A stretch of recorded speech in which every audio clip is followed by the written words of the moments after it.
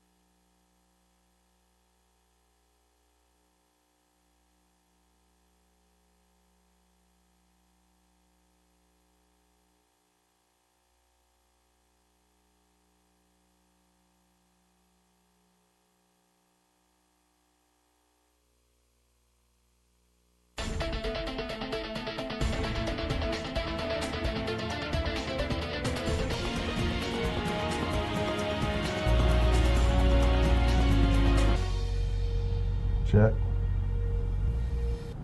And you're up. Welcome back. It is day 3 of the Vandy Rape Retrial, and with me again is Austin Davis, and I believe we're going to have a lovelier portion of the broadcast team. Kimmy Inez is going to be joining us at some point today. We expect to get into some testimony for which I think a feminine perspective would help everybody in understanding the feminine perspective of being preyed on a college campus.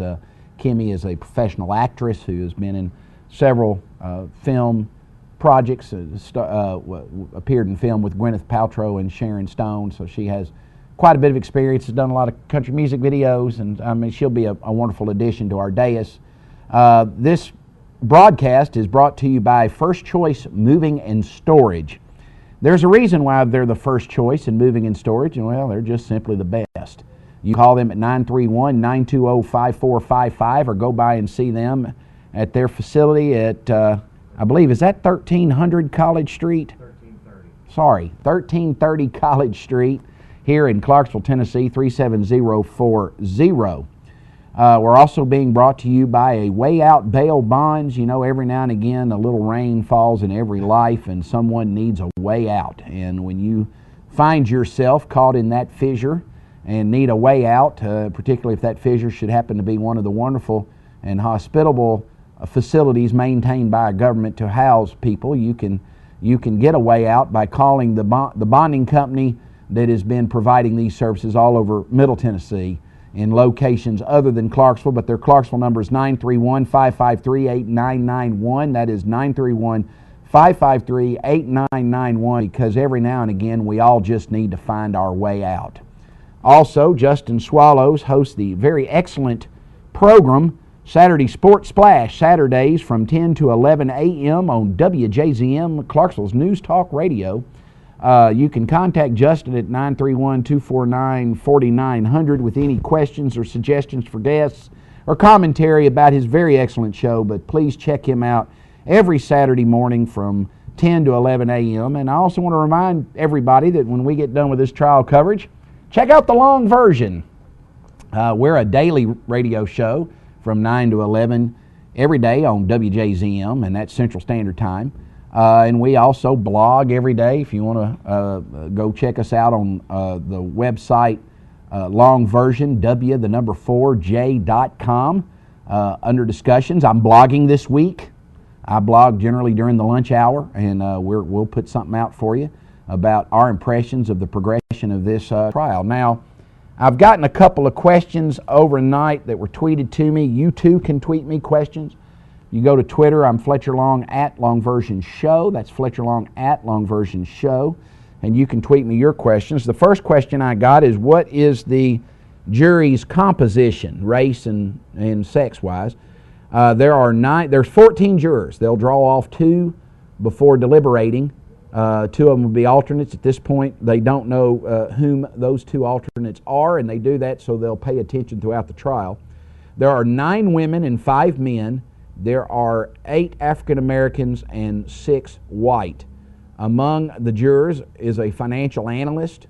There's an information technology director, a mother of a crime victim whose child was murdered in Memphis 10 years ago, a city employee who knows a rape victim, and a stay-at-home mom of 3, and a small business account executive who has relatives who have attended Vanderbilt University. That is a pretty thorough, I think, description of the composition of this jury that is hearing this case. Now, when we left off yesterday, Austin, we had gotten through 20 or so minutes of what has been represented to be an hour and 11-minute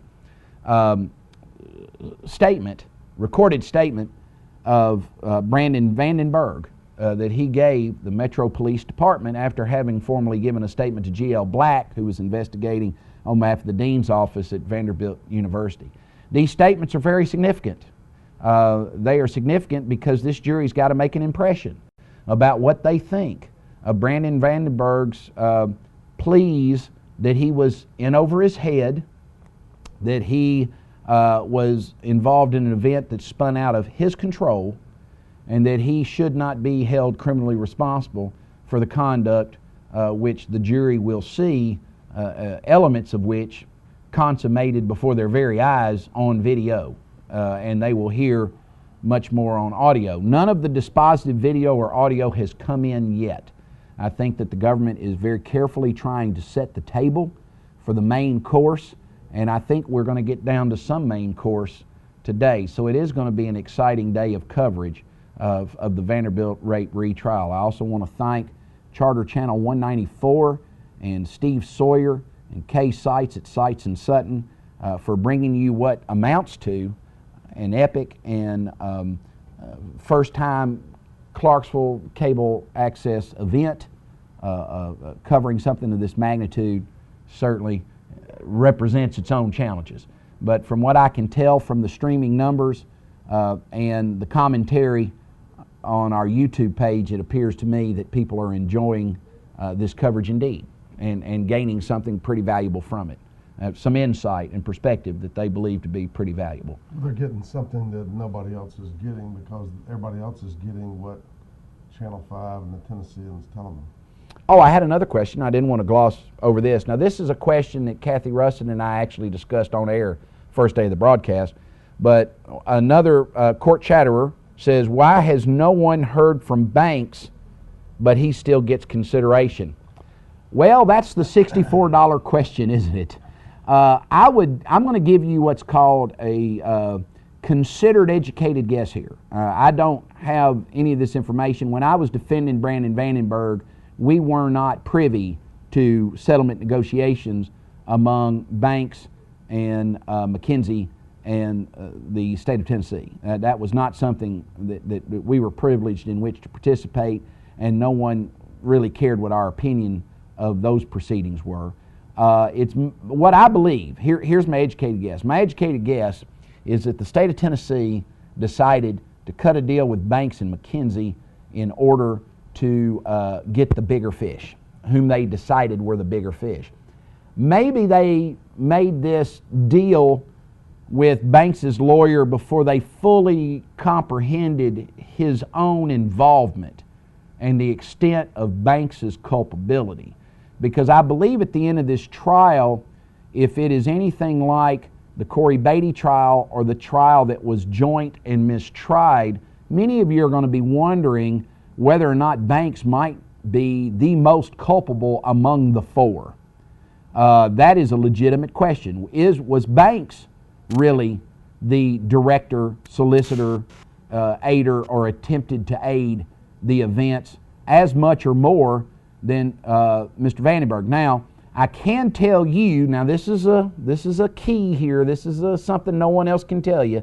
I can tell you that way before I ever appeared in this case, it was represented to me by his former counsel that initially Brandon had indicated that he would cooperate with the police, and that is why he was making the commentary, the statements we're hearing now, is that he was going to cooperate. At some point when he obtained the wise and able counsel of Albert Perez, those negotiations shut down. And after those negotiations shut down, the anger of the investigative forces at feeling like they had been run around the Primrose Trail may well have led to a snapback effect of Mr. Vandenburg receiving much of the prosecutorial and investigative attention. So there may have been early on, it was well before me. By the time that I appeared for Mr. Vandenburg was going to be tried. That was a foregone conclusion before I ever entered my appearance. You had your things signed. I'm sorry? There were things that had already been signed prior to you getting into the case. Oh yeah, the gag order, for instance, was agreed to before I got in the case. I was bound by a gag order. I was bound by an order that I had no part in having entered. There were I was Mr. Vandenburg's third or fourth attorney. I want to say I know that there were other attorneys. He was represented by David King and some guy in Mr. King's office at one time. I can't remember that gentleman's name.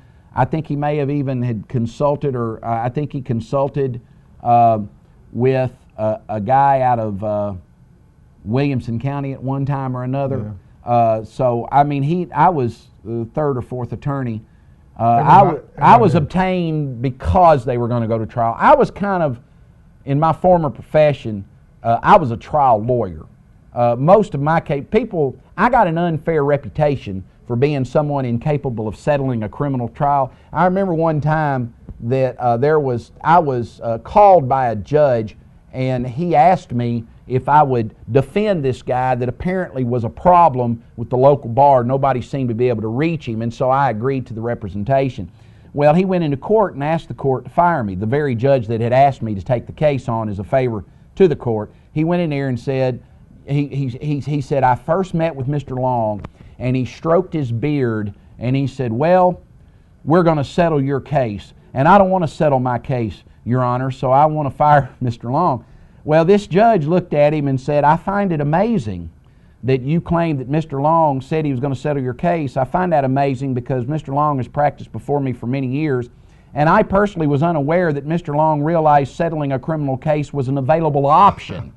So he said, I am happy to hear that settling is within Mr. Long's arsenal. I was unaware that he knew that was even a permitted outcome. So obviously that was laughable. I was not a settler, but I got that reputation for not being a settler unfairly. Most of the time when it wasn't that I was averse to settling a case. I would have settled this case if I could have, but most of the time I was hired after the proceedings had gone on to a point to where settlement was no longer a possibility. And that's how I got in this case. That's the posture in which this case was when I appeared. This question keeps popping up again and again and again, trial after trial after trial after maybe more future trials.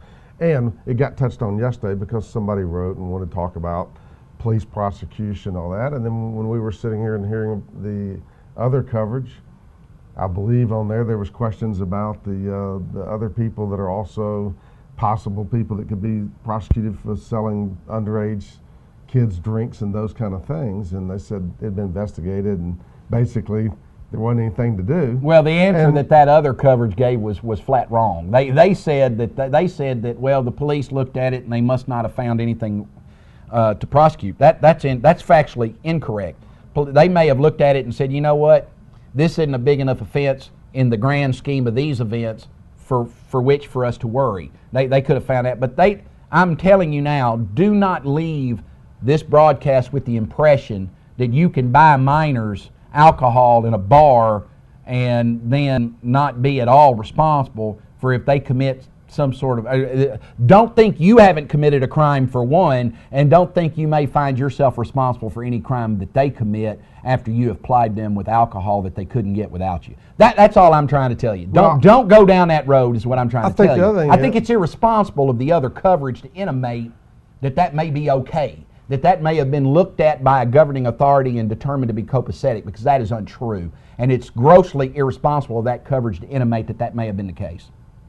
But I think the average guy sitting out there watching, or woman sitting watching the trial through court chatter or wherever they are, probably thinks that, they might not, they probably don't think it, but the selective prosecution goes on. Some people get prosecuted, some people don't get prosecuted. You talked about that yesterday. That does go on. You got prosecuted. That does go on. Yeah, I did. Did you get arrested? Yeah. I did several times. Too. Yeah. I got arrested sometimes, and I actually won the case. And I got prosecuted even last week, a week ago today, by special prosecutor. And so, well, let me say this. There's an attorney general's opinion, and I think it was actually authored by a guy that was the presiding judge in my own case, Paul Summers. And in that opinion, I think he was the author of it. If I'm miscrediting it, I apologize. But and there's nothing about this opinion of which to be ashamed. But what the opinion says is that in the attorney general's opinion, the district attorneys general have an unfettered discretion to determine what they are willing to prosecute and what they are unwilling to prosecute, and that discretion is not reviewable, disturbable, or able to be overcome. If it's for legitimate reasons, I'm assuming that if it were for illegitimate reasons, it might be something. It might be a matter to be investigated. The problem with district attorneys general is if they do malfease To whom do you report it? Is that just Tennessee? Who is there? Well, yeah, that was a Tennessee Attorney General's opinion. States, or is that That's just a Tennessee Attorney General's opinion about the state of Tennessee law. Who's appointed by the Tennessee Supreme Court? Who's appointed? Right. To which we're the only state in the country that has that. Well, that's appointed. You may be given knowledge that I don't possess. I don't know how many states, but I want to say this too. There's going to be a lot of questions as we go forward. All right, of the four, and I've looked at this evidence thoroughly, I would say, of the four people, in my estimation, the two most culpable individuals and the two against which prosecution should have been most stridently pursued would have been the people who perpetrated the acts of penetration that are on the video. And that would constitute a finger and a bottle. And the bottle guy was Banks and the finger guy was Beatty, and that's the count on which Beatty was ultimately convicted, was that one count. Those people I would have thought would have been the most culpable in my mind. The least culpable people would have been Jabori and Tip McKenzie, although culpable, and Brandon Vandenburg, although culpable. And so the decision to go to trial against Vandenburg and Beatty, to me, if you're going to include Vandenburg in the decision to prosecute, you should prosecute all four. Because after all, how much does any of the cooperation really add? All right, if you break down what Tip McKenzie has testified to twice, he testified in the first trial, which was mistried. He testified in the Beatty trial. What does he really tell you? Well, he tells you that there was some racial epithets espoused about 300 years of slavery, and this is for that. And he tells you about a urination on her, which I don't think the facts bear out that she was urinated on. You watch that video of how she was comporting that next morning, the way she was chatting up and down the hallway and with whom, the fact she went back home and went straight to breakfast with her roommate. None of that belies some person that has been urinated on. I've never personally have been urinated on. I'm not that kind of a down. I don't know anything about that, but I would imagine that would come resplendent with some sort of an odor, I would think, that would be objectionable, and I would think that one would know the next morning if they'd been urinated on, but not because they could remember the night's events, but because of the residue that would still remain the next morning. So Tip McKenzie's cooperation, once you have the video and the audio, which the government has, I don't know how much even his cooperation is necessary, but they've at least forced him to cooperate. Brandon Banks just doesn't, putting him on, for all you people that want to criticize the government that they hadn't put Banks on, you don't put Banks on. That's why it was dumb to cut a deal with him. You don't put Banks on because Banks is going to get torn up about his own involvement. You know, you don't want to put on in a criminal case a snitch or a rat that's dirtier than the person you're trying. All right, that's rule number one of snitch and rats. You don't want to put on snitch and rats dirtier than the person being tried. That's not going. That doesn't project well to any jury. I mean, a jury would look at a Banks and go, "Good Lord, man! You know, we hear you, we see you, we can observe you committing offenses. We can observe your demeanor, affect, and commentary, and you know, why should we believe you? You could very likely hurt your case. You could hurt your case. They're watching the video and they've seen him. They see him. You could hurt your case trying to rely on a Brandon Banks. That's why you don't cut the deal with him in the first place. You just don't do it. So I can't tell you why they decided to do it. I'm sure they had their reasons. But I can tell you this.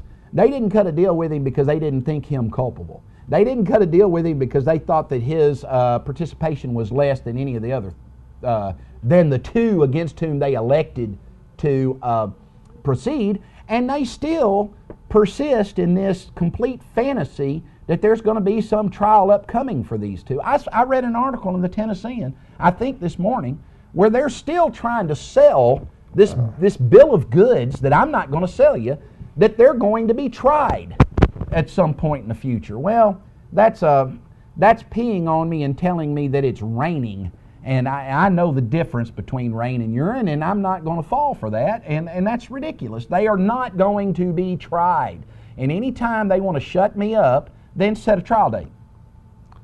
But I'm going to tell you this, the attorneys that allowed Tip McKenzie to take the witness stand and under oath admit his every involvement are in a lot of trouble if Tip McKenzie gets tried, pleads not guilty, and they use that testimony against him. Can they be sued? Oh, Lord, that would be, that's contact your malpractice carrier and get him on that phone fast. That's how I know that that's crap, because they're too good of attorneys for that. They're both among the best criminal defense attorneys in the bar of Tennessee. Tip McKenzie lawyered up very well. They are not the kind of attorneys that would make that mistake. You see what I'm saying? Yeah. They're not that's not a mistake they would make. So you're saying no deal? I mean, there's a deal. There's a deal, sure. Well, what there is, Austin, the way they do it is they say, look, now I'm not promising you anything. Would you please concede, Mr. Davis, that I haven't made you any promises? However, if I were a betting man, sir, if you cooperate with us and we're happy to the extent of your cooperation and you're truthful with us and you fully disclose everything you know about this event, I would be willing to wager, if I were a betting man, and I'm not, but I'd be willing to wager that you will receive significant consideration when it comes time to dispose of your case. Now, I know this, Alcorn State and Lane College has called up, and that was another question I got, how in the world can this guy that just signed to play football with Lane College, Brandon Banks, how can he play at a Christian university? Well, that's not a question for me. That's a question for Lane College.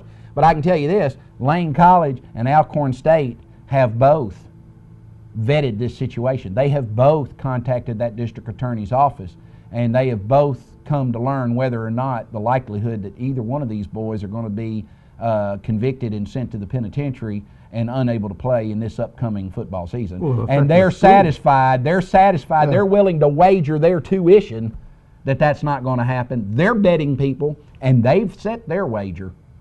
Yeah. So sometimes it gets a little frustrating when our government tries to tell us something that you know is just absolutely untrue and just absolutely steadfastly maintains that it's the case. And you almost want to look at them, maybe you're this way, you want to look at them and say, hey, listen, go sell that on down the road. You ain't got a buyer here. All right, I'm not that stupid. That is untrue. And frankly, it rankles and insults me that you think that I'm so simple that I would believe it. But, you know, there's so many news media outlets that have bought it, hook, line, and sinker. Oh, well, their trial's still upcoming. They still report it that way. Well, the Tennessean this morning didn't report about they reported about the car driving up to the Gillette, but not of the other discussion in there. About whether they had stopped at her apartment? Yeah. And I blogged about that yesterday, I think, and I think I set it out, and you can go to longversion4j.com and under discussions and look for yesterday's date. But basically, I kind of set out exactly what the government's theory was there about they do believe they stopped at the apartment, but they do not believe they tried to gain entrance necessarily into her apartment. Whether they did or didn't can be a point that the defense could score. The problem that I see is I think that Mr. Perez is doing a very thorough job. I know that he wants to win this case in the worst way. I know that he's very personally vested in Mr. Vandenburg and his family. But I think that he is failing to score some points that he needs to be scoring. I know where he's going and at what he's trying to get, but I know way more about this case than anybody in that jury box, or I better. If anybody in that jury box knows as much about this case as I, we're going to get another mistrial. They better not get interviewed. They better stay away from that. Listen, if you're a ringer and you're on the jury and you're making yourself apprised of information you shouldn't or anything, don't get interviewed by Chris Connie and Channel 5 at the end of the trial, because that's how the last guy got exposed. But anyway, they should be coming in here pretty soon. It's right at the witching hour. So we'll go to them when they come in, but when they come in, they're going to be back playing the recorded interview of Brandon Vandenburg that he gave at the Metro Police Department with Detective Shreve. Is that right, Shreve? And Mayo. Detective Shreve and Mayo were in the room at the Yeah. time, and they made a big point to tell him he was free to go. Of course, when you see the video, he was free to go, but they were between him and the door. So there was kind of this visual obstacle. I guess technically, it's like there was a comedian one time named Jerry Clower, and he used to say that he loved that raccoon hunting. They called coon hunting for short. He was a big coon hunter, and as much of his comedy repertoire was about that. And he used to say that coon hunting's a sport because, you know, that raccoon at his own election can climb out of that tree and whip them 40 dogs and walk on off if he wants. Well, that's kind of the situation here. Yeah, Brandon was free to go, but he would have had to climb out of that tree, whoop them 40 dogs, and walk on off. And so you have to wonder about whether that is a legitimate freedom to leave. But I'm just throwing that out. Well, we discuss the police a lot, and I probably have a more favorable view than you do on the radio sometimes about the police, but I've had a lot of experience with them the last couple of years. And when I heard Sergeant Shreve's name mentioned yesterday, it does something to me to hear his name, because my wife and I met with Sergeant Shreve about 6 months before the rape happened on a child sex abuse case that I reported that was tied to Mike Huckabee, who was running for president. I didn't know that at the time, but I found out later on. But Shreve sat directly across from my wife and I with some other police officers in the room, because the case was closed and that the statute of limitations expired, and that was not true. He sat there directly across from me and lied to me. And so I'm not a fan of Shreve at all. Not a fan. And I read in the newspaper that he's retired, and I think he's had 3 trials go by, and he hasn't testified in any of them. Well, let me say this too. There's another question came in on Twitter. Somebody tweeted in and said, people are talking here at the courthouse, shouldn't this be the same outcome as the case which was mistried? Well, my answer to that is I doubt it will be. I don't think it'll be the same outcome, and I'll tell you why. Beatty's wasn't. Beatty's outcome was vastly different than the first outcome, and he tried his case to a much more conservative and affluent jury pool than to what this case is being tried. So I think I think that Brandon Vandenburg will ultimately be convicted of an offense. I don't know how many of the charged offenses in the first 5 counts. I don't know how many of those will come back to the charge offense or a lesser included offense. I don't know. But I do not expect it to be a 5 for 5 like it was when there was a ringer on a jury that was so obviously a ringer that the court vacated the verdict and set it aside as if it had never happened. So, no, I don't think it'll be the same outcome, but it may have the same net effect. Well, if they have a video and they have 4 guys in there and the police and the government cannot obtain a conviction that stands on some level, and they have mistrials, or even the last trial they went through where they did things there that they did different from the first trial, and now we're into this one. And this one, to me, watching it's a totally different trial. Everything. Well, you've seen different evidence, and different evidence coming in, and so, and even yesterday in the 20 cent says that, and I didn't, you know, I couldn't see the video, but the detectives actually testified saying that it appeared Vandenburg was while he was on the surveillance video. So I don't really. I said yesterday. I think, you know, there is a point. There is a point. I've seen this video. There is a point where Brandon is visibly upset. In my closing argument, I put it up on a still shot on the screen, and told the jury that this is the only guy. It was part of my argument of you got to understand the difference between the head man in charge and the odd man out. This is the only guy that showed any expression of sorrow at the events among the 4. I'd made a comment along those lines. I might have done it in examination. I don't remember if I argued it or not, because I don't have an exact recollection of my argument in that case, but I do have somewhat of an idea. But I know that it came up. I know that I asked a witness about the still shot, because it's very clear that he's upset. Now my mother, who reared me, was fond of saying, are you sorry you did it, or are you sorry you got caught? And she wasn't referring to a sexual assault, but I just want to clear that up in case anybody's confused. Yeah, so I don't know the answer to that. Was he upset that he did it, or was he upset that it looked as though he had been caught? Because he certainly did a lot to catch himself. That was what was really unwise here. Well, the way they got on this case, and this is the big, I don't know if people know this, They were investigating a vandalism incident. They weren't even investigating a sex assault. So they're trying to look at video to figure out who had vandalized a door. Well, whoever that person was that vandalized the door is the person that should be thanked or cursed. It's like Watergate. For the initiate. That's it. It was they were investigating who had vandalized a door. They were reviewing and pulling tape to try to figure out who had vandalized a door, and they see the video that the jury has seen now of carrying this woman in and all this kind of stuff. That's why when Brandon was asked in his statement, why do you think you're here? He said, well, I'm here because you saw video of me. That's what was the point of initiation of this entire event. And you know from our discussions that I've always said that the victim is best served by a fair trial. Somebody wants to know, are they actually going to finish the trial this week? Doubtful. Yeah. I don't believe they will. And I don't believe they will because I know who's pulling the cart here on the defense table. I know who it is that's pulling the cart. And I think that because of his personal relationship with Mr. Vandenburg, he is going to insist that every stone be turned, even the stones that don't really help Mr. Vandenburg. That's the thing. That's why I was not a shotgun lawyer, because you can hurt your client. If the jury gets the perception that we're here in week 2 and it's because of you, it's because you're asking stuff that's irrelevant, you're laboring on about things that we don't think matters, you have to make your examination in a case relevant and meaningful. They're coming in, we'll go to them. You're getting the first choice moving in storage, long version of the Vandy Rate retrial. All right. Bring him in. And Detective Mayo, because night has passed, we'll swear you in again this morning, okay? Yes, sir.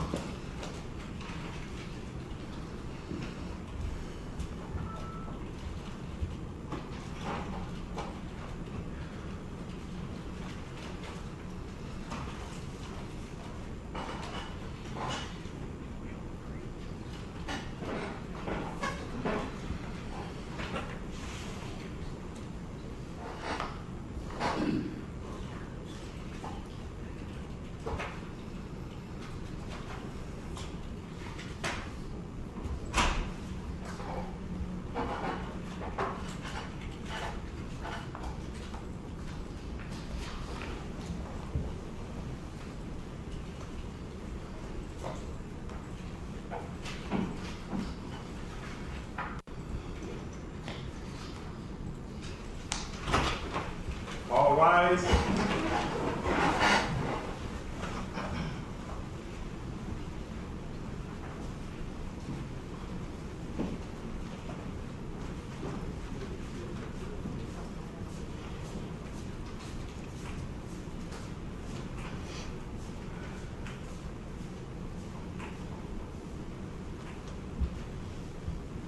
All right, please be seated. Good morning, ladies and gentlemen.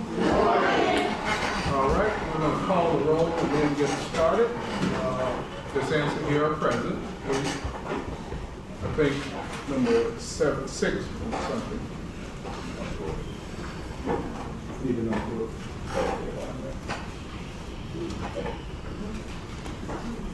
Juror number 1. Present. Juror number 2. Present. Juror number 3. Present. Juror number 4. Present. Juror number 5. Present. Juror number 6. Present. Juror number 7. Present. Juror number 8.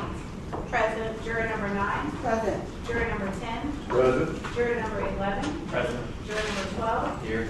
Juror number 13. Here. Juror number 14. Here. All right, everybody's present. Detective Mayo, if you would please stand. Do you swear or affirm the testimony you're about to give to be the truth, the whole truth, and nothing but the truth, so help you God? I do. All right, I think we left off on page 24 of the transcript at some point in the interview. Yes, Your Honor, before explanation, we'll try to pick up and go back a second.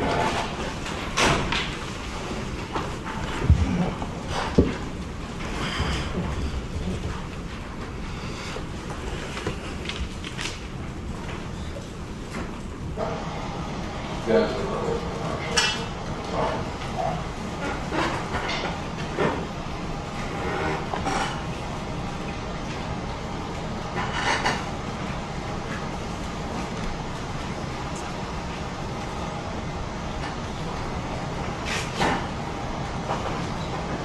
promises and strengthening their neighbors.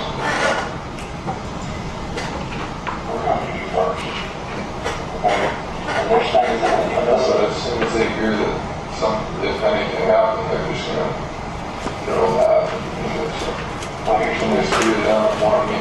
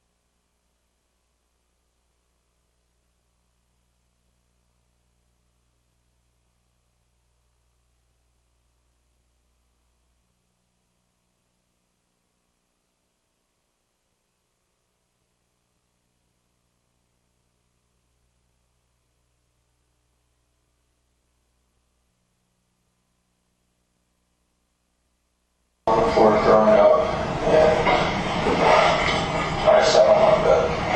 My roommate was there. He kind of woke up a little bit. I'm sure he saw me sitting on my bed.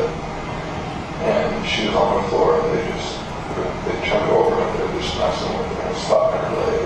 They're slapping her butt, like fingering her and shit. And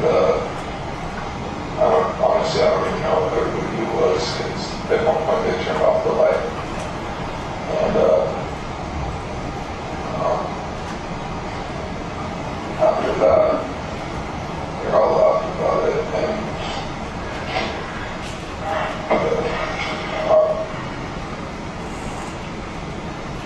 I don't know if they had sex with her or not. I couldn't tell. I was pretty inebriated.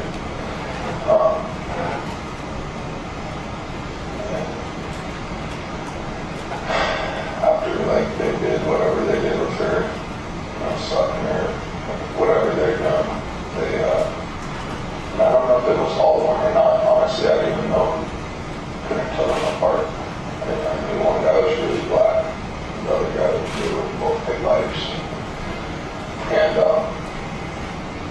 at that point, at some point during the night, pretty much after they did all that stuff with her, they just left me in there. And they just said, whatever, fuck you. It's over. And they're like, you need to sleep in here. You need to sleep in here with her and act like nothing happened. And all this stuff. And at one point, I saw, I put the towel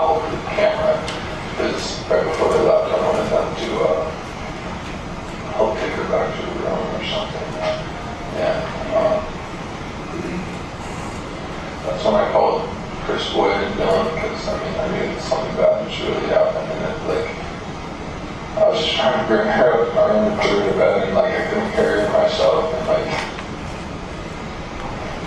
just fucked up, and like, I sat there, and like, I saw it happening, and I didn't tell him to stop, you know, but I damn well didn't do anything. I didn't even touch the girl. You're sure? I didn't know what to do. I was intoxicated. I mean, obviously, you can see the camera footage. But I didn't do anything to stop it. And that's when I called Chris. And Chris and Dylan, they said they'll be right up. And that's when I told them everything that happened, that they did all this stuff, and that I just needed help. And they told me to sleep in his room, and we'll talk about it in the morning. And I texted her in the morning, and all those guys talked to me the next day.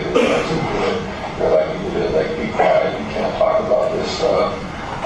You need to have sex with her to like try to cover up like whatever happened. And so the next day I had her come over. I don't know if she told you that or not. And we ended up having sex unprotected. And that was that. And then after they investigated us, or they called us in, they told me I need to get my story straight and say nothing happened. And they said that Tip took his shirt off because I threw water on him, and say that I covered up the camera because I don't even know why. And I'm just scared because I'm scared they're going to say that like I did something, and it's like, I know at least my roommate was there for a little bit, but he was sleeping, but at least he saw that I was on the bed the whole time. I didn't even touch her. Like I have no reason to. We had sex the next day. We had sex with the girl throwing up. It's disgusting. Has she been asking you what happened? Yeah, I mean, honestly, until this point, I didn't want to say anything because these guys are my teammates, and what they did was messed up, but I can't. You're scared. Yeah, it's very scary. But I just know how it looks. It looks, I went in there with them, and they, there's nothing I can do. I wish there was a camera in there. I really do.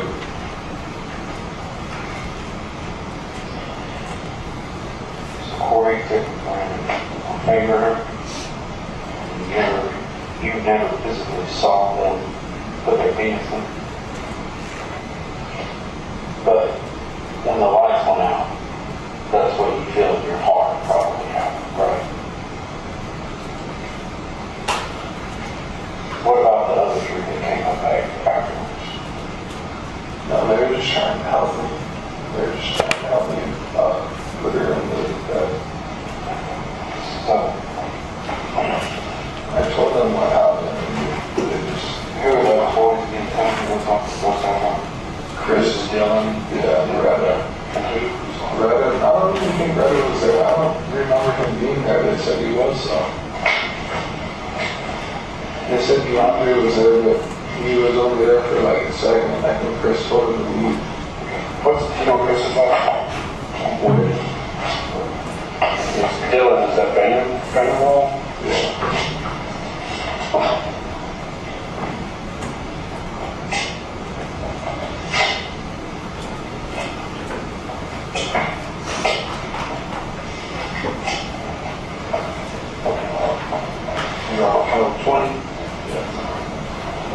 Today is you realize what it takes to be a man. When you're stepping up like this, he takes a lot. He's really all this. Because I don't know. Because I was in the room, like I let that shit happen.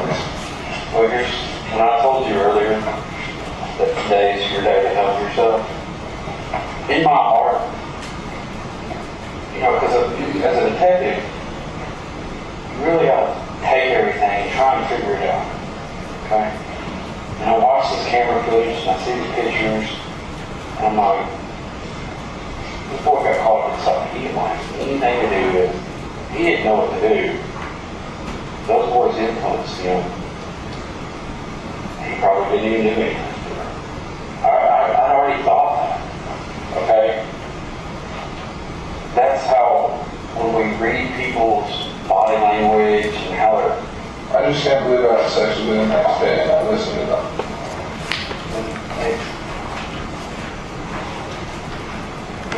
Or being scared. Yeah, but if I didn't have sex with them, you guys could look and see that obviously I would do anything. Like, how would you find that out? See, please. What's that? There's,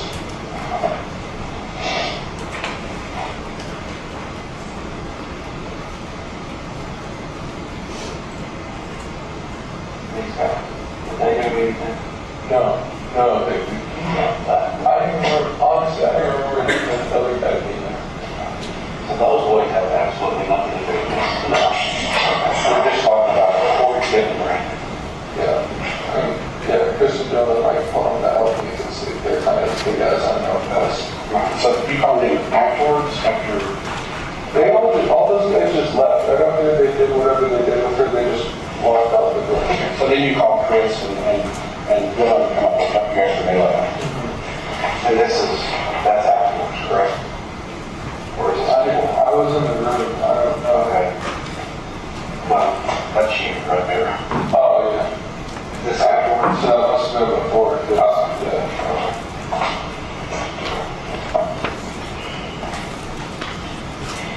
Well, did anybody else video her or take pictures of her other than you?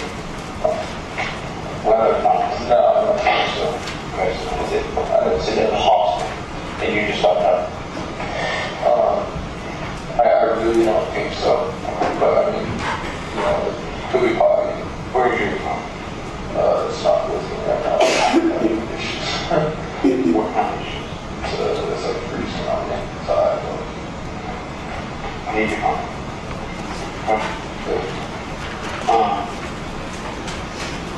Because obviously you take what you want to do. Okay? And if you want to sign it over to me by consent, that's great. I'll take it. I don't have anything. Okay? Is there anything on that phone that I need to know about now? When I was in there, I took a video of them. Okay. What were they?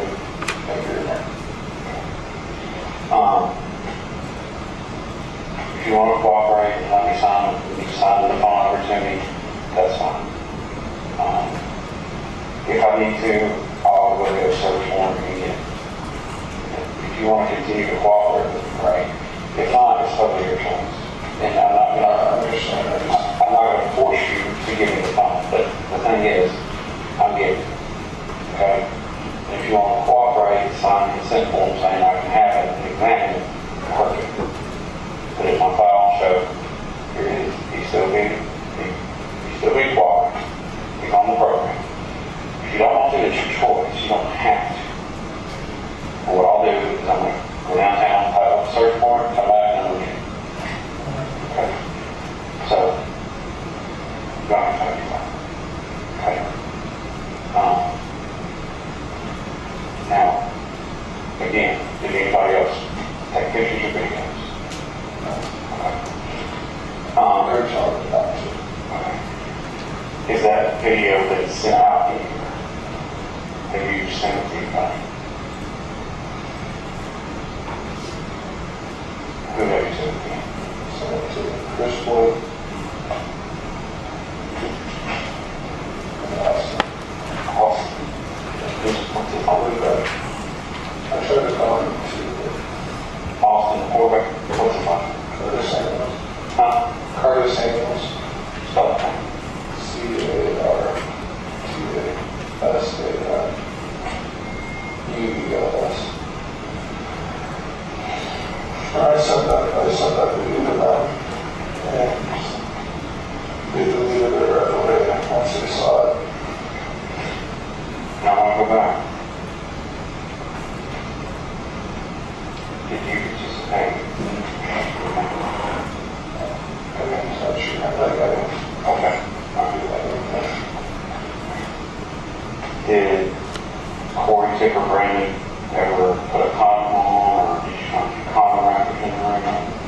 So hey, we were cleaning up on that. Yeah, I did. How many contractors? I got them all up there and flushing down the toilet. That night, when That night, that's why I put the account, the thing over the camera. so you could go toss those. Brandon, I want to thank you. Because some of the things that I'm asking you, like, you're confirming for me. Because I saw the footage of you going into the bathroom, and you look like you had something in your hand. Okay? So I can tell You're you, gonna have to tell over the camera yet. if Yeah, I don't even know, to be honest. it's okay. But you're being honest with me, and I appreciate it. I wasn't very clear-minded, but I was coherent, if that makes sense. Well, you got caught in a bad situation. And you got, now, let me ask you this. When you encountered these two boys downstairs, did They didn't say anything about like this happening. okay, so they didn't say, hey, let us in. I haven't even seen the footage, but if I remember correctly, it first said they left. Like the room, I think they dropped her and they left, and I walked back in like 5-10 seconds later. Okay. But before that, was there ever you say, hey, that's John, let me hit it real quick, or let me do this real quick, or nothing? It wasn't, it was just like they came in and they started doing stuff. Right before he left, he started peeing on her face. Cold. Started peeing on her face. Did she ever wake up during any of this that you know of? Did you ever hear her say anything? Did she ever make any noises? Did she ever make any comments? I mean, did she starve? I mean, what did you see from with the liquid? Not really, she didn't really do anything. She minded? Make any comments whatsoever? I don't think so. She was just like a little lifeless body laying there. How did they have her position? Was she on her stomach? Was she on her back? They had her like on the floor on her stomach. I have a video. I took a video. I don't know why I took a video.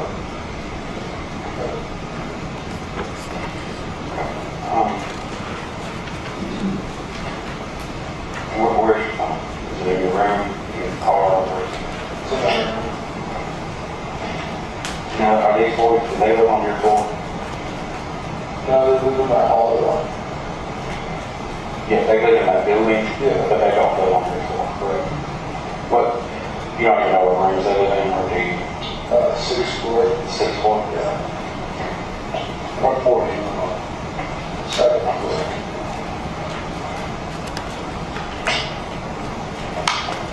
Is there anything that I haven't asked you about that you think you're going to need to come in? Because you're doing a really good job, you're being a man. But if there's anything that I haven't asked you, like, you know, you told me about Corey peeing on, or anything else that I haven't.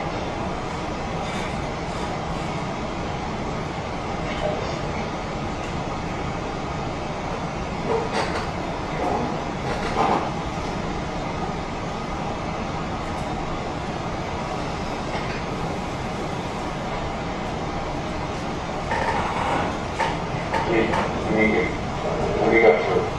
Okay. You get there, you need help. You ask them for help. They help you get her up to the room.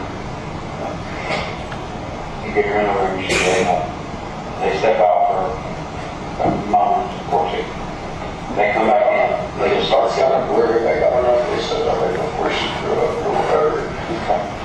But If nothing happens to her, then they step out of the room for less than a minute, we'll say. They come back in, and then they just start into it. Is that how it happened? yeah. And they all start fingering her, and then at one point, who had sex with her first? Do you remember? I don't know. It's like they just kept the lights on and off. But you did see people having at least these boys having sex with her. I don't know, but I mean, like, What's on the video? Let me ask you. it was like me on my bed. I was like, don't know, I don't really know who it was, but one of them was like a finger in there. And, yeah, that's it. But it was, So it's not a big deal with them having sex with her.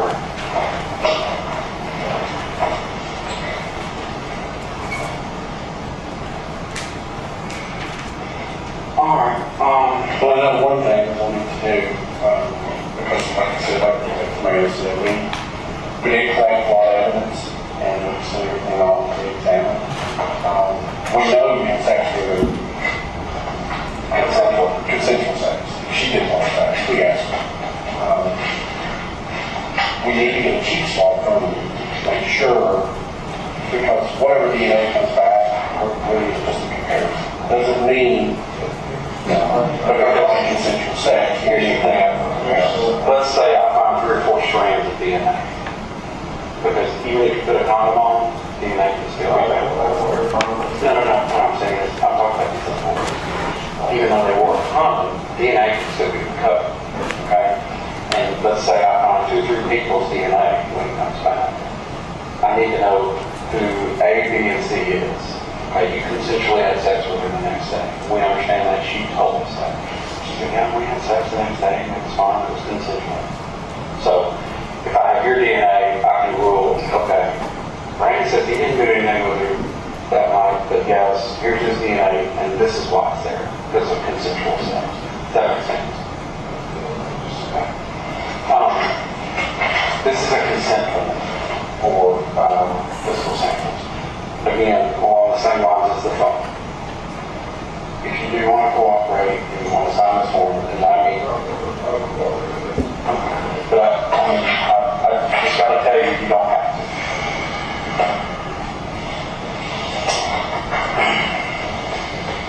Brandon, can you spell your last name for me? Vandenburg. Worst part was, I was laughing and shit until I figured in the room and then all that shit started happening. We started doing that shit. You can tell. Yeah, it was funny. You were just laughing because of the drunk one. And then this is when you come out. We know. Because you didn't think that was going to happen. You had no idea. You had no idea these boys were going to do that. I'm so spiritual because I didn't really watch it.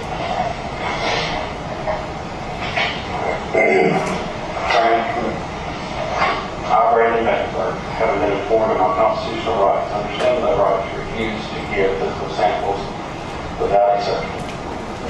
Hereby authorize Detective Jason May, an investigator with police officer from the National Police Department, National Days in Kansas, Tennessee, to have medical personnel obtain physical samples such as, but not limited to, hair, blood, semen, and saliva. You see where I circled saliva, okay? You don't have to sign.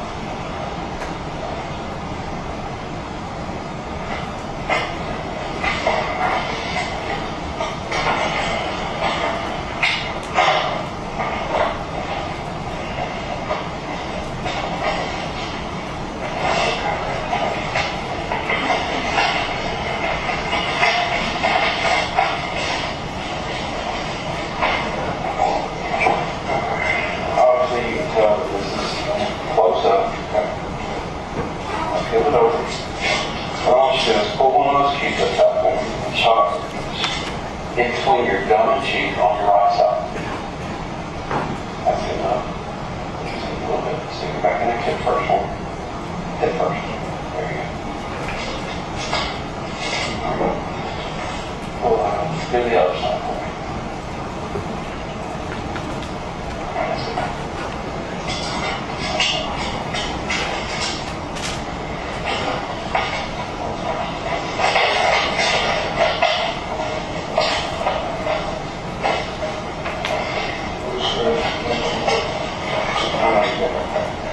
Because I believe you when you say you didn't do anything. I believe you. But you've been honest.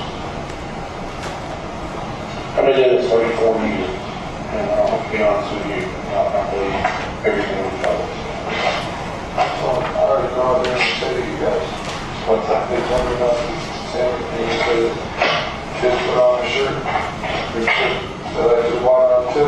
They were supposedly talking about the junior college, and they were talking about how many drinks she had, and pretty much nothing happened in there, and that we were just talking for 20 minutes. So.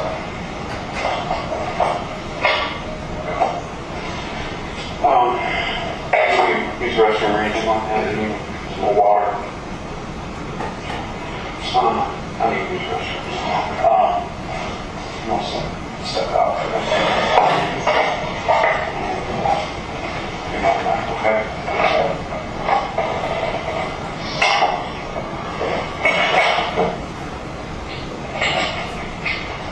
What position is that?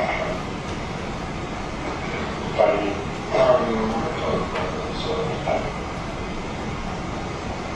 I just want to hurry up and get this thing out of my list so that I can move on. I just feel like I'm going to get screwed for this thing I was there.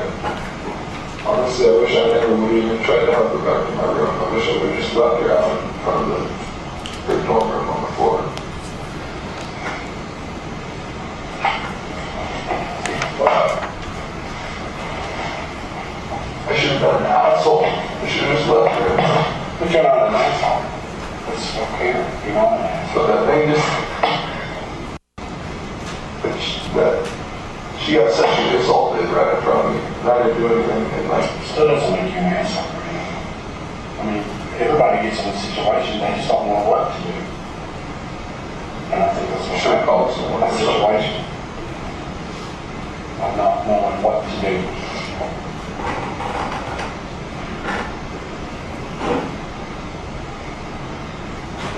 I just can't believe I had sex with her the next day.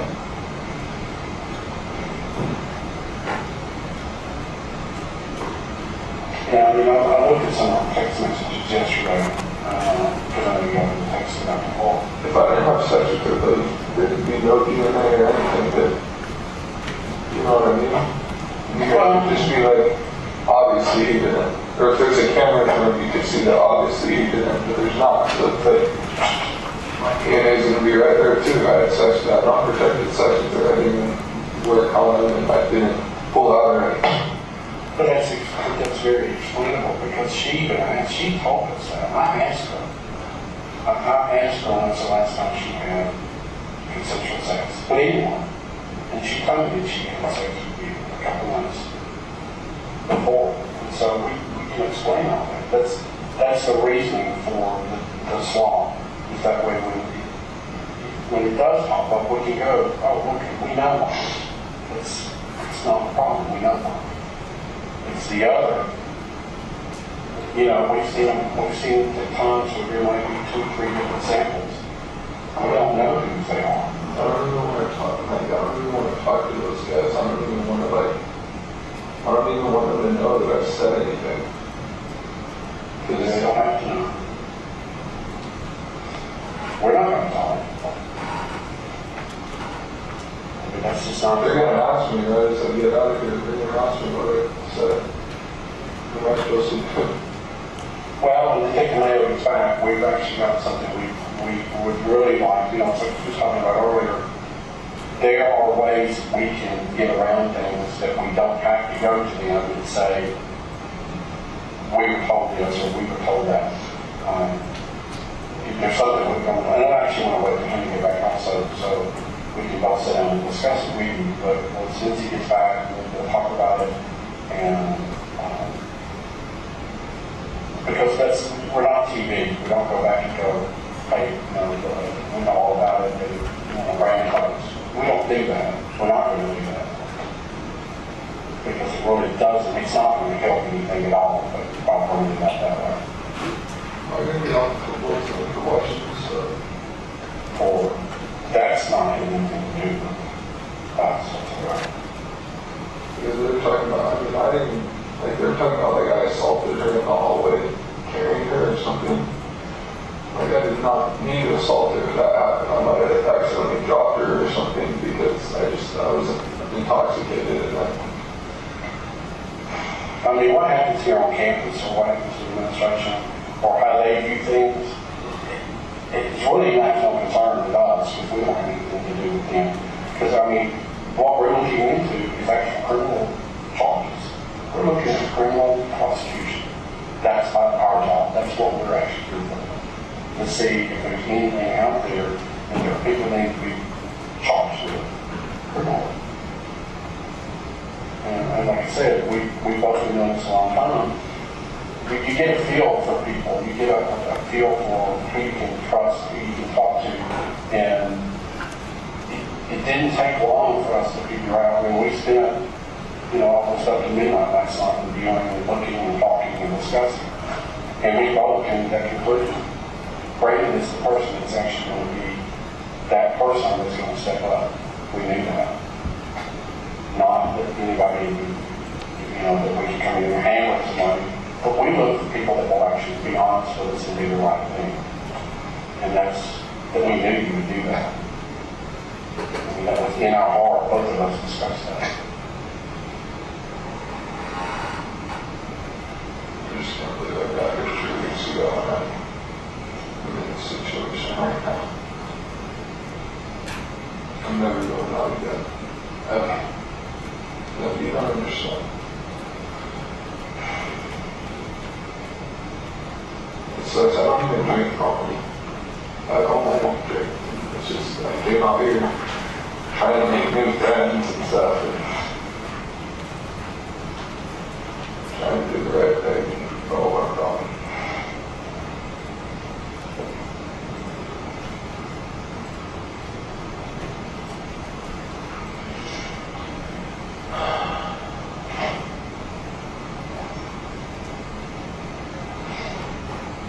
I know eventually we'll have to go Court. well, no. I was going to say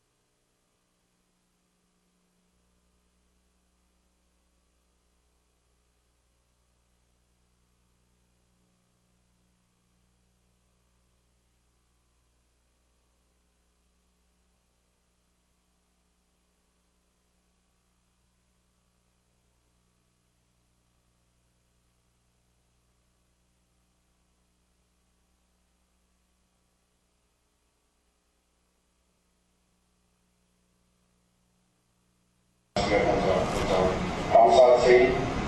You would have no doubt that's a dead person. How young she was. But no, she didn't remember about that with me because I noticed and asked her about it. And she told me that she had fallen in the apartment.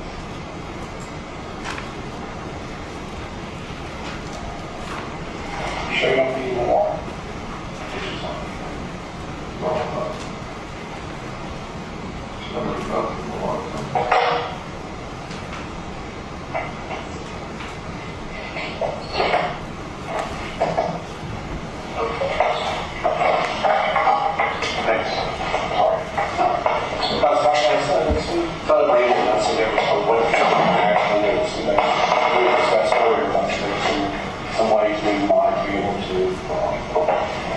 Not really bound him into a law or make sure that his name's not brought up. And, I'll tell you that, but I didn't want to just throw it out and discuss it without you being here. I know that was something we need to talk about. They're going to try to talk to me right after this and ask me what I said. I'm supposed most of the times I didn't say anything, but nothing happens on the road. Okay. Where you're supposed to go meet them, or you got to call on the phone, or what? No, they got I'm sure they're going to call me. They're going to call me all the time, just saying, but, Have we ever texted you anything? How about you like keep your mouth shut?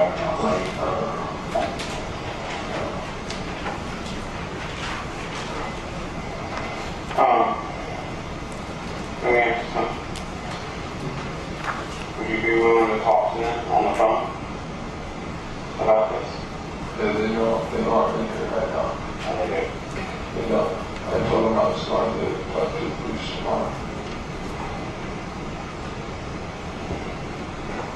But they don't know that you're Still here. I don't think they know I'm still here.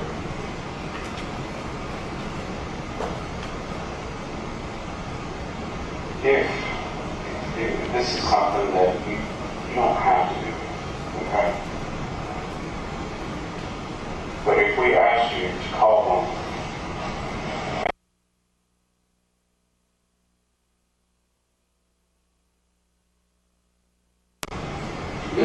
Yeah. And I don't know what I can say to them. Like, we'll have, because a couple of them are like not even saying that like they did anything, but who's saying anything? like Corey's saying you didn't do anything, but You saw it. When you get called, they're going to ask you what you call them. I know a couple of them had sex with her. I just know it did. And here's the thing. I could hear like them saying shit. What was that? Just like, I could hear the noise. I could just hear it. You heard sex. And were they saying anything like, Fuck this bitch, whatever. And right afterwards, peed on it. I didn't really see that happen. Like, it looked like it. I wasn't really paying attention. And then, like, the next, he was like bragging about it to like Chris or something the next day. And Chris Thompson, like, dude, I'm so fucking disgusted. They deserve to go to jail. well, if we do ask you to call them, we will coach you as to what you need to say to them. We'll let you know. And we'll give you kind of a script, so to speak, to go by. Okay? Who do you think will talk to you on the phone the best? Corey, Ticket, or anything? I would have Corey's number. The Corey saying we need to do. Right? Yeah, he didn't have sex with her. Okay. But is Corey the one calling you, want to know what you say and what you do? Yeah, but I think he's roommates with them, or he's with them like all the time, like they're best friends or something. Is Corey the only one that's called you? Or have the others called you? Just Corey. Okay. Well. Alright, well, let me talk to sorry here for just a minute. Because, we do need to go get your phone and let us figure some things out about, going to get your phone and trying to make it look, because I know, we don't want to be And we just agreed to. scrolling all up in there. Well, we'll need to, we'll figure that out. Let me talk to them. Right, all the videos on there, they're deleted, but I sent it to, Well, here's the thing. I sent it to Austin. Chris. With these smartphones these days, I'm sure he makes them fun of me. thank you. So, let me step out for just a minute. Do you need anything? You okay? You want some water? You want some restroom break? Okay. All right.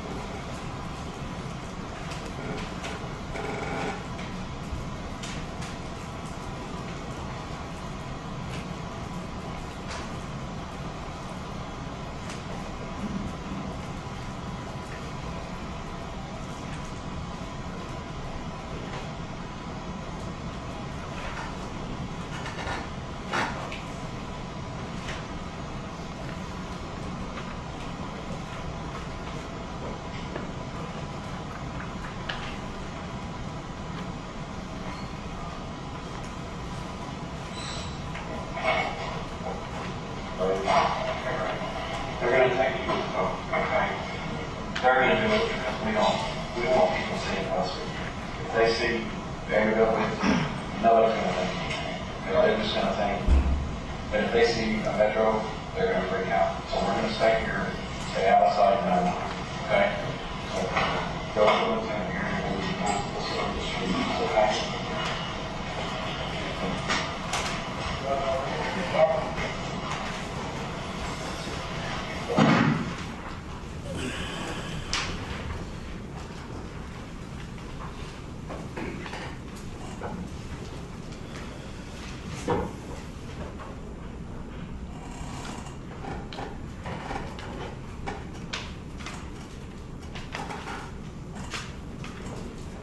All right, this time I would tender a copy of the CD All right. or the CD and a copy of the transcript as collective 10.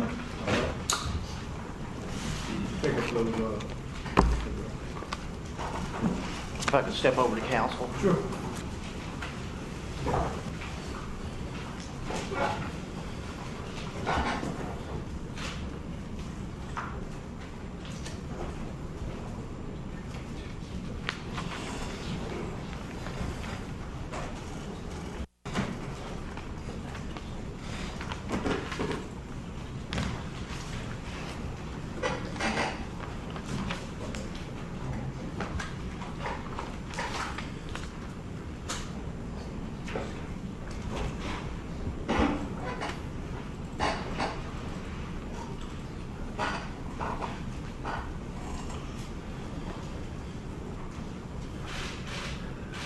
Detective Mayo, been on the stand almost an hour before the first question to be asked, but the lieutenant that you were referring to of telling Mr. Vandenburg to go with, was that Lieutenant Barrios? Oh, it was actually Lieutenant Harville. Harville at the time, okay. Yes. And did Mr. Vandenburg and Lieutenant Harville leave? They did. Okay. But to go back, and as I said, I was going to try to do this sequentially as much as possible. I believe around page 45, you're discussing taking a swab or a DNA sample from Mr. Vandenburg. Is that correct? Yes, sir, that's correct. And we could hear some things on the tape of sounds. Yes, Was sir. that while you were doing that? Yes. And I've shown this to counsel. If I could ask this be passed to Detective Mayo. Detective Mayo, you've been handed an object or a package. Could you look at that and tell us whether or not you recognize that? I do recognize this. And what does that contain? This is the DNA swabs that were collected from Mr. Vandenburg. And were those the swabs that were collected that we listened to? Yes, they were. During the course of the interview. Now, since we couldn't see the process, could you explain to us just how does that work?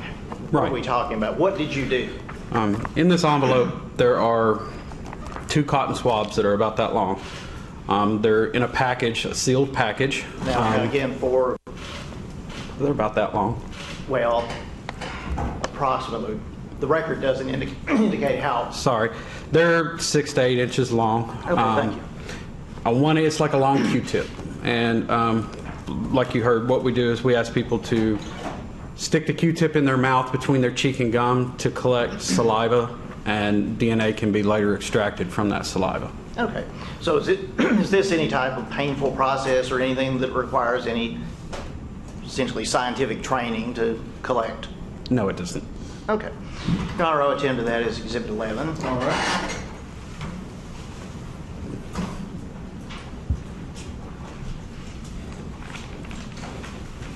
And as I said just a moment ago, determining which lieutenant it was, Lieutenant Harville and Mr. Vandenburg left. Yes. Where did you go, if anywhere, in that interim? After that, I made arrangements to meet the victim and inform her of what we had just learned. Okay. Prior to that occurring, did Lieutenant Harville and Mr. Vandenburg return, either or both of them? Eventually, yes. Okay. Where did you speak with the victim? I made arrangements to meet with her at the crisis center that's on the Vanderbilt's campus, where they have counselors on hand. And in the presence of counselors, I informed her that she had been raped and sexually assaulted. And what was her appearance or demeanor on? She was pretty shocked. She got visibly upset, cried. And either at that time or, or say at some point, did you begin collecting cell phones? We've heard you discuss Mr. Vandenberg's, but did those items become of interest? They did. In this investigation? They did. And did you obtain the victim's cell phone? Eventually, not that day. Okay. And was that with her consent? It was. Okay. Did you have any further contact with the victim that day other than at the crisis center? No, not that day. Or collect any other type of evidence or anything from her? No, not that day. Okay. If I could show counsel this next time. All right.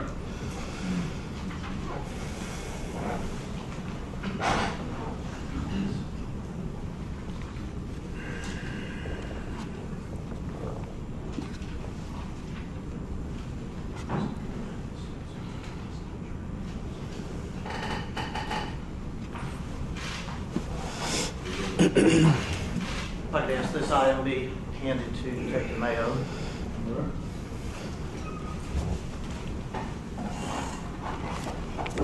Detective Mayo, you've been handed yet another item. Do you recognize that? I do recognize this item. And what does that package contain? This package contains Brandon Vandenburg's iPhone. And when did you come into contact or possession of that item? It was the same day that we were just discussing, the 27th. Pretty much after he went back, got it, and then I returned from the crisis center. Okay. So in the interim, you did something. Right. While he was with Lieutenant Harville and Vanderbilt, I went, told her, and then we kind of came back and met at the same spot again. Okay. Your Honor, I would tend to that as the next numbered exhibit, I believe 12. 12.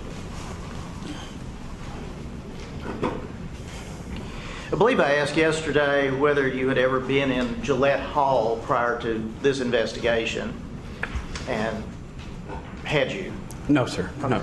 Did there come a time when you did go to Gillette Hall? Yes, sir. And when was that? It was later the same day on June the 27th. All right. Did you go by yourself, or were you with other people? Myself, Sergeant Shreve, and Lieutenant Harville responded to that location. Okay. You remember approximately what time it was when you went? It was early afternoon, hours, 2, 3 o'clock in the afternoon. Okay. Did you go to any specific floor and or room in that hall? Yes, we went to the second floor, room 213. Okay. When you went to the room, was anyone there other than law enforcement that accompanied you? No. What did you do when you got there? We met with the both occupants of the room, which was Mr. Vandenburg and his roommate, Mac Prelude. We gained consent from them to go inside the room and collect possible evidence. Okay. And did you look inside the room? Briefly, yes. All right. Now, if you would, just from your recollection, tell us what, upon opening the door being open, did it look like to you? Small room. There was a set of bunk beds in there that were at a 90-degree angle. There was 2 little closets to my left when I walked in the door. A couple of desks in both corners of the room, and chest of drawers, trash and clothes everywhere. Did it appear that it was being actively occupied and lived in? Yes. And again, this is the 27th. Yes, sir, that's correct. Did you yourself pick up, collect anything, or do anything with any of the items in the room? No, I did not. Okay. What, if anything, did you do with respect to any items in the room?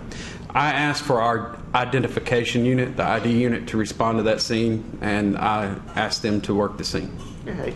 And we discussed that briefly yesterday, and so is that the unit that does primarily evidence collection, yes, recording, things of that nature? Yes. Okay.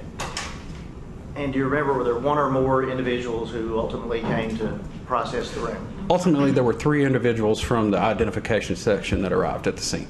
Okay. And as far as you being the detective on the case, were they working at your instruction? For the most part, yes. Do they have their own special training and they do to use their own judgment on occasion? Yes, they do. Right. But with respect to, in your capacity as the detective in this case, could you have directed them to remove every single solitary item in that room that was either nailed down or not nailed down? Could have, yes. Okay. Did you? No. And why not?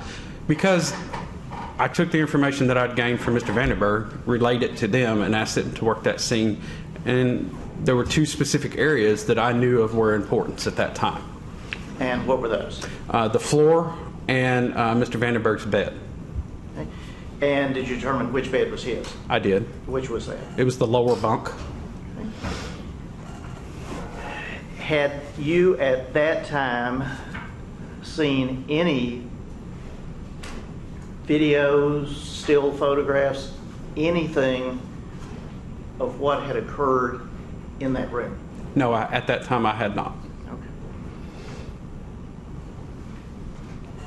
Upon later, have you seen videos and/or still photos from inside the room? Yes. Okay. Were you working upon the knowledge you had at the time? I was. Had you had the other knowledge, would you have perhaps requested other items? Speculation, No, I think, I would say based upon his later knowledge. Okay. If I could just ask, would there have been other items? What would you have done that calls for speculation? Well, I don't believe so, Your Honor. It's not ask speculation. a question, and then before you respond. Yes, Okay? sir. Okay. Just, Detective, given information you acquired later, were there other items of significance that you would have had collected? Go ahead. Yes, there were. Okay. You referenced there being a top bunk or a bunk beds. Yes. Did you direct that anything on the top bunk be collected? No, I did not. And why not? Because at the time, the knowledge that I had led me to believe that absolutely nothing took place in that top bunk. Therefore, I had no reason to collect anything from that bunk. Okay. And here today, have you seen anything to change that opinion? As of today, I still have the same opinion that nothing and no evidence has ever led me to believe that anything occurred in the top bunk. While the crime scene investigators were doing their job, did you stay in the room with them, or what did you do? No, in a small room, I sat out in the hall while they did their job. How about Mr. Prelude and Mr. Vandenburg? No, they were given the option to stay, but they both left. All right. About how long did that process take, if you can recall? It took a couple of hours.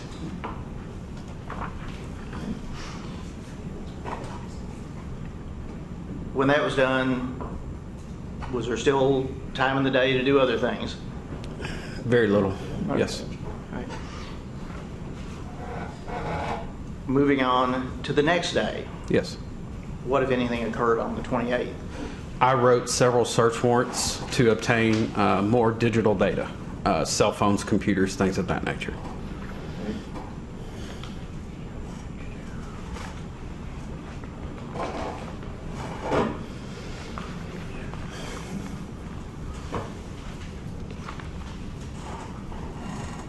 Actually, Judge, if I could just, I may be getting a little bit order, but if I could show these to counsel. All right.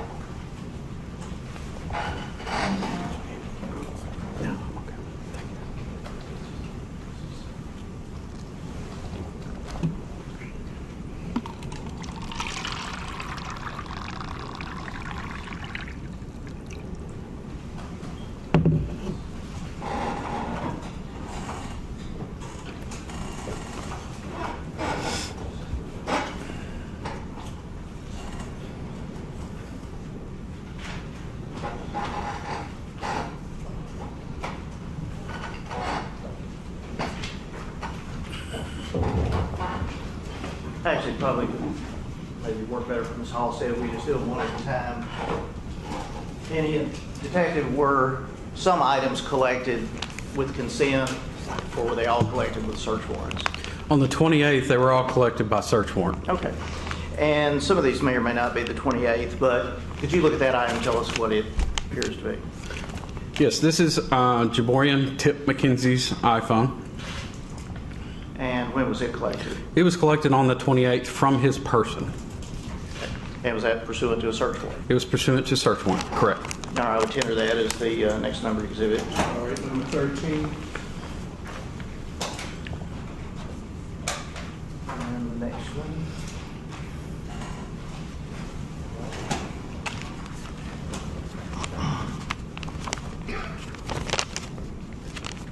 And Detective, what is that object? This is Corey Beatty's iPhone. It was seized from his person via search warrant on the 28th. All right. Tender that as the next number exhibit. Number 14. And process going. Being handed yet another packaged item. Could you tell us what that contains? Yes, this is Brandon Banks' iPhone that was seized from his person on June the 28th via search warrant. I would attend to that is number 15. Yes, thank you.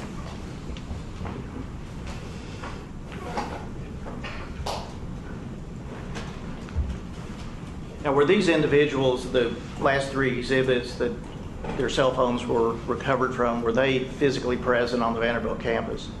Yes. Okay. Is that the location where the search warrants were served? Yes, it was. Okay. Now, with respect to room 213, did you have the occasion to go there on the 28th? I did. And what was your purpose in going back to room 213 on the 28th? To obtain a laptop computer. Okay. And did you have a search warrant for that? I did. Okay. Let me ask this and tell you about crime scene. You're there on the 27th with crime scene investigators, correct? That is correct. And of course, we've all seen TV crime scene tape put up. Was room 213 sealed off with crime scene tape and no one allowed to go back in? No, it wasn't. No. And why not? There was no need for that. At the time, we thought we had collected all the evidence we needed on the 27th. So obviously, when we were done with the room, people were still living in it. So we didn't want to hinder them from living. So we allowed them to go back. Now, when you went back on the 28th, did you have any means of visually recording what you did and what you saw there? Yes, I had a digital camera.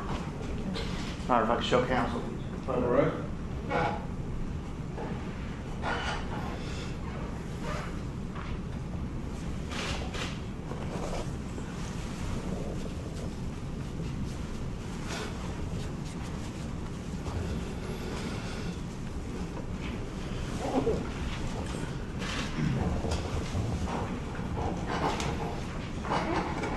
If I could ask these 4 photos to be passed.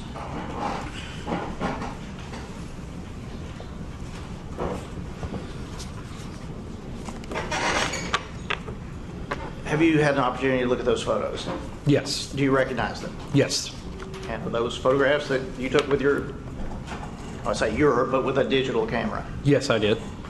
And I believe momentarily we may be able to have those up on the screen to publish to the jury. But in the meantime, was Mr. Vandenburg present? He was. And was he given a copy of the search warrant and advised of why you were there? Yes, he was.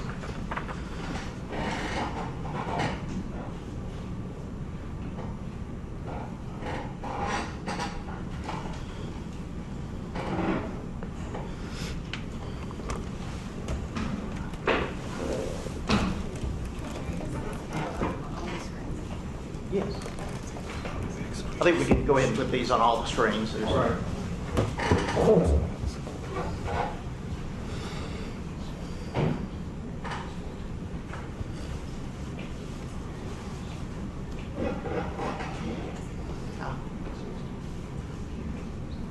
It's got a squiggly line on it.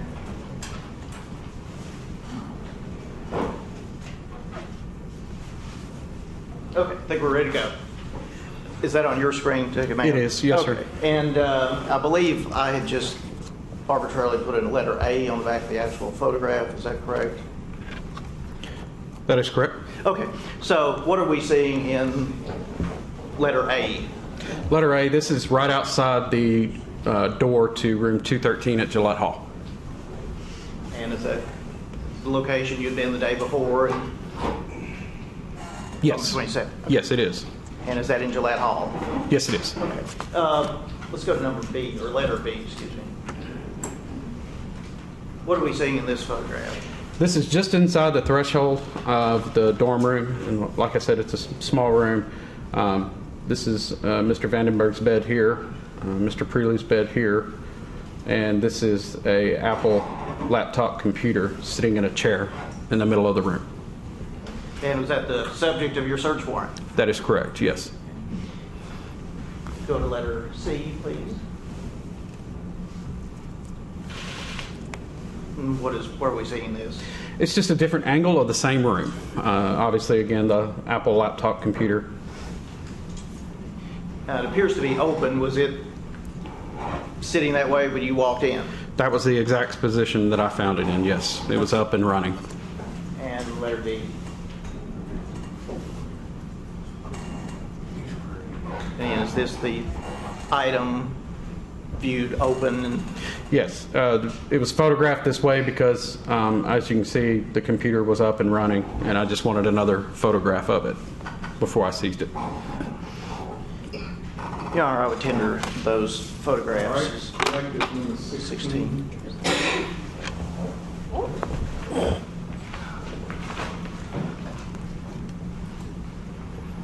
Approach counsel. All right.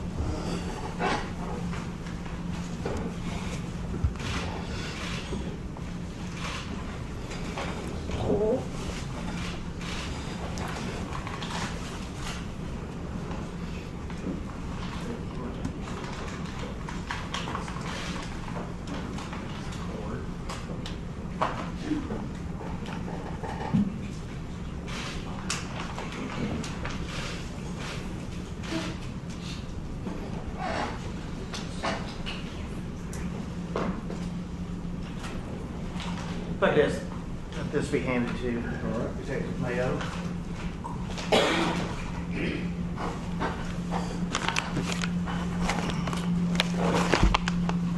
Detective Mayo, what is the object you are holding?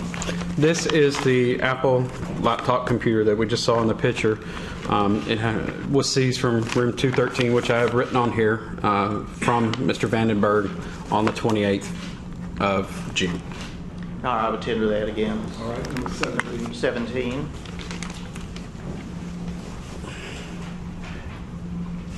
And I believe you testified yesterday about how items are packaged and taken to the property room. Correct. For later examination. Was that done with all of these items? Yes, all of these items were packaged, taken to the property room, and stored. Gillette Hall, room 213. Yes. Did you ever go to any other rooms and or floors in that hall? Yes, on the 28th I did. Okay, and where did you go? The 6th floor, to be specific, to Mr. Beatty's room, and then to Mr. McKenzie and Mr. Banks's room. Okay, and do you remember those room numbers off the top of your head? One of them was 626 and 615, maybe, off the top of my head. Okay. Same dormitory building. Same building, just different floors, yes. And was the layout the same? Did it appear to you as second floor, sixth floor? Or? No, the rooms on the 6th floor seem to be a little bit bigger. And what was your purpose in going to the 6th floor? To obtain the cell phones and computers and other digital data from the other 3 young men. Okay. And were those the items we previously had you look at? That's correct. Okay. And while you were on the 6th floor, did you still have your camera with you? I did.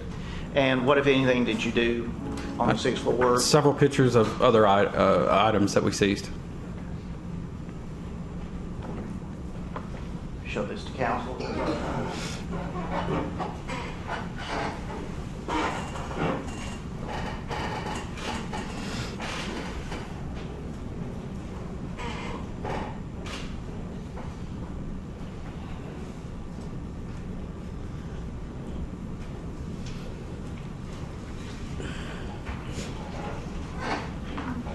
All right, if I could have these passed.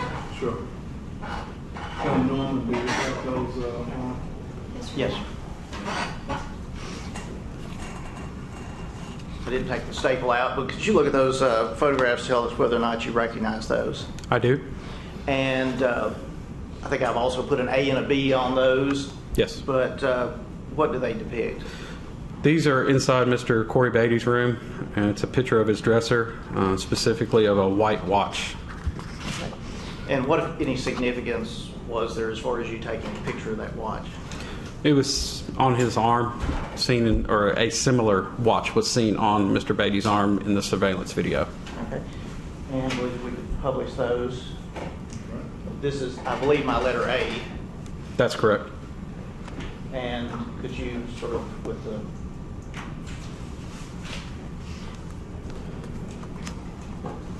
you circle the white watch, is there anything in the picture or in your picture that depicts Mr. Beatty?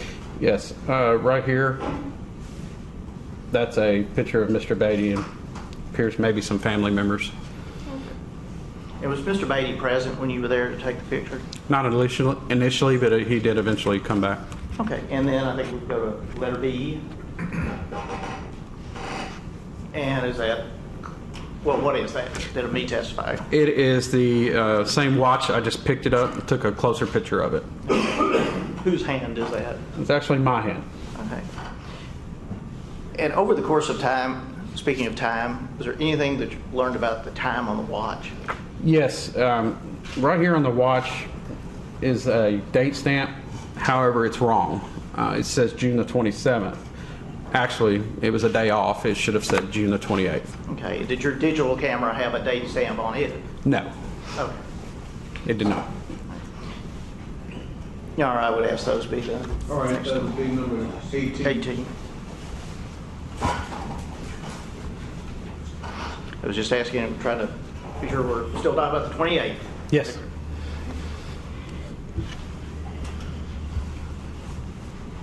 During the course of that day, did you go to any other locations? Yes. And where was that? Just after I collected all the evidence, it was taken to the property room. Oh, okay. Now, as the days and or weeks and months progressed, did you continue working on this case? I did. I'll show counsel this, or is the Mr. Boyd's cell phone. But ask this item be passed out.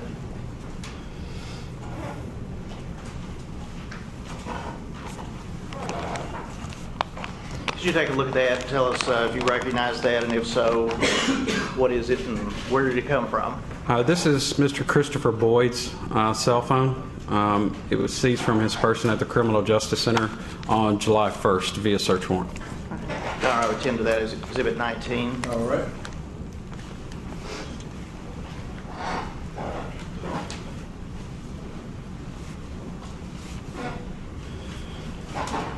And again, with court's indulgence and at least meet me halfway. It's okay, Judge, I'm gonna get exercise.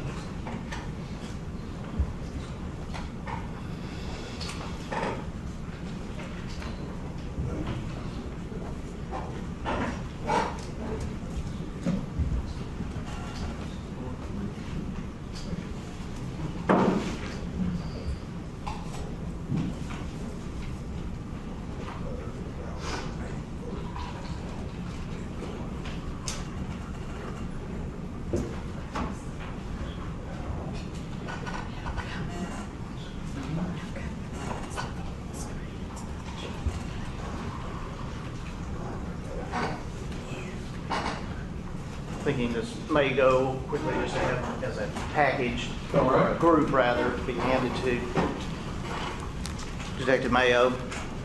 Now, we discussed briefly a few moments ago your collection of the DNA sample, the buccal swab from Mr. Vandenburg. Yes. Were other samples / swabs collected from other individuals? Yes, they were. And were those done by search warrants, consent, or some combination? I believe all were done by consent. Okay. And did you look at the items there and see if those are buccal swabs, DNA samples collected from various individuals? Yes, that's what they all appear to be. Okay. And could you just like one by one Yes. tell us who, give us a name? This envelope contains samples from Mr. DeAndre Woods.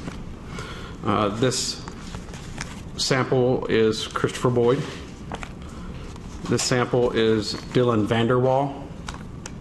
This sample is Michael Retta. This sample is Matt Prelude. This sample is Mr. Corey Beatty. This sample is Brandon Banks. And this sample is Jaborian McKenzie. And Your Honor, I would tender those as next collective exhibit 20. And I believe Ms. Halstead can match them up A through whatever.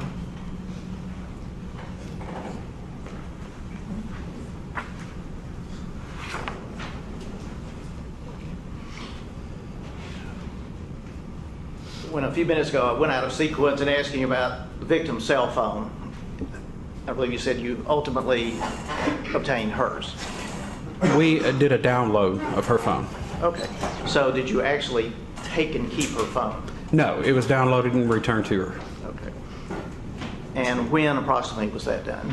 I believe that was July the 8th of 2013. Okay. Now, with respect to the electronic devices, be that computers or cell phones, is there a unit in the police department that has expertise in that area? Yes, there is. And what is the name of that unit, and are you familiar with any one or more of the detectives? Yes, they're a specialized investigative unit within the police department. And were these items transferred to that unit? Yes, they were. The digital items were.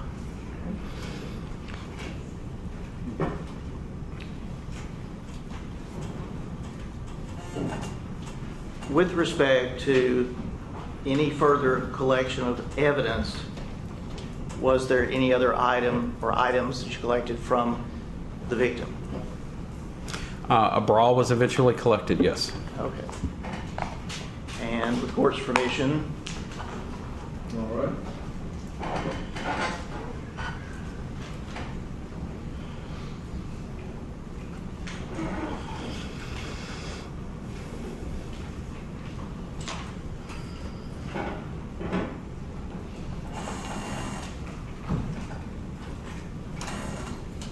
that's the last item. All Never right. get up anymore.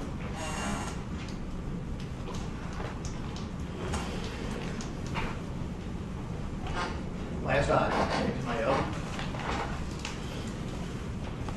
Could you go through the process of looking at that and tell us whether or not you recognize it, and if so, what it is? Yes, this is a woman's bra that was collected from the victim in this case.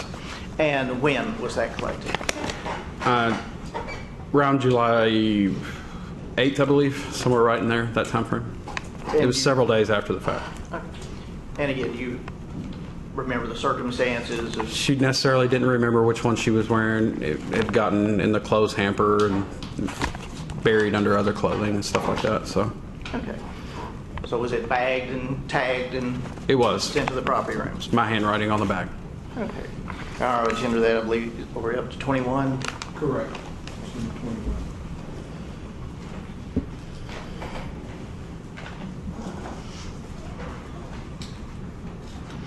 Detective Mayo, we've discussed, or you've discussed, told us about all of the events that occurred and the things you did at Vanderbilt University campus. Did you have, as this case progressed, the opportunity to go other places? Yes, I did. And where in particular? Specifically Palm Desert, California. And when was that? It was in July of 2013. Who, if anyone, accompanied you? Detective Chad Gish with the Metro Police Department. And is Detective Gish assigned to any particular unit, or was he back in 2013? Yes, he's assigned to the Specialized Investigation Unit that does all the computer and cell phone forensics for the police department. Okay. And for those of us who may have never been there, California is a big state. Where is Palm Desert? Southern California, about a couple hours outside of Los Angeles. North, south, east, or west? Or I believe it's southwest. and how long did you stay there? We were there, I believe, 4 to 5 days. Long enough to get an idea of the size of town it was? Somewhat, yes. So, what size town? It's smaller than Nashville. It's not very big, from my recollection. Okay. While you were there, and again, don't tell us anything you may have said, but did you meet with one or more individuals? I did. And who were those? Miles Finley and Joseph Quinzio. With respect to, and again, we'll have Detective Gish testify about this, but when you returned, did you bring anything with you? Yes. And what was that? We brought back quite a bit of electronic equipment that we seized. Okay.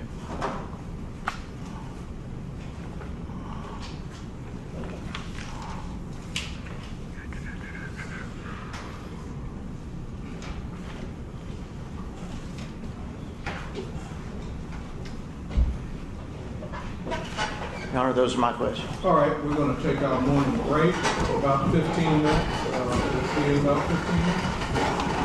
All rise. Ma'am, please stand up if you're all right, please. Thanks.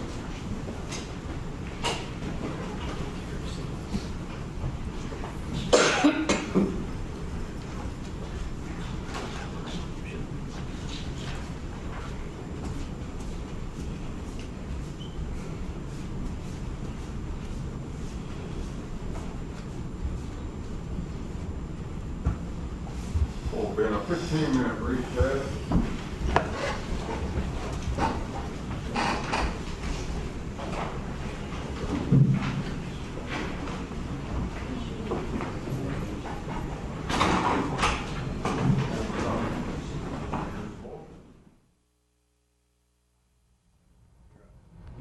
Okay, we have some questions people wanted to know. Somebody made a comment. I wanted to comment on this too. This statement that was just read, somebody wanted to know, well, if that didn't occur, then why would he have said it? I can't really speak as to this particular statement. I mean, Brandon makes certain concessions in this statement that are really going to hurt him. He, for instance, says that 2 people had sex with her in the room. Now, these were 2 counts on which Beatty was acquitted in these 2 counts, the sex in the room counts. He said that Beatty had urinated on her. That's pretty huge because the only person that testified in Beatty's trial that occurred was Tip McKenzie, and that would have been something that I think there wasn't a count that corresponded with that necessarily. But somebody asked the question, well, then why would someone say something if it didn't really occur? Why? Well, all I can tell you is this. We do know about confessions that there is a compunction for someone giving a confession to tell the person to whom they're confessing what they think that person wants to hear, particularly if they're hoping to get some consideration for it, which clearly Brandon was. That doesn't mean that what Brandon described in that statement isn't exactly what happened. He may have been telling the complete truth there, but you can't always. You remarked to me at one time, Austin, that you never put much faith in confessions, and why was that? When we were off air, you made that remark. I mean, I'm stunned. I'm sure court chatter people and others watching us are stunned because we've watched now 2 trials, right? And we just heard stuff, and I don't even think have you heard this? Because well, let me tell you what happened in regards to trying the first trial. I knew that I was going to have a difficult time making some representations if I had heard Brandon make commentary that would impede my ability to proffer that particular defense. Now, even when you're a criminal defense attorney, you cannot make representations that you know or have reason to believe to be untrue. So I was aware that Brandon had made some of these statements because my partner at the time, John Herbison, had given me a full briefing on that. But I decided and elected after what John had represented to me that I would have been better off preparing for the first trial without having heard this particular statement. So I was aware that some of this content was in there, but I didn't want, when I made my sell to the jury in the first trial, I didn't want to do it knowing that I was representing things untruthfully. So I left myself, I guess you could say, blissfully ignorant. Now, I do have a question here. Court chatter says, why is this the first time that we're hearing this police interview and not during his first trial? Well, the answer to that question is called Bruton versus the United States. The prosecution elected in the first trial to try them together was more meaningful to them than to introduce these statements. You have a right to confront your accuser when you're charged with an offense. Brandon made comments in this statement that implicated Corey Beatty, as well as the other 2, Banks and McKenzie. Corey Beatty at a trial would have a right to confront Brandon Vandenburg about his statements. That's the Sixth Amendment to the United States Constitution. The right of confrontation means that you have the right to have your attorney cross-examine someone accusing you of criminal conduct. In a joint trial, Brandon Vandenburg cannot be forced to take the witness stand because he has a Fifth Amendment right against his being made to give evidence against himself. So because he couldn't take the witness stand, and because Corey Beatty could not cross-examine Mr. Vandenburg as the person who made this statement, that rendered the statement inadmissible in a joint trial. Now, the government could have remedied this by agreeing to try these parties separately, and but they elected to go forward with them together, and they said, if you will recall, that since we're going forward together, we're not going to use any of the statements that Mr. Vandenburg made to us. So that was a government election. Now, why didn't it get played in Corey Beatty's trial? Well, it didn't get played in Corey Beatty's trial because, again, even in a separate trial with Vandenburg awaiting trial and going second, Corey Beatty could not cross-examine Mr. Vandenburg about these statements.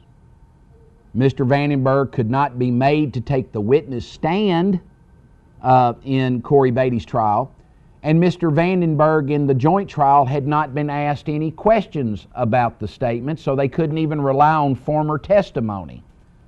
You remember yesterday I said that they could call Beatty by transcript from the first trial for the 4 questions that I set out. They could call him by transcript because he testified in the first trial. It's not enough that the person that they want to call is unavailable. It has to be unavailable and fit into 4 other exceptions. It has to be former testimony and admission against his own interest and, several other things. Well, Corey Beatty, they couldn't introduce it in Corey Beatty's trial because Brandon did not testify in the first trial, so they had no former testimony, and it was not there was no comment by Corey Beatty which could have been used against Corey Beatty's interest.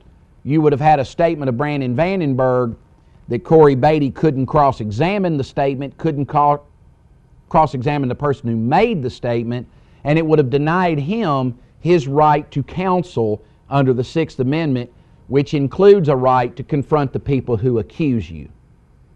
I hope that wasn't too textbooky. Was that textbooky? Yeah. I didn't want that to be too textbooky. I think the average person who's watching these trials, because we've watched them, and all of a sudden we're in the 3rd trial, and we're now hearing from the voice and the mouth of Vandenburg some concessions that are going to hurt him, going to really hurt him. Shocking things. Saying. And so, Now, you remember Kathy asking me yesterday, is Vandenburg going to testify? In my legal career, I was never a proponent of putting a defendant on. There's that compunction that why should he testify? Of course he's going to say he didn't do it. What's he supposed to say? It almost gives it an air of incredibility. Brandon Vandenburg must take the witness stand in this trial and explain to this jury what you just heard. He's got to explain why he would tell them that he wished there was a camera in the room. He really does. That is something, I bet you that went off like a grenade in that jury box. Because, well, they may not know yet there was a camera in the room and it was Brandon's, but they're going to find out. Now, when they learn there was a camera in the room and it was Brandon's and Brandon was videoing, and all this stuff that Mr. Vandenburg said about how this spun out of control and they were doing this stuff and he hopes they go to jail, that was an unfortunate comment that he made. They deserve to go to jail. Again, judge not lest ye be judged. That's today's long version theological moment. That was an unfortunate commentary. But when they find, all of these things that they just found out fly right in the face of what they're going to learn the status of the physical evidence is. A week ago, I had a special prosecutor prosecute me in the Vanderbilt rape trace in a trial that bench trial that nobody even covered. On January 14th, 2015, I got banned from the trial when I came down there because I had to be concerned about a victim and them getting a fair trial. Right. And now I'm learning, and we've already had, and that was a mistrial. And if anybody reads my statement that I wrote and provided to the court, I'm actually expressing concern in there at the end about the jury. And for those of you that want to know, Austin was tried for criminal contempt. Criminal contempt is, are you a criminal? Yeah, I guess, sort of. But that's not, being found in criminal contempt of a court order doesn't really make you Maul Barker. So, I mean, sometimes Austin oversells. He oversells his degree of criminality.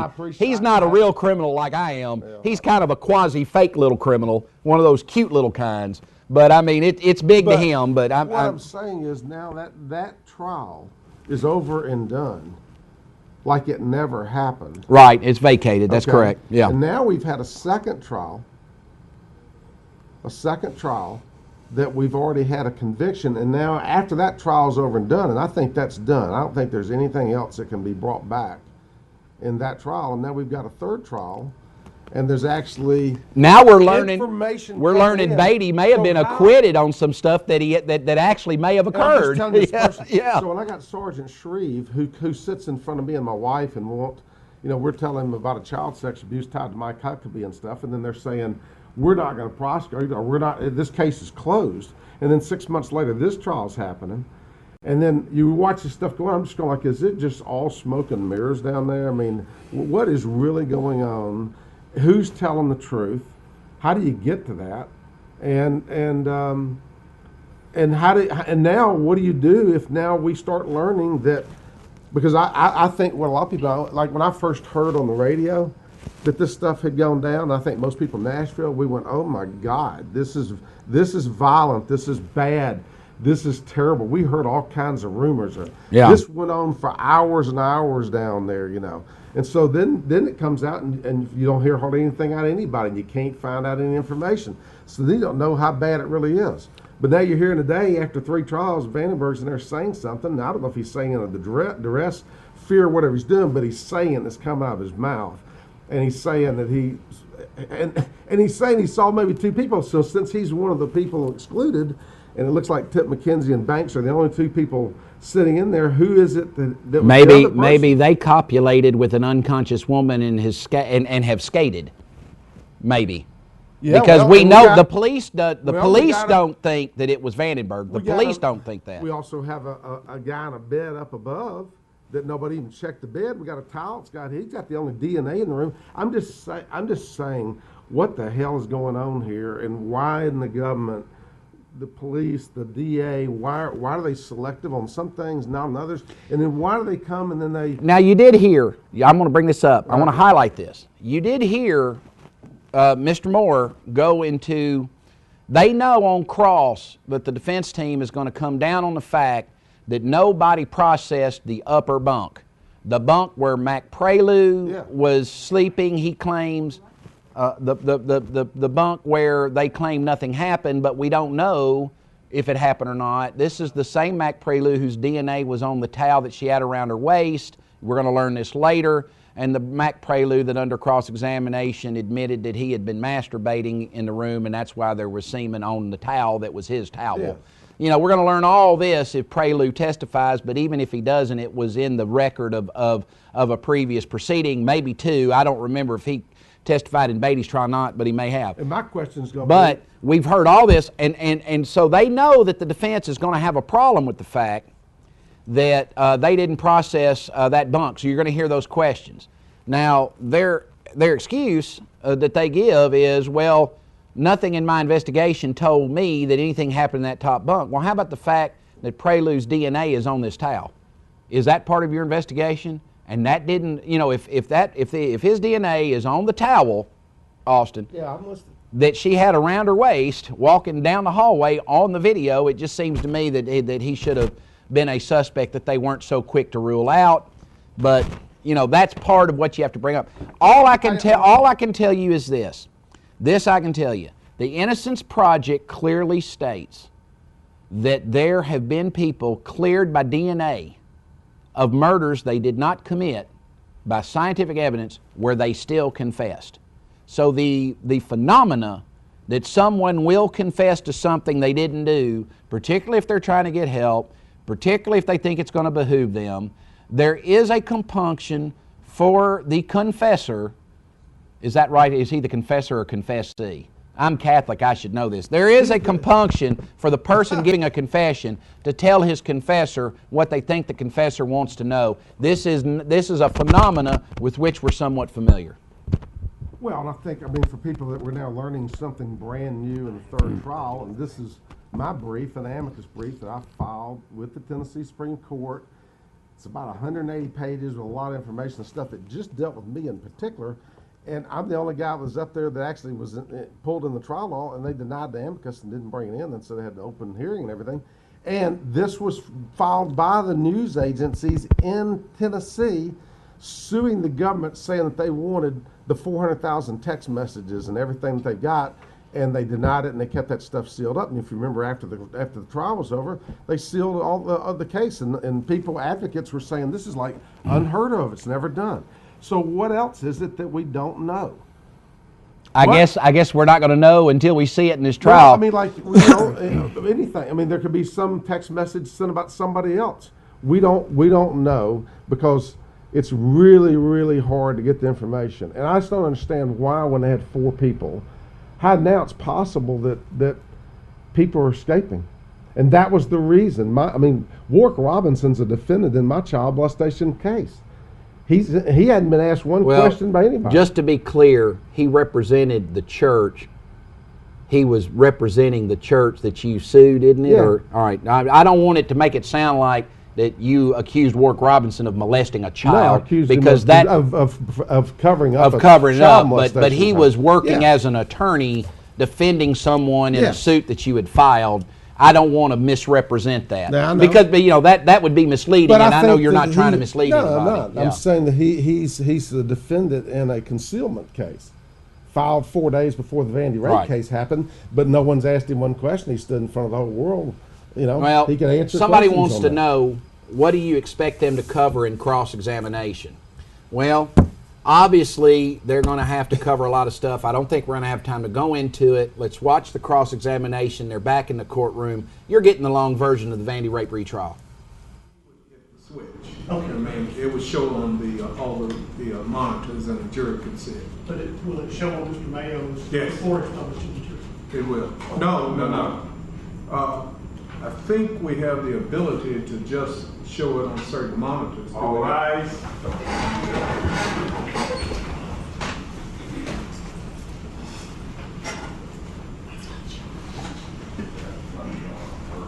supposed to. I tested it. Yeah, it's just not.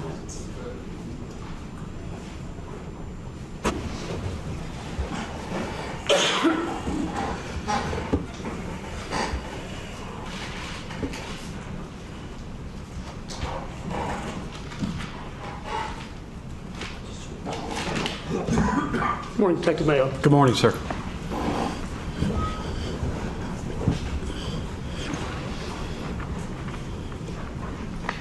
Now, Detective Mayo, you were the lead detective in this case. Yes, sir, that's correct. And you put a great deal of work into it.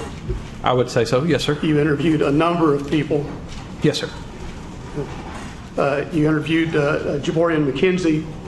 You interviewed him on 3 occasions. I believe that's correct. Yes, sir. On July 7th, 2013. That's approximate correct. And that was recorded. Yes.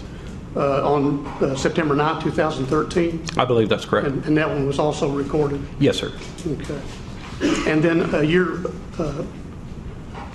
a year later, on July 14th, 2014, and that interview was recorded.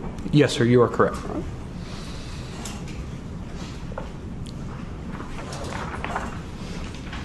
And you also interviewed Mac Prelude. Prelude, yes, I believe that's the way it's pronounced. Yes, sir, I did. I believe that was only on 1 occasion. It may have been more than once. I want to maybe say 2. Okay. And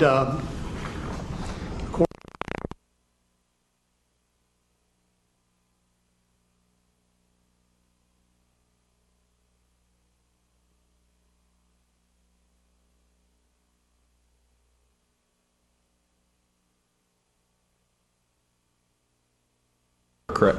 And then you talked to her again on June 27th? On the 27th, yes, I did. Okay, and that was after you'd interviewed Mr. Vandenburg? Yes, sir, you're correct. Okay. Now, and you also talked with her interviewed her on July the 8th? I believe that's correct, yes, sir. Okay. And that was actually a video recording that was made? Yes, sir. Okay.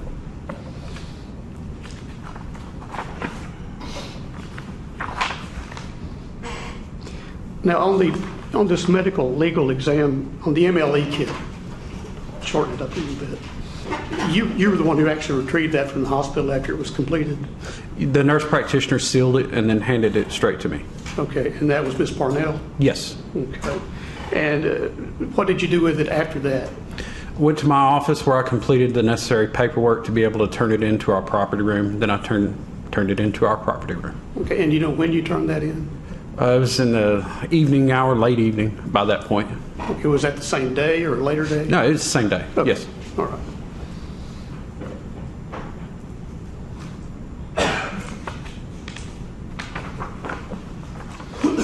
Now, I want to talk to you about the execution of the search warrants on June 28, 2013. Yes, sir. You had several of those. I did.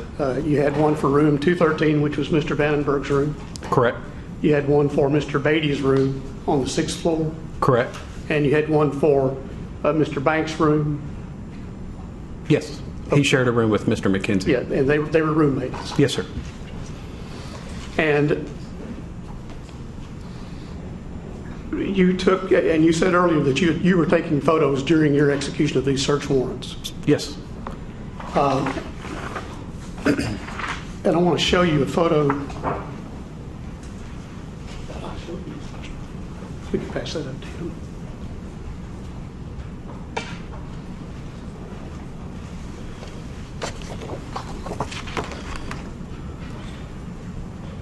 Do you recognize that photo? I do. And you took that photo? I did. And that is a picture of the drawer in Banks and McKenzie's room. That's correct. Okay.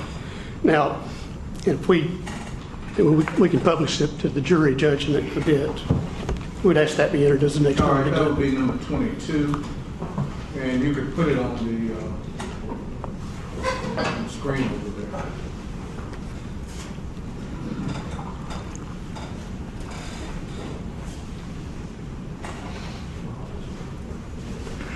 I'm technologically challenged at times, Judge.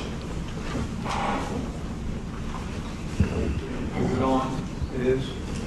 Well, I'm sorry. It should come up momentarily. It's up now. All right, thank you, Your Honor. Now, in that photograph, I want you to look up the upper left-hand corner there. I believe it's upside down. It needs to be. There you go.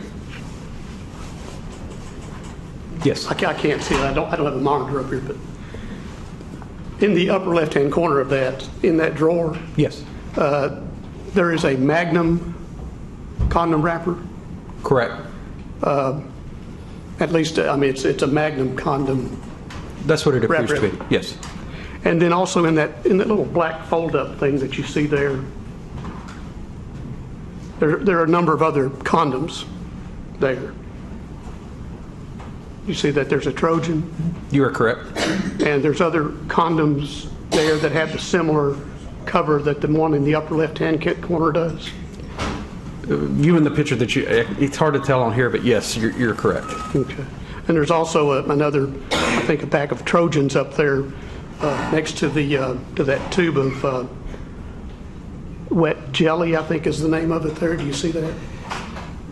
On my screen, it's so bright I can't tell, but if that's what you're talking about right there, then yes. But would you like to look at the photo? Yeah, that would help because it's so bright on the screen.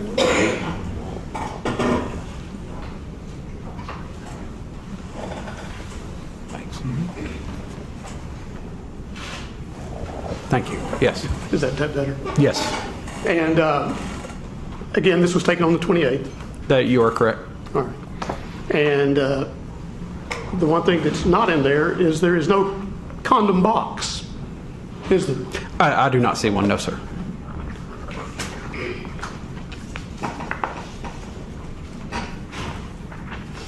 Thank you, Detective. As far as that goes. Now, again, the camera you were taking these pictures with was not time stamping these photos? No. And do you know why that was? Is there? Most of the time it's best practice that you don't do that because the time stamp could cover up what you're taking a picture of, if that makes sense later. You can't see it on the screen when you take the picture, but later when you go to retrieve that picture out of the camera, that time and date stamp could be covering up what you were actually trying to take a picture of. Okay. So I typically do not do that. Okay. But the camera does have a setting for that, though. It does. You could do that. Correct.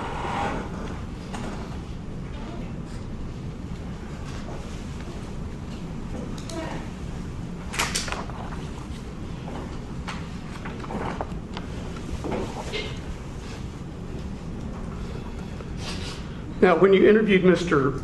Vandenburg on June 27th, initially he denied that anything had happened. You're correct. And then after talking with him for a while, he opened up and told you what happened in that room. Yes, he told me. At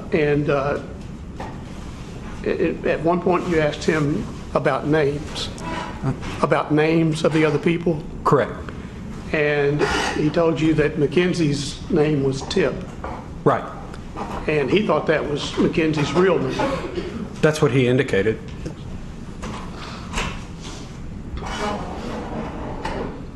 And he also told you that he didn't know Corey's last name. I believe you're correct, yes. Okay. Now, when you interviewed him, this was after he had been interviewed by Vanderbilt Student Conduct? Unbeknownst to me at the time. Okay. But you know it now? Yes. Okay. And did you know that he had been interviewed that there had been like an honor council? I do know that now. At the time, I did not. Okay. And if he knew any names, it's possible he could have gotten those names from those meetings. I wouldn't speculate where he got any name.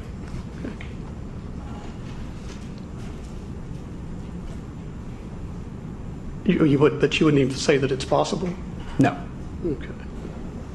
And I didn't mean to ask you to speculate. Yes, sir. We've already been over that. Now,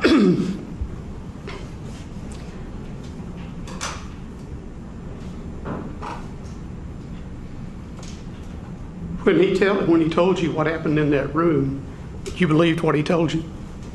Not completely, no. Well, when you said that when you searched the room and the ID team was there, you told them what to look at. Right. You told them not to bother with Mr. Prialu's bunk. Correct.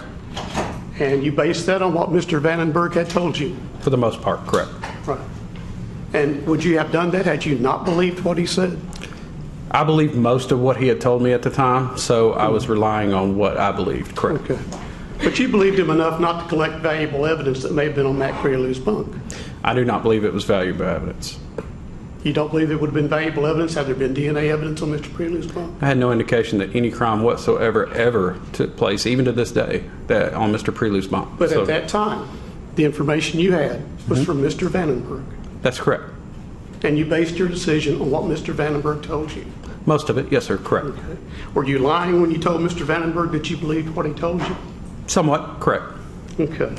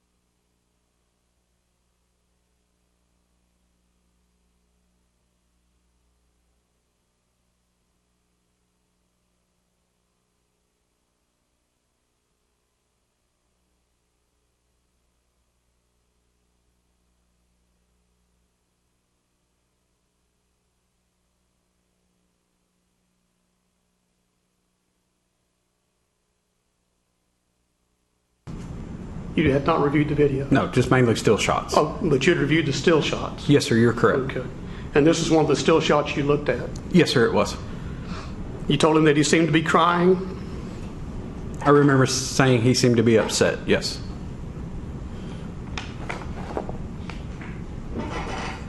But that is the surveillance still that you saw?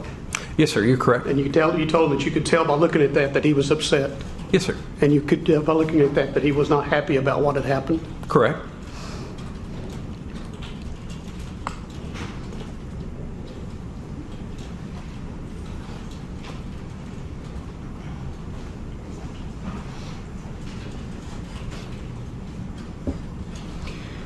Now, when you interviewed Mr. Vandenburg also, he was talking about people taking their shirts off. He said Tip took his shirt off because it got water on it. Correct.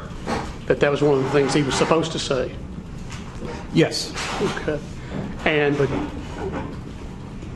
you've seen the videos since then, the actual videos? Yes, sir. Yes, sir. And Mr. McKenzie never takes his shirt off, does he? No, sir. And the one with the shirt off is Mr. Banks? You're correct. Okay. So Mr. Vandenburg didn't even know which one had taken their shirt off? Apparently.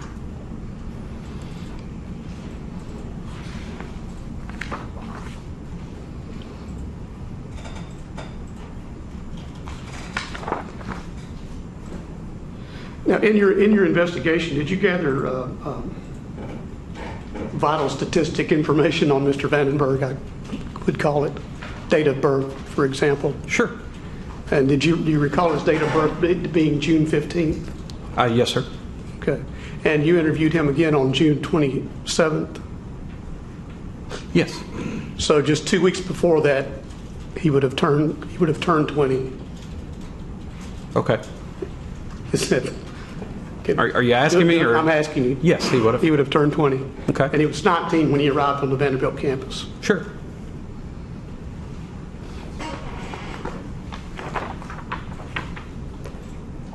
Now,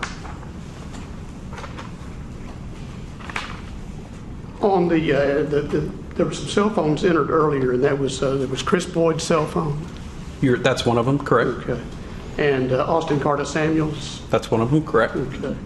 Did you get videos from either their phone or from Mr. Boyd's phone or Mr. Samuels' phone?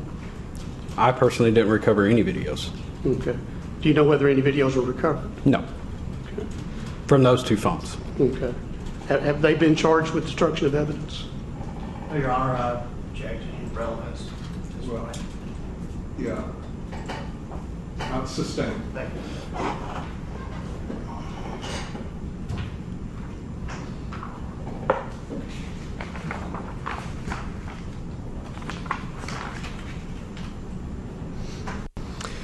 Now, the recording of the interview that was just played of Brandon Vandenburg, that was not all of the conversation you had with Mr. Vandenburg that day.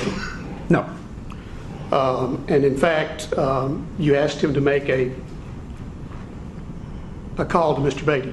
We call it a controlled phone call. Yes, sir. You're correct. And he did as you asked. Yes, he did. He cooperated with you.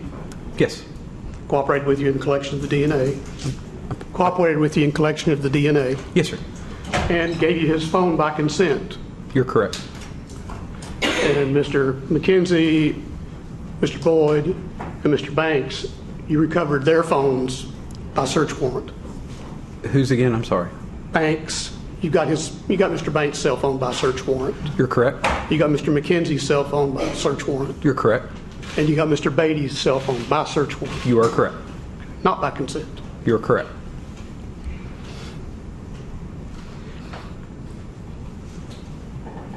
Now, also in that other part of this conversation, Mr. Vandenburg told you that he thought he could retrieve this video.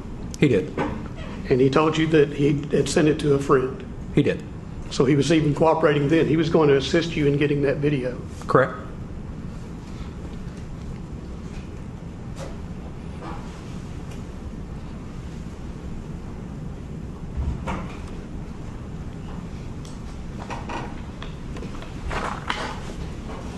If I might interject at this point, counsel was asking about the control call to Mr. Beatty. The state did not play that because it contains obviously statements by the co-defendant, but we have no objection. We're not asking that it be played, Judge. I was just trying to establish the fact that that was part of his cooperation. Well, what the state is indicating that may open the door for something. You understand that? Yes, sir. All So right. we have no objection, but didn't feel it was appropriate to put it in. All right. And again, we're not asking it to be put in. Now, I want to ask you about the going out to Joey Quingio's place out in California when you went to. I'm having trouble hearing you. I'm sorry. Chairs here squeak. Yes. We've heard about that. Yeah, I guess. And going out to Mr. Quingio's place in California. Yes, sir. You initially asked him if he had an iPhone 4, if he still had it. Yes. And he told you that at first, I think he told you it was at school. And Your Honor, you're getting into what someone told him. Yeah, yes, sir. But there was an iPhone 4 recovered from Mr. Quingio's car. An iPhone was recovered. Yes. An iPhone 4. I believe so.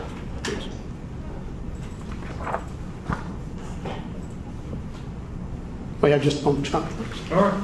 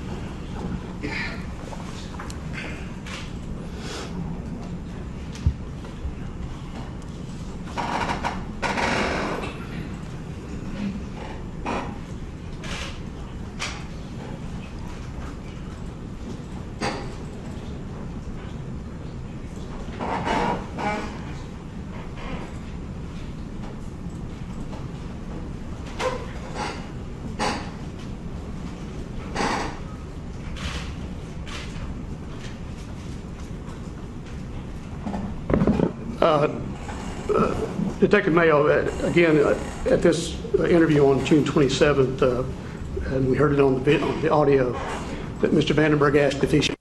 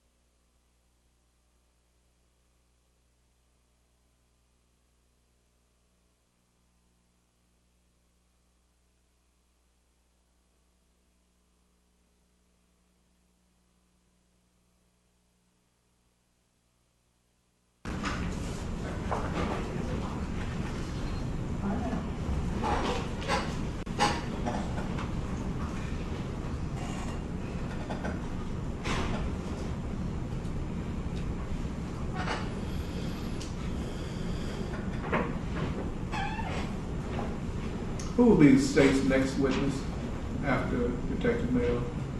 Felicia Evans. Okay, all right.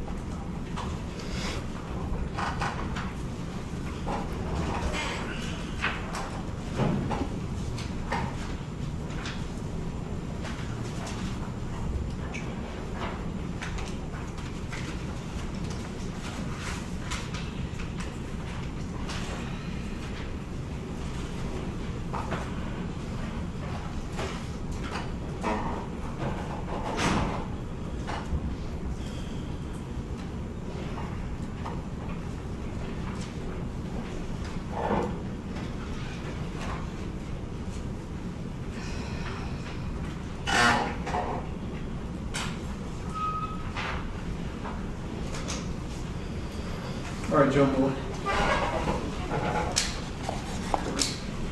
Detective Mayo, with respect to the question about the search warrants and consent, did you ask for consent for any of the people that you got search warrants for? No. Before getting the search warrants? No, I didn't. Okay. And did you ever have any reason to go to East Hall? No. Okay. Did you view any surveillance from East Hall prior to speaking with Mr. Vandenburg? No. That's all, Your Honor. All right, recross.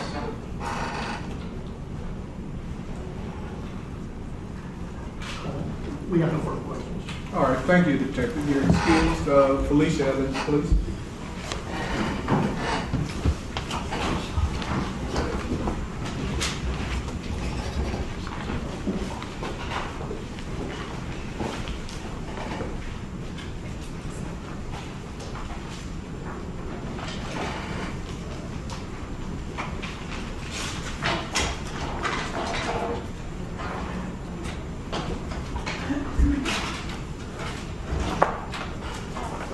Face the clerk, raise your right hand. Do you swear or affirm the testimony you're about to give to be the truth, the whole truth, and nothing but the truth, so help you God? I do. Let's see. Make sure you get close to that mic.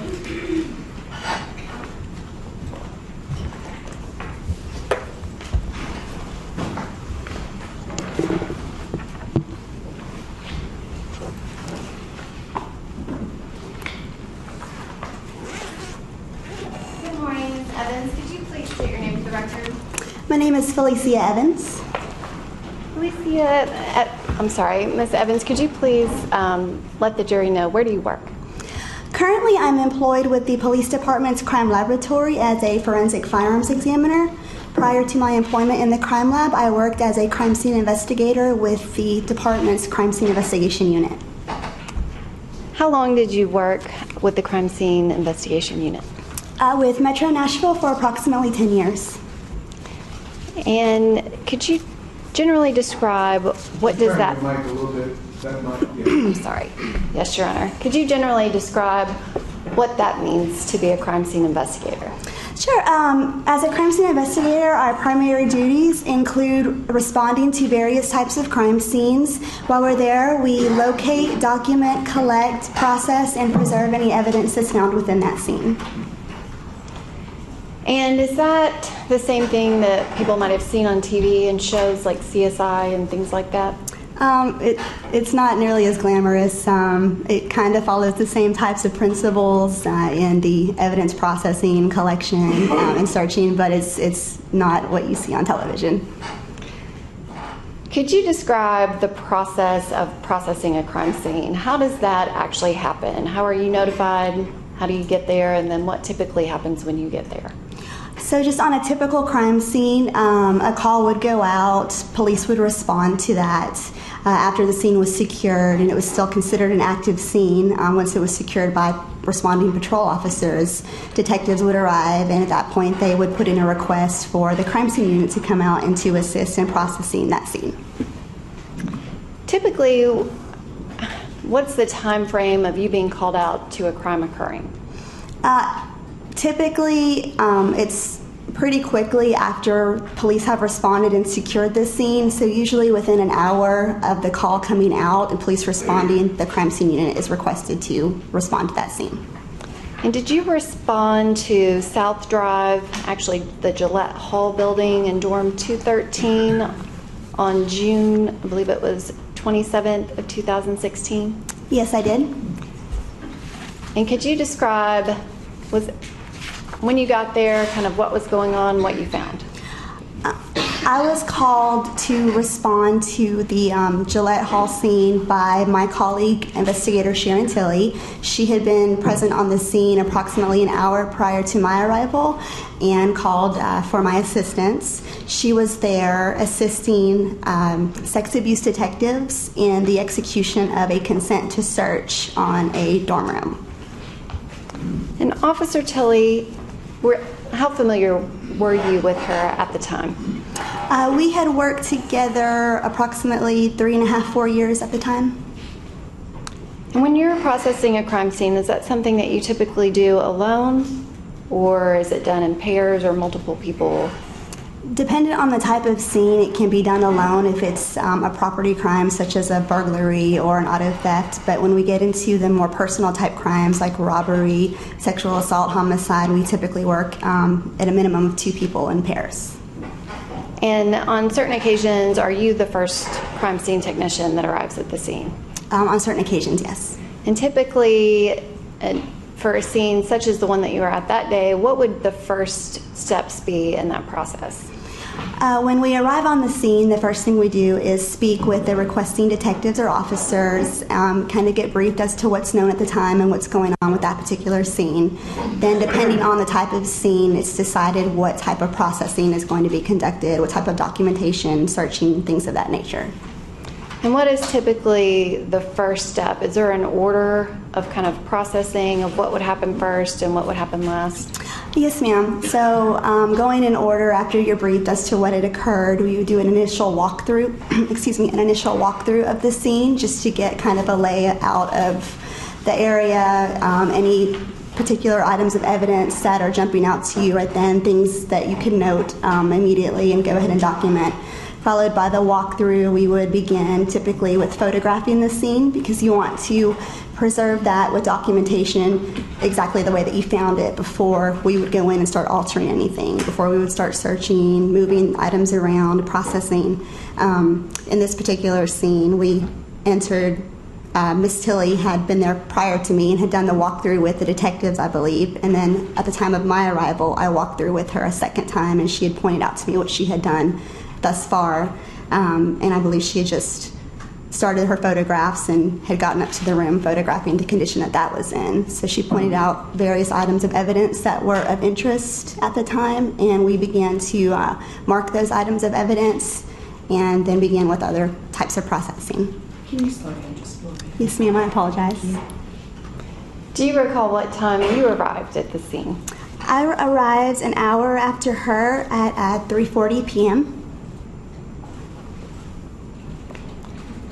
And I would ask that this witness be handed some photographs, which I previously showed to defense counsel yesterday. Unfortunately, I do believe they're a little bit out of order, but there are 11 photographs and then also a disc. Can I see them again, Your Honor, please? Okay.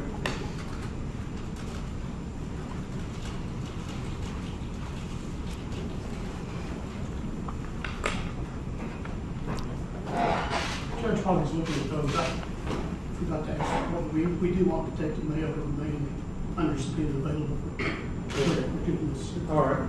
Thank you.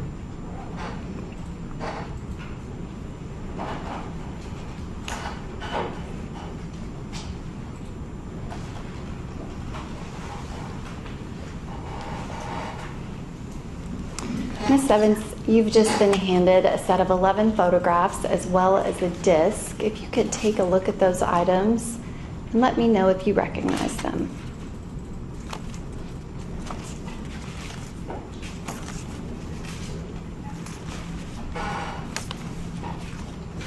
Yes, I do. And generally, what are the photographs of?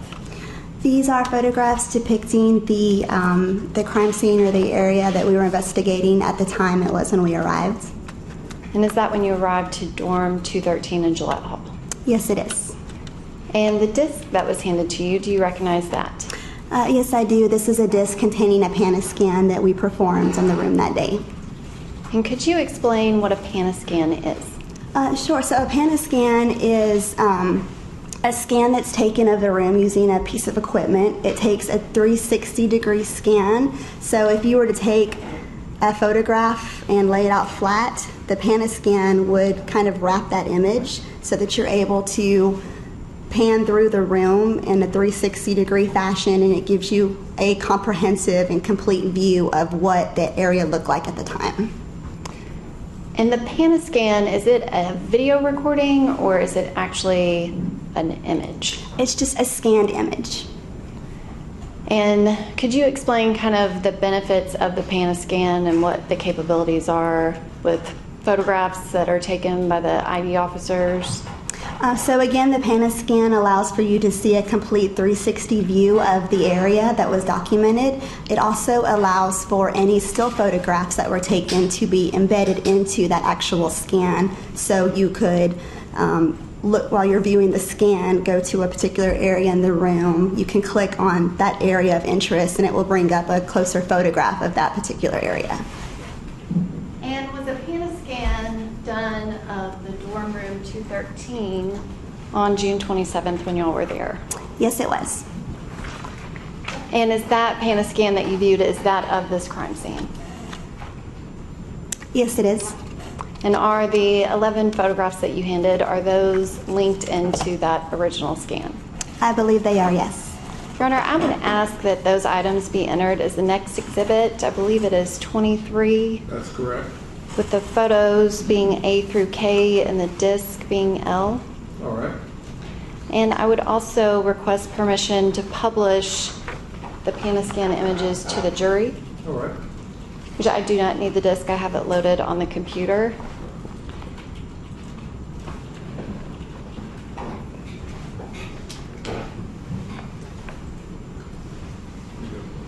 Are you going to put it on the small or the big screen? We can use the small screens, there's nothing.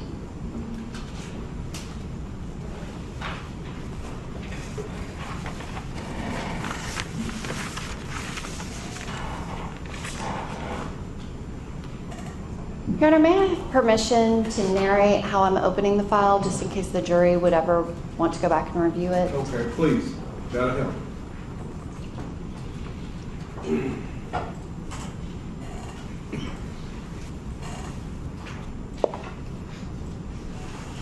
There should only be one file on the disk. If you click open the first file, there are several files in two folders.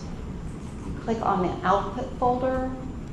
You scroll down to the first file that has start at the end of it, which is an HTML document.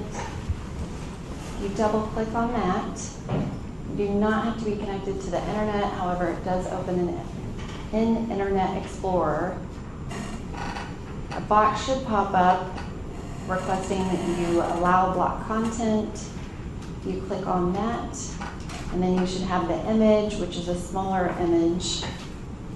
Once you click on this image, there are several. If this is being introduced through Ms. Evans, we would check to Ms. Norman giving an instruction on how to use it. I think Ms. Evans should be required to explain her knowledge. Well, I don't know if Ms. Evans has that knowledge. Well, does she? Your Honor, I'm not sure. The instructions are purely instructional as to how to open the program. Right. It's not testimony. What often happens is once the jury gets the evidence, we sometimes have trouble, viewing it. They have trouble viewing it because they didn't operate it previously. And I think that that's what Ms. Norman is doing, Joan Norman is doing, is just demonstrating what needs to be done in order to open the particular file. John, please, I would request, there seems to be more pictures or more things on this particular, on what General Norman is pulling up than A through K on a CD, and I just don't know that that the jury needs all of that information that's contained, but there seems to be a lot of surplus information that's being pulled up, Your Honor. I understand that, but we actually have the physical evidence over here, and it should be able to use that. Well, my question is, does the physical evidence mirror what's being pulled up, because there's surplus information on what's being pulled up? Well, I honestly don't know. I think that's the question she could answer. Your Honor, I am not sure what Mr. Bowman is talking about regarding surplus information. He's talking that when you pulled up the file, there appeared to be a number of different things on that page, and whether that was just the information contained here, or was additional information? It is just the information that's contained within the PanaScan. Okay. There is no additional photographs or images from anything else. It's just the linked crime scene photos. There are 3 scans that are linked together as part of this PanaScan because they did more than one scan. It's all of this room. It's all one thing. Okay.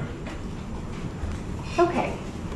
And you have functional buttons at the bottom of the screen. The one on the far right will actually change it to a full screen mode. And Ms. Evans, could you describe what is shown in this first scan? This is a scan with the equipment placed in front of the entry door into dormitory room 213, and this is showing kind of a 360 view of what the dorm room looked like at the time that we entered. And for the record, in order to move about the screen, if you click the mouse and hold it clicked, you can pan. Which there is a blue box in the corner. Could you describe what that is? If you click on the blue boxes that pop up throughout the scan, that just brings up another view of that room or a photograph associated with that particular area. And this box is labeled to movie 2. Could you explain what that means?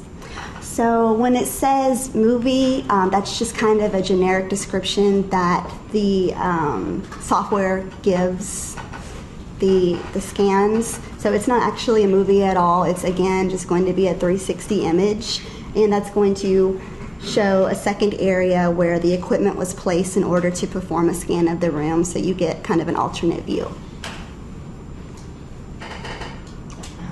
And this blue box here, I have just clicked on this box, which for the record, this is a copy of exhibit number 1, which is a diagram of Gillette Hall. Could you explain what's shown on this and what the purpose of having this is? This is showing a layout of the second floor of the dormitory at Gillette Hall on Vanderbilt's campus, and it's showing, I believe it's going to room 214. The actual scene that we responded to, or the area that we responded to, is located in 213, and it's showing the fire evacuation plan and the nearest exit for the occupants of those rooms to take. And there are 3 red dots on this diagram. I am clicking on the one on the far right, which says hallway. And could you describe what's shown here? This is a view in the hallway on the second floor, looking down the hall, the wall at the end.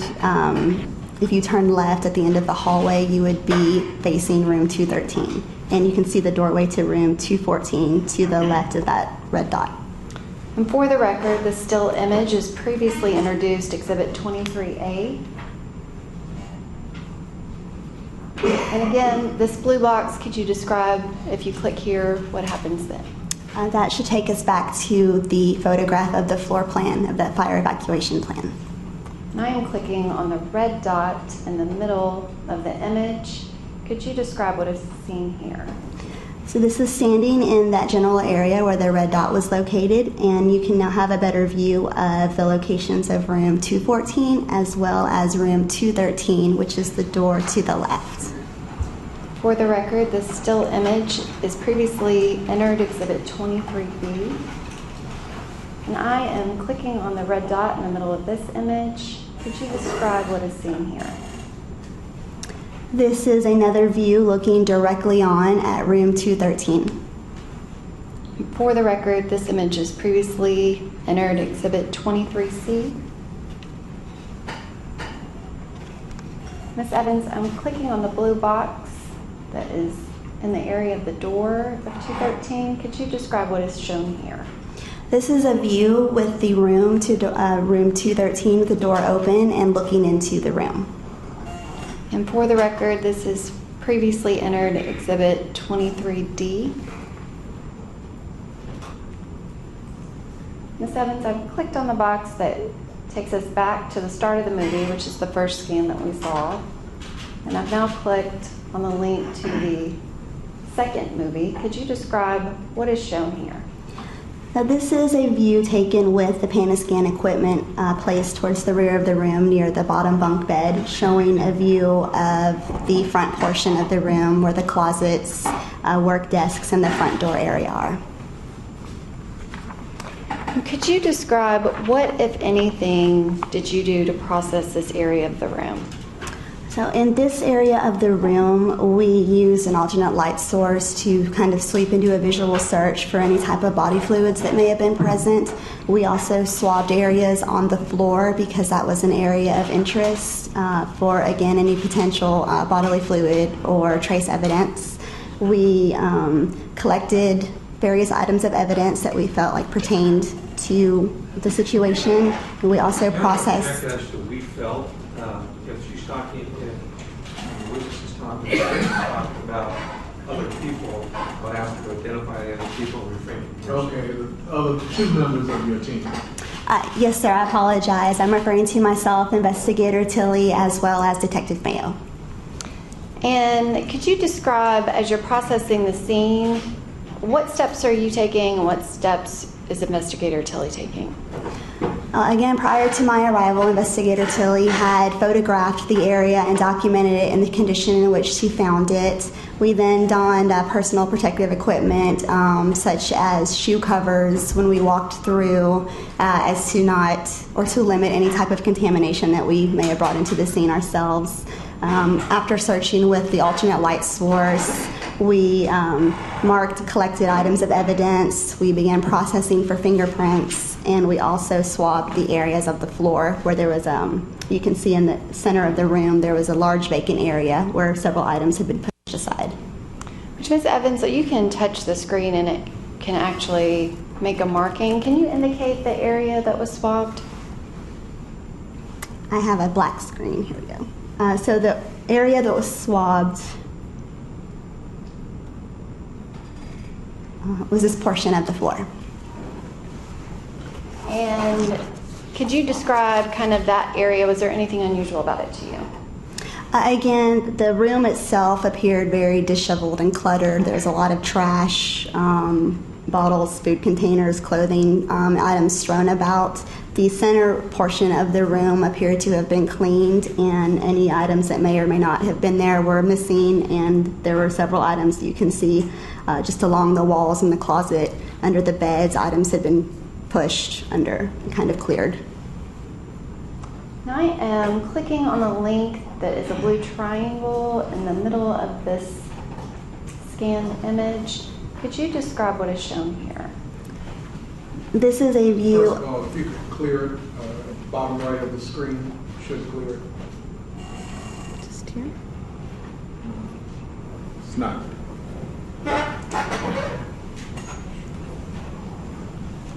It's not on here. Clear it. Can't clear it. He's going to clear it.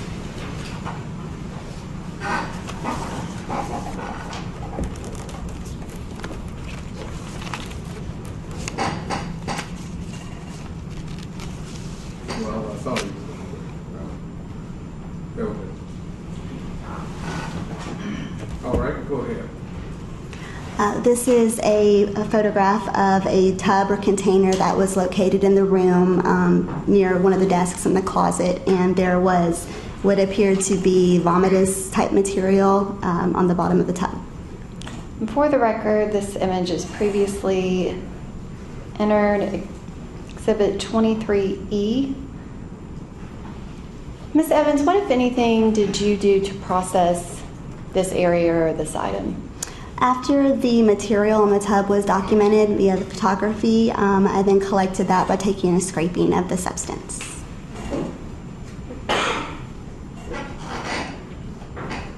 And can you describe what, if anything, else that you did that's shown in this image of the closets and the doorway regarding to processing the scene? Other than the photography, we did the latent print processing, and the search with the alternate light source. We also collected, you can see 2 towels hanging beside the closet entryways. Those 2 towels were collected as potential evidence. You just referenced the alternate light source. Can you explain what that is, what that means, and how you do that? We have a handheld device that we use to search for the presence of, in this instance, bodily fluids. So we use that to kind of scan the area in darkness using the emitted light to scan for the presence of any types of bodily fluids, in particular seminal fluid. We did not see anything, nothing reacted, nothing fluoresced when it was exposed to the light at this point. And you stated that you collected towels. Can you describe specifically, or is there anything that was collected that's in this image?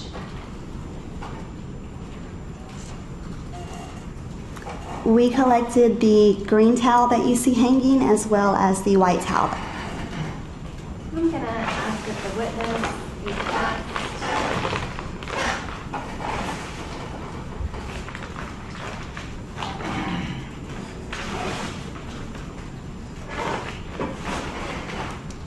Two items.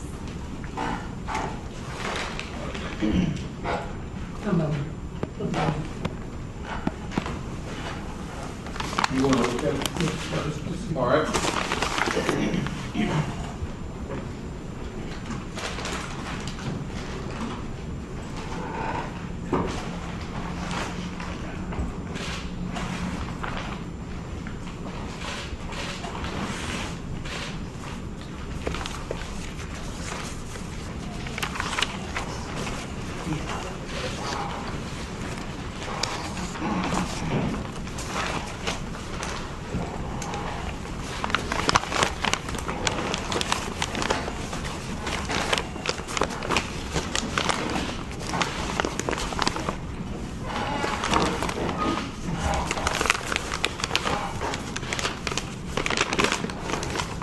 Ms. Evans, do you recognize the two items that were handed to you?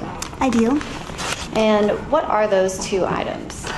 This first bag contains the light green towel that is seen hanging on the hook, and the second bag contains the white towel that can be seen hanging on the second hook. And could you describe the process by which those items were collected as evidence?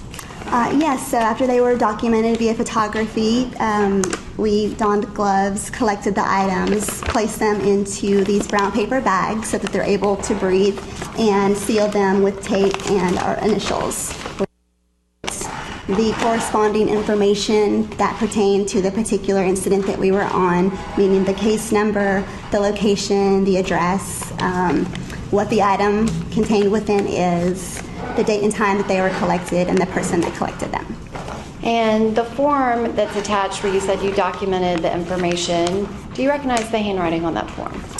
Yes, ma'am, I do. This is Investigator Tilley's handwriting. And again, as you're actually taking the towels and placing them in the bag, is that something that Investigator Tilley's doing on her own, or how was that done? We both collected the evidence within the scene. Which, and again, I guess you've identified both of those as to the PANA scan. Your Honor, at this time I would ask that both of those items be entered into evidence, with the white towel on the hook, I guess being 24, and the green towel on the hook being 25. Okay, if you want to do it that way, that's fine.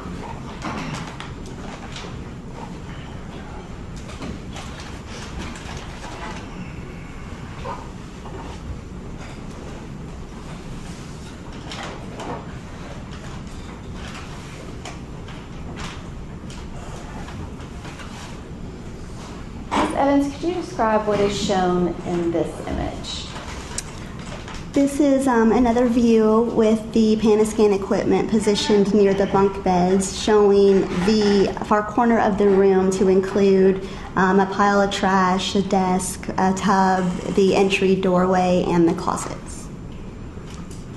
And there is a link that says "to green towel" in the center of the scan. I'm going to click on that. Can you describe what is shown in this image? This image is showing a trash can that's visible as soon as you walk in the entrance door to the dormitory. It's filled with trash, various bottles, and there were 2 towels located on top of the pile of trash. Your Honor, this still image is previously entered Exhibit 23F. And I have clicked on the link that says "to green towel." Could you describe what is shown in this image? This is a closer view of the towel that's seen lying on top of the trash can, and you can see there's a striped reddish orange and white towel underneath the green towel. Your Honor, this still image is previously introduced Exhibit 23G. I'm going to ask that Ms. Evans be handed another item. If you could take a look at that and let us know if you recognize it. Yes, I do. And what is that item? This item is going to pertain to the green, or this is the green towel that you see in the PANA scan that was on top of the trash can. And do you recognize the same markings as the previous two exhibits? I do. Again, it contains the same type of markings. The only difference here is the location in which the towel was recovered. Which, is that the way the bag appeared when you collected the item? There are additional markings, or excuse me, additional stickers on the bag, as well as additional markings from the State Crime Laboratory, the Tennessee Bureau of Investigation, where they perform testing, and they've also cut into it, and you can see their seal tape on the bottom. I would ask that that be introduced as the next numbered exhibit, which I believe is 26. That's correct. Ms. Evans, could you describe what, if anything, that you noticed about this area and or any processing that you did specifically related to these items? Walking into the room, you could smell the scent of urine, and when we looked at these towels a little closer, we determined that one was saturated or had been saturated with urine at one time, and it smelled strongly of urine. We laid both of these towels out and we scanned them with the alternate light source. And what, if anything, was shown? We did not find anything on the green and white towel other than just the strong smell of urine. Excuse me, on the red and white towel other than the urine. And on the green towel, there was an area near the edge that fluoresced and could potentially have been bodily fluid or semen. I am now clicking on the link that says close up to green towel. Could you describe what is seen in this image?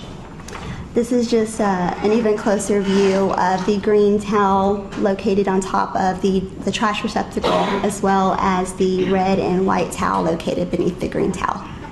And this still image is previously entered Exhibit 23H. I am going to ask that the witness who has one more item. Thank you.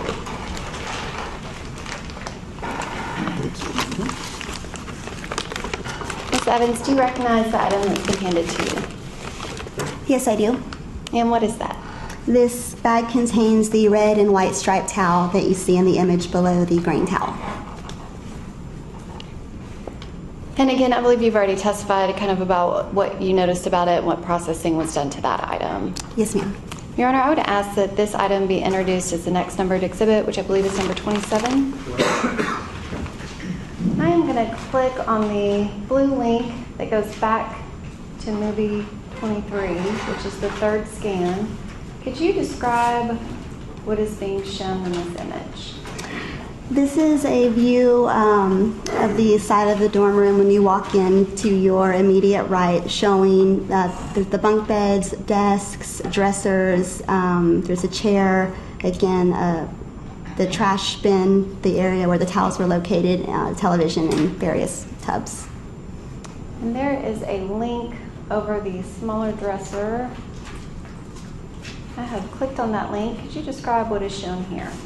This is showing that dresser drawer, the top dresser drawer on the left, and the items located on the dresser. And for the record, this is previously entered Exhibit 23I. And I am clicking on the blue link that says to top drawer. Could you describe what is shown in this image? This is the top drawer of the left dresser with pulled open, showing the contents inside. And for the record, this is previously entered Exhibit 23J. And I've just clicked on a blue link that says close-up of items. Could you describe what is shown here? And this photograph was taken specifically to show the condom box and condom located within the top drawer of the left dresser. And this image is previously introduced, photograph Exhibit 23K. Ms. Evans, specifically related to the condom box, what, if anything, did you do to process anything within the drawer and that item? The condom box and condoms were processed for the presence of any latent prints. And could you explain how that's done and what a latent print means. Well, the term latent means invisible, so you can't see it with the naked eye. And when we process for prints, we use, in this particular instance, we used a black powder process where powder is applied to a surface with the use of a brush. The powder will then adhere to any potential latent prints that are visible, or that are present on the surface of the item that's being processed. When you touch something, you have the possibility under ideal conditions to leave behind a potential latent print, meaning if you look at your palm and your fingers, the ridges that are present on there and the patterns that are present can be transferred onto an item in the form of sweat and spacious materials. So the powder will adhere to that pattern that's transferred onto that object and becomes visualized for us to see, and we can then document that, collect it, and turn that in to be compared to any potential individuals. I'm going to ask that the witness be handed one last item.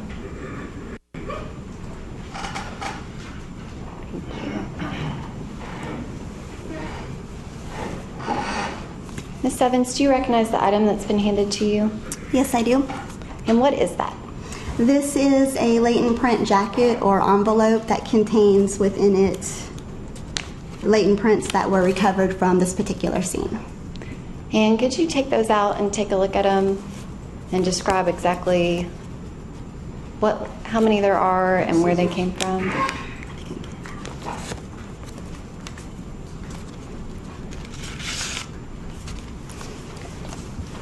Contained within the envelope are latent print units, chain of custody, as well as the 2 latent print cards that I filled out regarding prints that were developed from the scene and collected. And on the back of the cards are the actual prints that were developed themselves. And could you describe exactly, did you say there were 2 cards or 3? There are 2 cards and then a chain of custody card. And I guess if we can make this a collective exhibit 28 with the chain of custody card being A and the 2 latent prints being B and C, is one of the cards referencing prints that were taken from the condom box? Yes, it is. If we can make that B, and then the second card will be C. All right. Regarding Your Honor, may the witness have permission to keep that item while I'm testifying, just so she can look at it? Not while you're testifying. No. Hopefully not. While she is testifying. Sure. Thank you. And I will make sure that the clerk has the specifics of which item is marked as which letter. In regards to the latents from the condom box, could you describe what information is on that card and what you did? The card contains the incident or complaint number associated with this particular case. It's got a sketch of the condom box with areas designating the portion of the box where the prints were lifted from. It states that it was from the Magnum condom box located in the dresser drawer, has the date and the time, and my initials that I was the one that collected these. And does it state exactly where on the box the latent was collected from? There's a drawing or a sketch that I did showing on the front of the box as well as the back side of the box towards the bottom. And in looking at the box as well as the items that are still shown on the Panascan, what, if anything, do you remember about that condom box? Other than we photographed it, collected it with print, or collected the prints that were developed off of it. It was open and there was a condom lying out. I believe it was a box of 12 and there were, I believe, 6 inside of the box. And did you process any other areas of the room for latent prints? I did process the floors, the walls, various items of furniture, and the door, the tub, just items that were located around. And did you locate any latent prints in any of these items? The only other area that we were able to develop latent prints was on the actual door itself, on the interior side of the door to the dorm room. And I've just gone back to movie 2. Is the door that's shown that's the only door to that dorm room, is that the door frame that you're referencing? Yes, it is. And could you describe what is 28C, the latent print card related to those prints?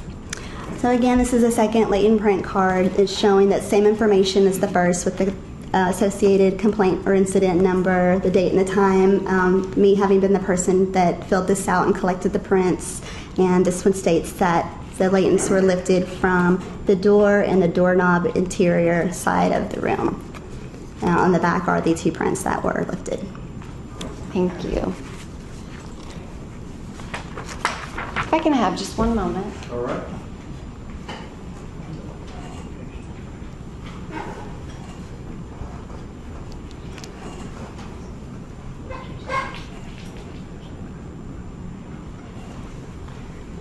Thank you very much. I don't have any other questions. All right, we're going to go about another 10 minutes or so before we break. So we're not limited to that time. Okay, I was just going to ask the court if you'd like. I probably have about an hour, so I don't know if the court wants to do lunch or just run. Well, we're still waiting on lunch. It should be arriving soon, so we'll go about 10 minutes or so.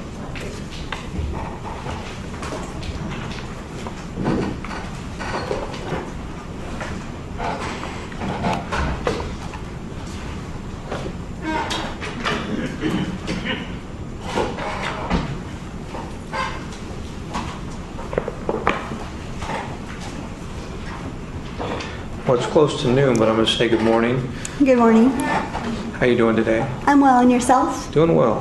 What's your official title right now? Right now I'm a forensic firearms examiner. Okay. And back in June of 2013, what was your official title? I was a crime scene investigator. And what's the difference?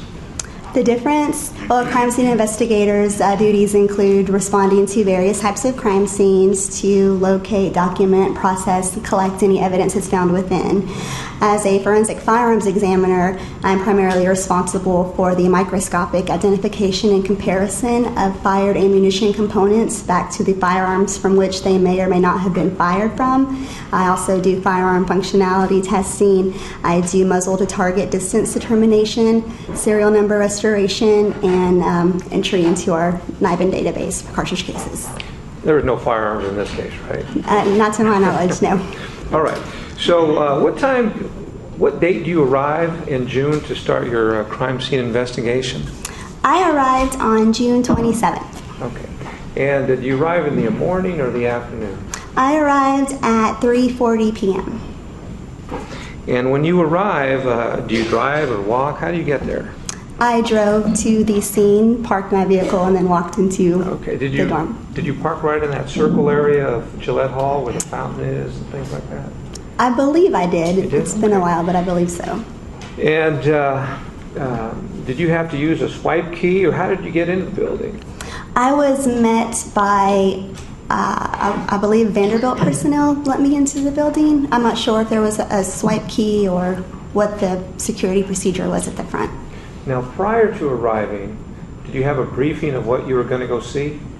Prior to arriving, I had received a phone call from my colleague, Investigator Tilley, and she told me that she had responded to a sexual assault scene per the request of sex abuse detectives, and that she needed my assistance, but that was all that was known to me at the time. Okay. When you arrived, did this Vanderbilt person take you to room 213, or did you go all by yourself?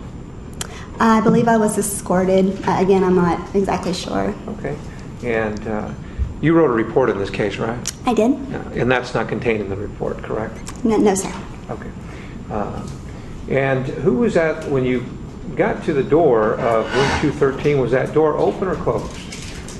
At the time I was there, the door was closed when I initially arrived. Okay. And was there anyone outside the door when you initially arrived? Investigator Tilley and Detective Mayo. Was anyone inside? Not at the time of my arrival, no. Okay. So when you arrived, only Mr. Mayo and Ms. Tilley are there. Is that correct? There were some other individuals, I believe, with Vanderbilt.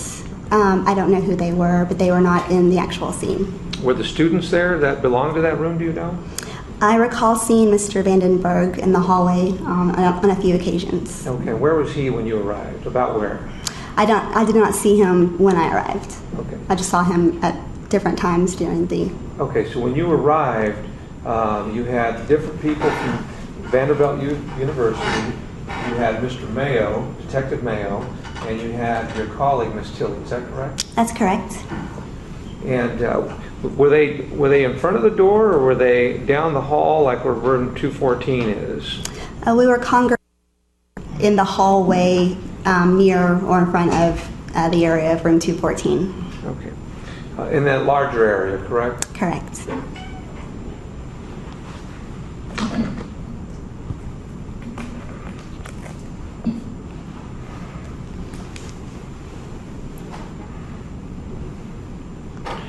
Now, when you indicated that you wear gloves and booties, you said that just a few minutes ago, right? Yes, sir.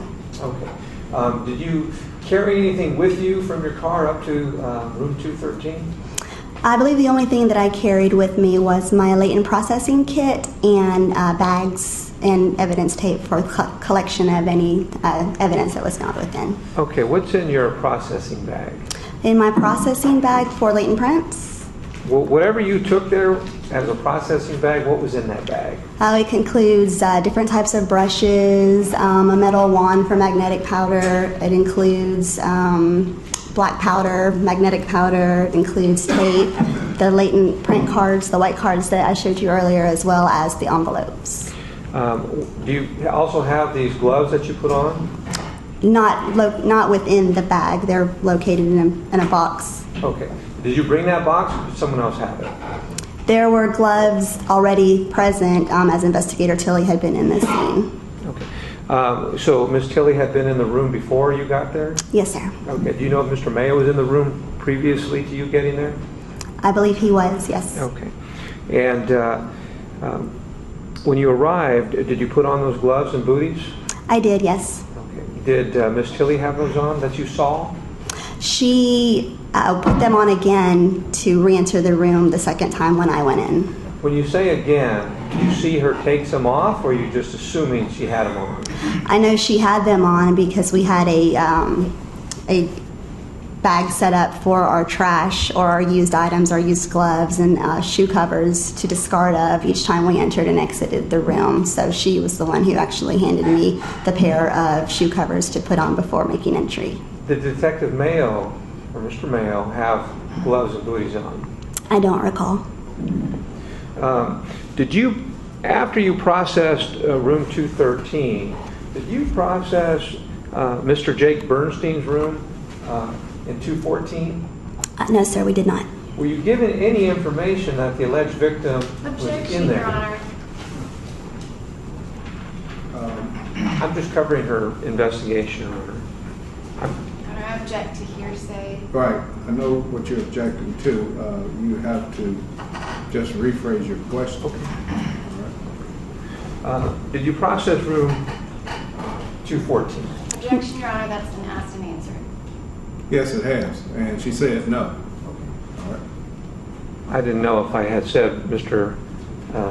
Jake Bernstein's room or room 214, so I was just... Well, yeah, I understand because okay. I think you may have said Bernstein. Okay, thank you, Your Honor. Did you process any rooms on the 6th floor? No, sir. We only responded to 213. Okay. So you did not accompany the lead detective in this case, Mr. Mayo, to process any rooms on the 6th floor? No, we did not. Again, he had a consent to search that was specific to room 213, and that is what he called us to assist with. Did you have any discussions, just yes or no, so I don't get an objection as to hearsay. Okay, did you have any discussions with Mr. Mayo about rooms on the 6th floor? I did not, no.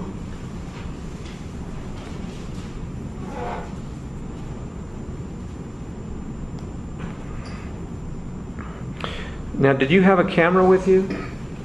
I had a camera with me, but I did not make use of it in this situation as Investigator Tilley was responsible for the photography. Now, as you're a CSI, right, like that crime show? Yes, sir. All right. Now, at your CSI headquarters or department or whatever you call that, do you have numerous cameras there that you just, when you go out, you sign them out and take a camera with you? No, we're all assigned a camera. Okay. So you have a specific camera assigned to you? Yes, sir. Okay. And I assume all the other crime investigators have the same, a camera assigned to them, correct? Yes, they do. And that stays with you all the time? It stays with you in your vehicle. When you go home, it comes with you inside. When you got to the scene, did you see Miss Tilley's camera with her? I believe it was situated, or the case that her camera comes in along with all of her lenses and flashes and various items was situated outside in the hallway. Did you see Mr. Mayo with a camera? I don't recall if he had a camera or not. Now, does your camera have a date and time stamp so you know if you would take a picture? Your camera? My camera? Yes, sir. Is that always on? Yes, per our procedure, or per the crime scene unit's procedure, the date and time stamp is on. And what's the purpose of a date and time stamp, in your opinion? Just to, like it says, to date and time when exactly that photograph was taken. When you and you indicated that Miss Tilley was taking the pictures? Yes, sir. Did you inquire of her whether her date and time stamp was on? I did not. Okay. But it's your procedures and policy to have it on, is that correct? It's on in the sense it does not print out on the photographs themselves, but it's within the information of that photograph. You can look that up and see what day and time, as well as what camera settings were used to take that photograph. So if you took a picture and gave me a picture, and I looked at it, I wouldn't know what date and time you took that picture. Would that be a fair statement? That's a fair statement, yes.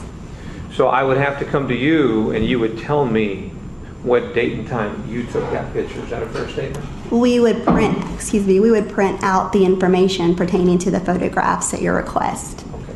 So if I said, I need to see this, you would print it out for me, correct? Yes, sir. And is that in chronological order? Yes, sir. The images, the camera itself, the equipment assigns a chronological number as you take the photograph, so that follows a certain sequence. And then those date and time stamps pertain to that particular image number.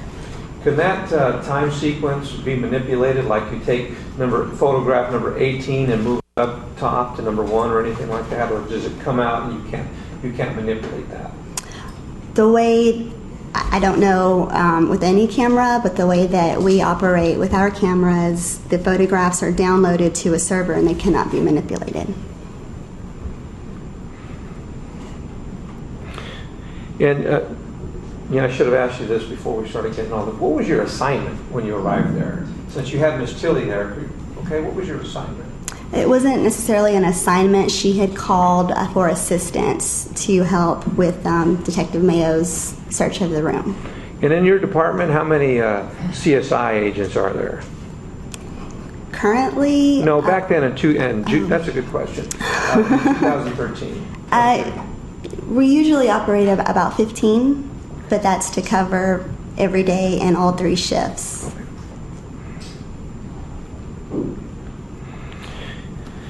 Now, when you arrived, did someone brief you there? Just a yes or no? Yes. Okay. And who briefed you? Investigator Tilley, and I had a brief conversation with Detective Mayo. So you got briefed by Miss Tilley, who works with you, and Detective Mayo, correct? Correct. At the same time, or were you in different areas when that happened? It was at the same time. We were all congregated in the hallway outside room 214. And the other Vanderbilt individuals who were there with you, did they join in the briefing? No.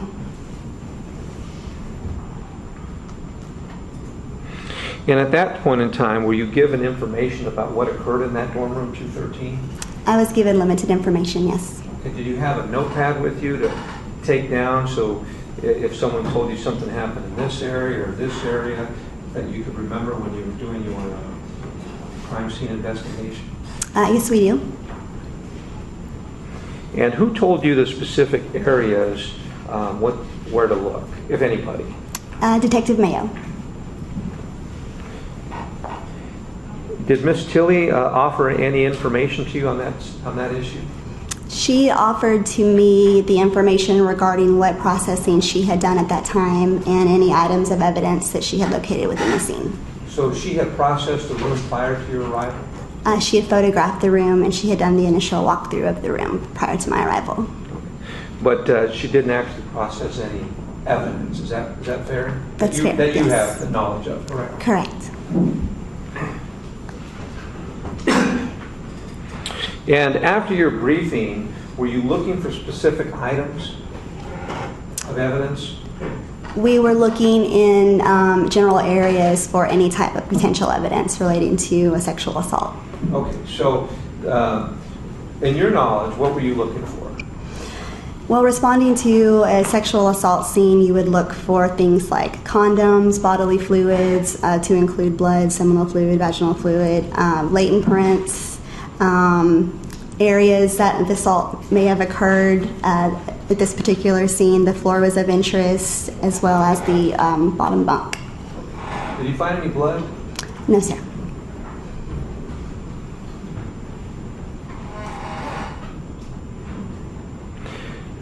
Your Honor, do you want to stop here? I don't know if lunch is here. It's not here yet. Okay, just checking. I don't want them, when you're hungry, you're hungry. Well, I have someone. Okay. It's not for me anyway.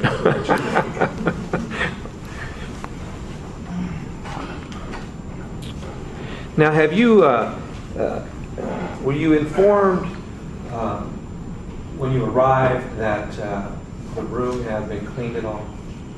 When I arrived, no, I was not informed that it had been cleaned.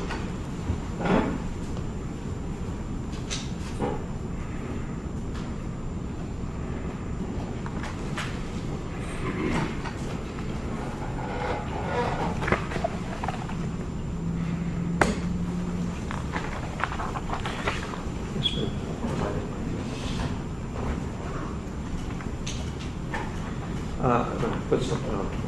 Well, let's show it.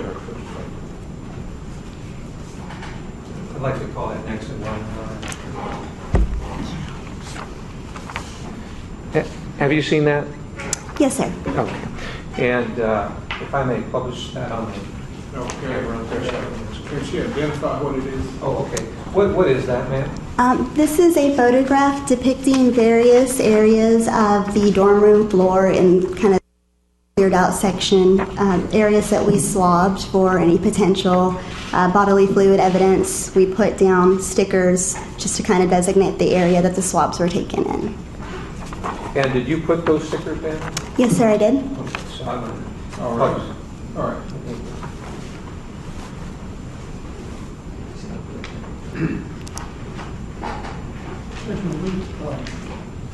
Let me start once right now. Mr. Vandenburg is desperate need. Okay, I mean, we can stop at this point. It's about 5 minutes after 12, 1 hour for lunch. All right? All right.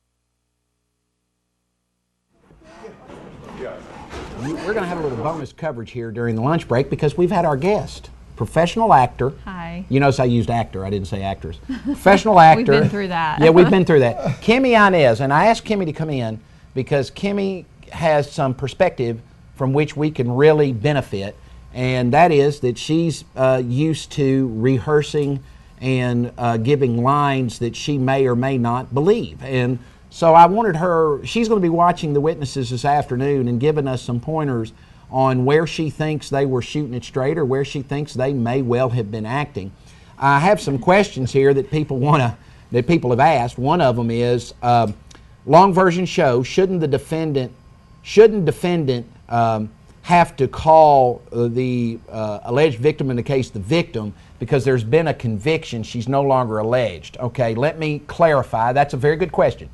All right, she is the victim of Corey Beatty. There's been a conviction in the case of Corey Beatty. In the United States of America, we do not convict people by association. Corey Beatty and Brandon Vandenburg, even if tried together, there was a jury instruction that said each one of them had to be considered separately and they were each entitled to their own trial.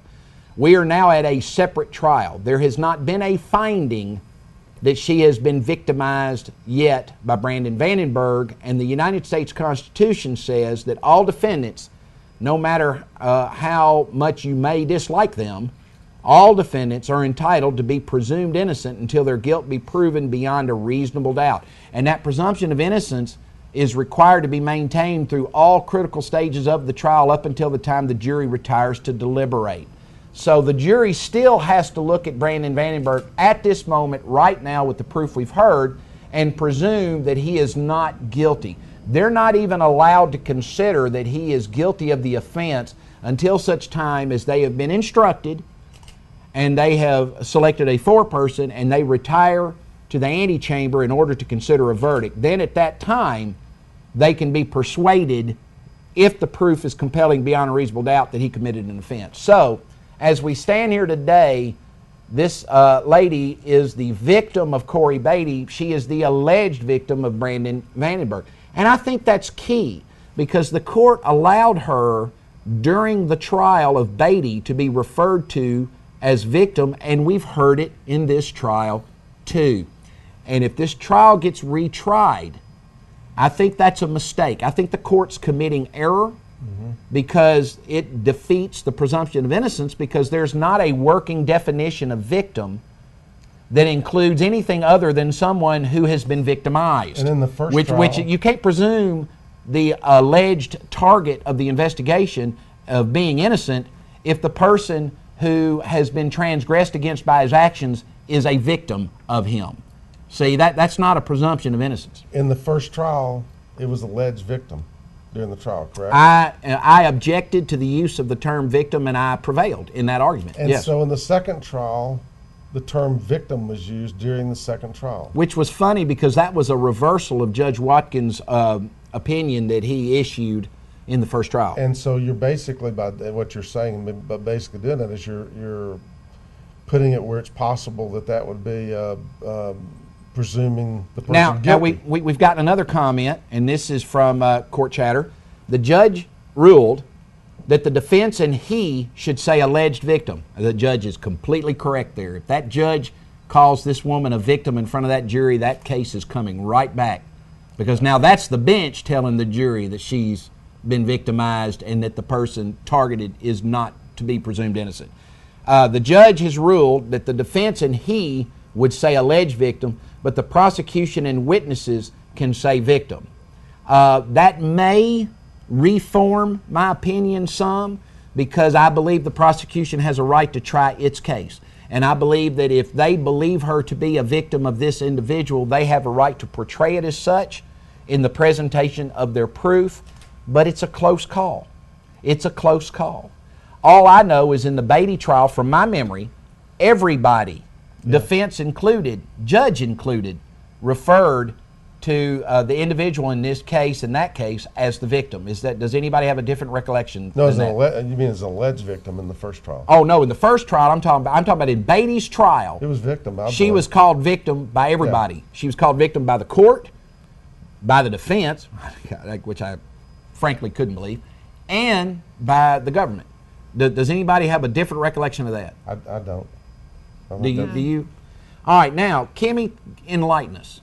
You're a professional actor. I would say actress, but nobody uses that word. They don't use that term. Interestingly enough, I want to say there is a feminine form of prosecutor, and it is prosecutrix. No one uses that either. No one uses prosecutrix. There's a feminine form of a representative of an estate. Princess. What do we do with that now? There's an executor and there's an executrix. You don't see anybody using the feminine form of executor. It's all unisex now. Like the bathrooms, right? Like the bathrooms. Kimmy. Prince Diana. So my first question to you, Kimmy, Are you a woman today? Do you feel like a woman, or do you feel like a man? And which restroom are you using?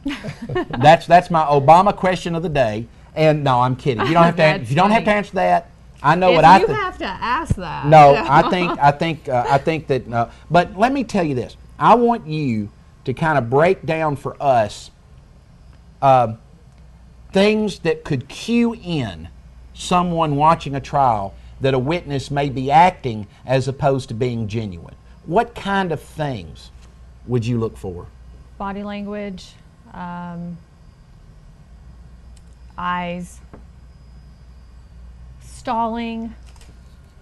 How about repeating the question? I've always heard that one. That is, yeah, that is, if you could you repeat that, please? If you repeat the question, basically you're just trying to formulate your answer. Now, my wife, who has a psychology degree and was my jury consultant when I was a lawyer, said that it was significant if the person stared up, looked down, or looked to the side. Have you ever heard any of those studies? Like, for instance, looking up is trying to remember. Yeah, it gets confusing. Looking down is like completely fabricating it. And I'm asking you these questions because I do anticipate that Brandon Vandenburg will have to take the stand in this trial. And I want people to be armed with some information about this. What has been your impression of the witnesses you've seen so far? Do you feel like that they've been genuine? Do you feel like there's been any acting that we've witnessed? What are your thoughts? I think that, I don't know, when you're, yes, I do. Yes, I think there's been some acting. Yes, I believe that there's some real emotions being provoked in the witnesses. You know, facts are facts, and you just have to really watch and see if they're being authentic. And you know. Now, I've got a question. A guy wants to know, please explain the collateral estoppel argument based upon Beatty's guilt or innocence on ag rape. So here we go. We've got somebody that has some legal training. Okay. Collateral estoppel means that if you have the same parties before the court, same parties and same issue is called res judicata. That's the thing that's been adjudicated. And but if you have the same issue but different parties before the court, if an issue is collaterally estopped from being retried, and that's not that great of a definition. What that means is this. I have argued that the fact that Beatty was essentially acquitted of the charged offense in 4 of the first 5 counts, and the fact that Brandon Banks hadn't been tried at all, that you cannot find that Brandon Vandenburg, who is the cheerleader or the criminal responsible party, is more guilty than what the principal actor was found to be. Now, the government's argument against that is going to be, we introduced proof at this trial that that other jury was not permitted to hear. So it's really not the same issues before the court as what was tried in the Beatty case. So that would be their argument, and it's a good one. I have heard issues in this case that are different from what the Beatty, if the Beatty jury had heard Vandenberg's statement, which they couldn't, had they of, I think that verdict is different. What do you think, Austin? Well, again, that's like what we talked about here this morning. I'm really bothered by the fact that we had a trial. We had 4 people that could have been in the trial, but it got reduced to 2. It was joint. Y'all didn't get severed. I believe that people were asking to get the trial severed or whatever, but it went with those 2. We went through a trial. That's a trial I got banned from. And then there's a verdict that comes down, and then juror 9 ends up being a ringer. I mean, there's no other thing to call him. He was a ringer. It's a mistrial, and a mistrial should be a red freaking flag for everybody if there's a mistrial. Right. Absolutely. I had a special prosecutor and got convicted last week in the court, which is, it's a minor thing. It's major to me, but I don't see a special prosecutor assigned to juror 9. Yeah, that's interesting that juror 9 clearly violated the DA's the law. office on that? That guy's name was Todd Easter. Yeah. And in my mind, until they prosecute that guy, they are complicit in his action. They know he broke the law. He broke the law on television. He broke the law. I mean, the judge has said he broke the law, that he committed perjury. And if they're not going to prosecute that man, they are his co-conspirator in my mind. They need to prosecute that guy for what he did to that first trial. Because that, to me, they're not. Forget winning or losing. No, they never will. Because they like the outcome. If he was a buddy of mine that I slipped on the jury, and he hung that case, and they declared a mistrial, it was the same effect, mistrial. Yeah. And they found out that I had lied for him to get him on, and that he had lied to get on. Yeah. We both would have been prosecuted to the fullest extent of the law. So why is it that they haven't prosecuted Mr. Easter? Is it because they like the outcome? Is it because, well, he cheated, but he did cheat to help us? That's not justice, and that smacks at the institution of the justice system, which I cannot abide. I cannot abide that. So there's a mistrial, and then we get trial 2. And we get a jury from Chattanooga comes in. We get a replay, and of course in that one we got a lawyer, I guess, before it was still joined together, and then we got a lawyer that said he had health problems or a note from his doctor or whatever, and so then it gets split up, and now 8 weeks later we're having another trial, a third one. The victim, he keeps having to come back to town to re-testify and go through this. How many trials is she going to have? How many mistrials? How many appellate hearings? This whole trial process has been horrible for her. It has victimized her again. More. She's been re-victimized. Yeah, and so now there's a verdict that's come down in that trial, which was less based on the evidence, and obviously the people who saw the evidence, the jury from Chattanooga, saw something on what they had presented to them that made them come down with a lesser verdict than what even came down in the first trial. Right. And now here we are in trial 3, and we've already heard. I mean, it's a totally different trial. This trial here is totally different. The proof is radically different. Everything, the presentation, we were already, on the first day last time in these other trials, we'd already seen the video. That's the way the day would ended. Video, they began with a presentation to the jury. And they did voir dire last week.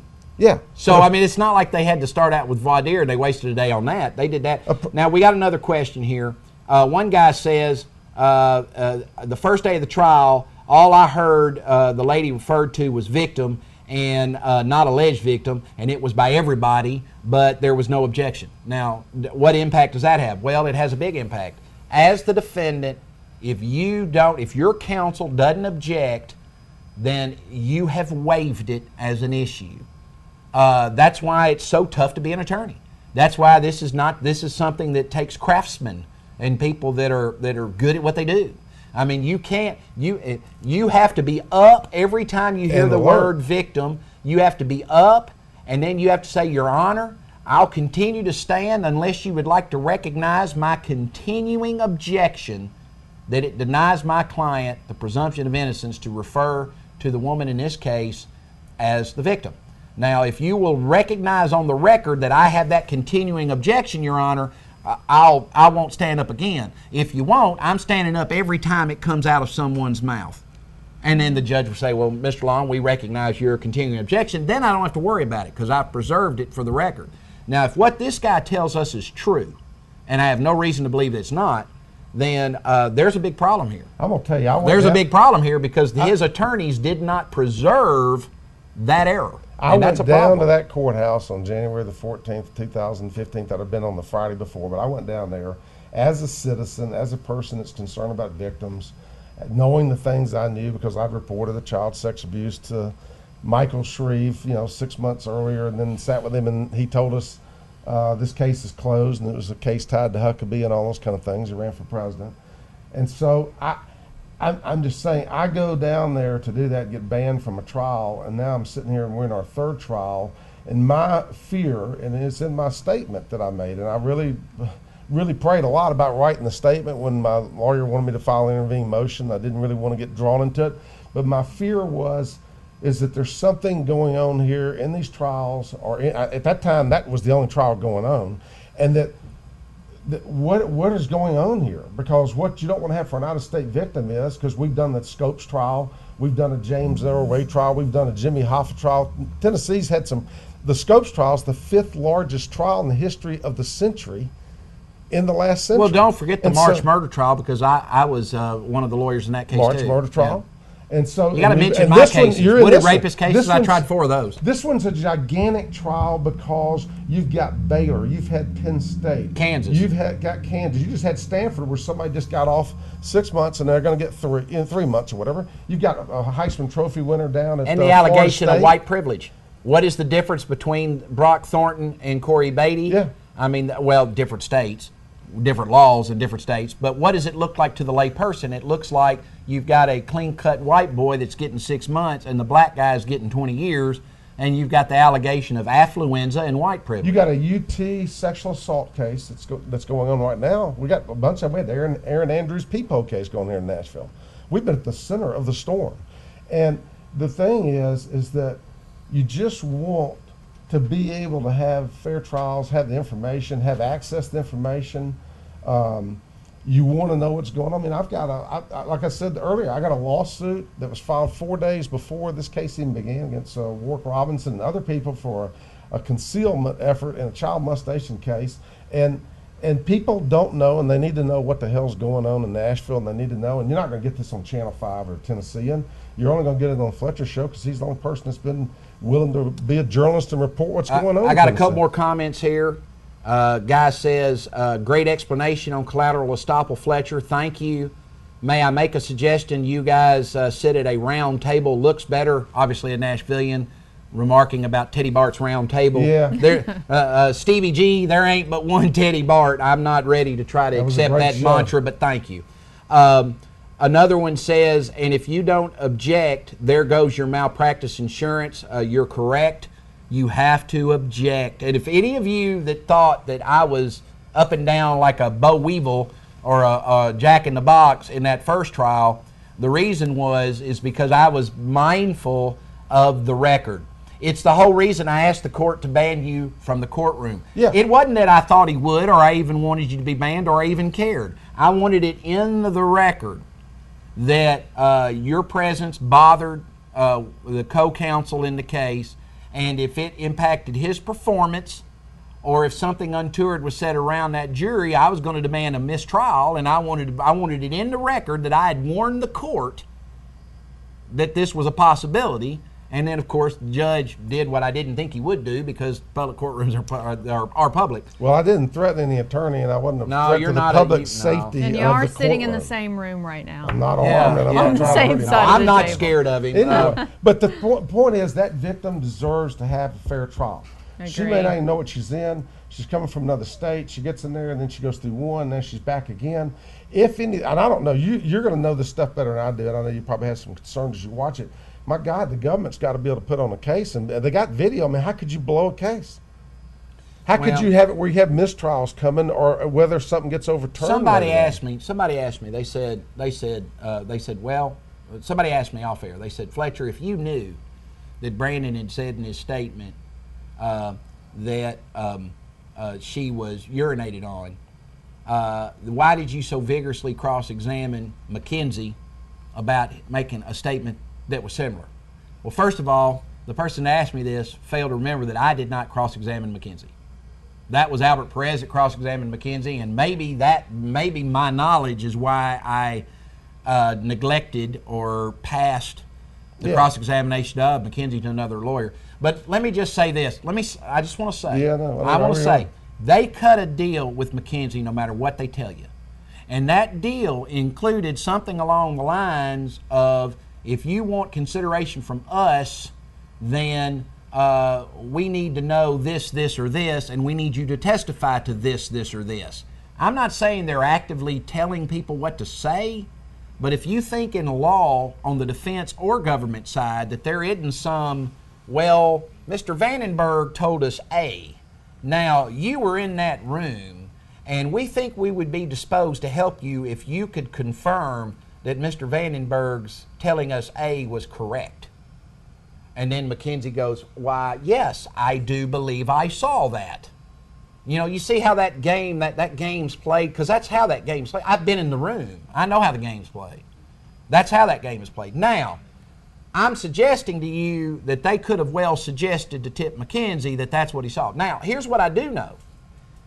None of the clothes that were tested by scientists in the first trial They were all asked whether that they noted or denoted in any of their scientific tests the presence of urine, and all of them said they didn't. So that would have given a sufficient basis for a lawyer to argue that she was not urinated on, notwithstanding what McKenzie said. Yeah. You see the basis is they did a test for that. The Didn't test find came anything. back negative. Now, they had all, and she goes to breakfast with her roommate that next morning, according to her own testimony, according to her roommate's testimony. She's walking around the hallway that morning on video. We see the video. It's in evidence. She doesn't look like she doesn't look like someone you would expect. You would expect a woman who's been urinated on. And Kimmy, you help me out here. Yeah. If you wake up and you've been urinated on, that's gonna ruin the day, isn't it? I mean, won't that impact your action going forward? I would think you would notice the smell. Urine has a very strong, especially if you've been odor. Drinking. Yeah. And but I think that's what we don't know. Like, we don't know if people are lying. We don't know if they're under great pressure. We don't know if they're lying, and I don't know. Somebody says, well, Brandon Vandenburg is white. Last time I checked, you're correct. If you're going to rape someone and be white, you better go to Stanford, not Vandy. I have no argument for that. Uh-oh. I have no argument for that. Should have gone to Stanford, apparently. I mean, just by virtue of that. Yeah, I have no argument. Somebody else says this isn't over yet, though. Yeah, it's not over yet. So we'll wait and see. What happens. Also, somebody at Court Chatter asked, and of course, this is going to be the call of Channel 194. We're on Charter Channel 194 here in Clarksville. We're probably, we're the only thing on in Clarksville that's covering this trial. So I know we're dominating here. I mean, we're the only winning thing the home front like this anywhere in the state of Tennessee. I'm sure that we're winning the home front, and we're streaming well. But somebody asked if we would take calls from court chatterers if they were screened by Kathy Russin. I have the utmost faith and confidence in Kathy Russin, and I would be happy to take calls from court chatterers, but they'd have to set that up. I'd have to get Steve Sawyer to put us a phone out here for one. Then I'd have to have somebody that could use a phone. I don't know. I failed at this, as we saw. Here's another question. We're glad that Vandenburg didn't go to Stanford because he served up the girl he was with on a platter to be raped.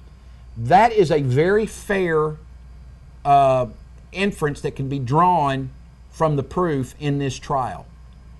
Now, has it risen to the level of read that one again. Well, they're saying that the evidence certainly suggests to this particular viewer that Vandenburg served up this victim of Corey Beatty, at least, has served her up with the intent that she be raped like he served her up on a platter. That has always been the government's theory. That is the case they're trying.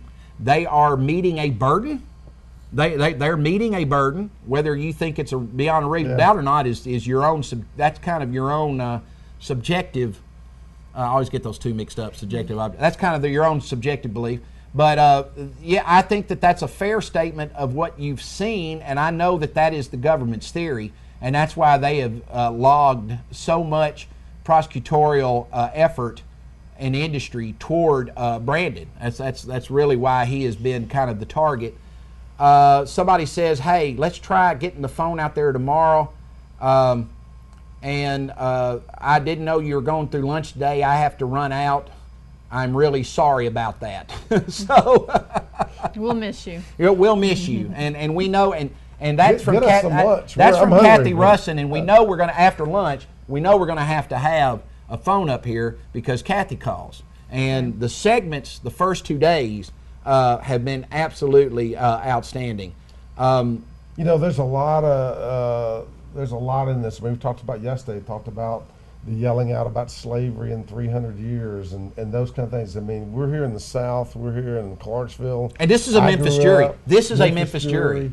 And we've just seen what happened in Stanford. Some of them are 9th Congressional District Memphis jurors. And I just know as a boy who grew up in Mississippi in 1955 when I was born, and then learning a lot about what's happened and seeing pictures and things of lynchings and things like that. And that's the Atticus Finch character from To Kill a Mockingbird that came about. That's why you want to have a good judicial system, and you want to have good defense attorneys and good prosecutors and good juries, because at the end of the day, you're trying to get to what happened and an adequate punishment for whatever that is that happened.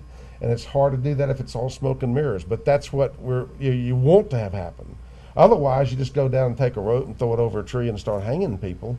And these are all people's lives. Every one of the people that's involved. You said yesterday, you said this is Gettysburg.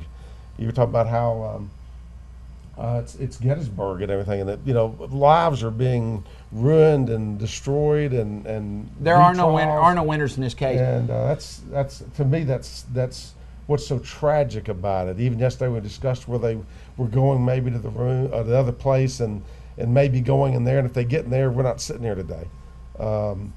So anyway, I don't know. We are gonna break briefly. I want everybody to know this is Kimmy Inez, and she is a professional actor. She's going to be joining us the rest of the afternoon, and hopefully we can squeeze in some time. You can tell us about your projects that are upcoming, and I really want to talk to you some about what it's like. I mean, you're obviously an attractive female. What is it like going out in the night scene in Nashville? What kind of precautions are you having to take? Unfortunately, but the reality is you got 2 daughters. We want to talk about some of those sociological issues that I think are very important. We want to thank our sponsors, First Choice Moving and Storage. They're the first choice for a reason, because they're simply the best. 931-920-5455. They're there on College Street here in Clarksville, Tennessee. Go see them. They are the people that you would have to, on whom to rely to move your valuable and precious memories and objects. Also, a way out bail bonds. You know, every now and again we need a way out. And they've got a way out bail bonds all over Middle Tennessee. The one in Clarksville is 931-553-8991.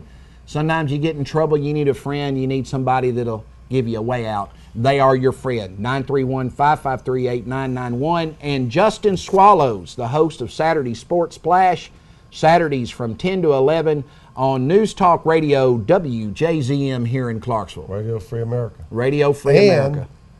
I think we ought to thank again Channel 4 News for giving us the live stream. Channel 4 has provided our live stream, and we really do appreciate them. Maybe somebody from Channel 4 come down here and talk to Fletcher, because he knows a lot about this trial. Well, I appreciate, I'm very honored that they are providing the stream for us, and they are very kind and gracious to do that. Yes. And to give this station and our YouTube viewers an opportunity to get a perspective that, you know, is not easy by which to come. This is a perspective of this case. This is an insider's look at this case. Every day I want to give, you know, some secrets, you know, that you can only get here. Yeah. And that's what I'm striving to do.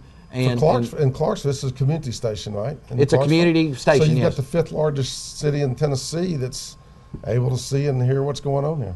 Well, and we appreciate you joining us. You're getting the long version of the Vandy Rape retrial back when court next convenes.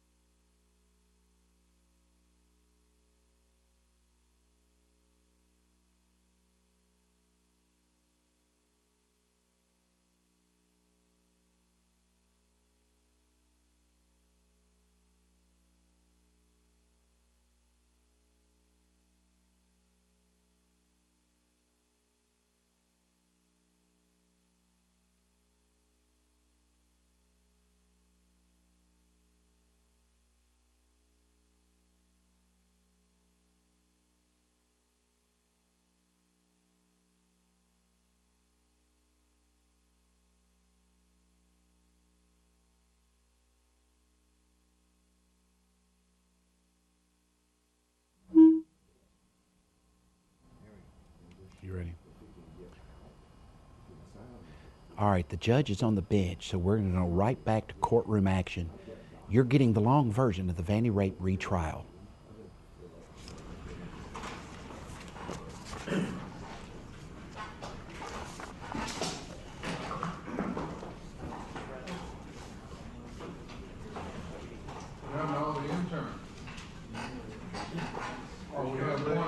have a couple of them. Hey, they're all rise.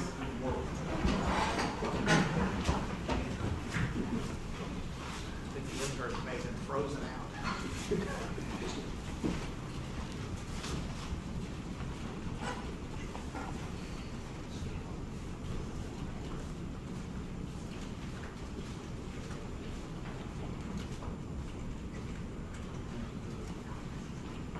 All right, please be seated.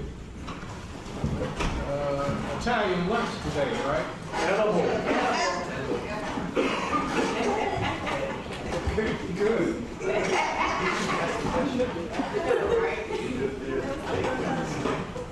Okay, Ms. Perez.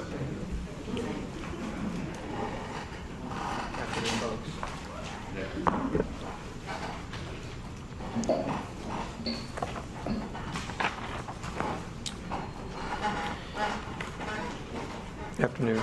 Hello. Okay. Yeah, photograph. Oh, thank you, Your Honor. I was just going to ask. It doesn't show too well up there, but we'll do the best we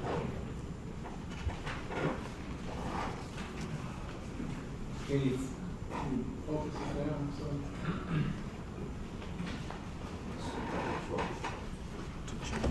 There's a screen that says menu. You hit the menu and it tell you how. And just hit clear. That's it. Okay. All right. Can you see that, Ms. Evans? Yes, sir. Ma'am, can you tell me what's in that picture? Yes, this is a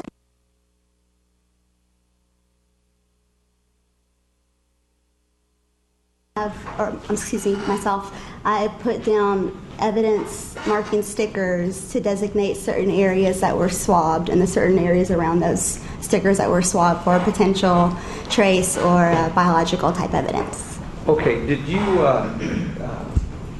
photograph the floor before that, or? I did not take any photographs of the scene. Investigator Tilly was responsible for that. Did you place those little placards there? Yes, I did. Your Honor, if I may introduce that in next in line, please. All right, that would be number 29.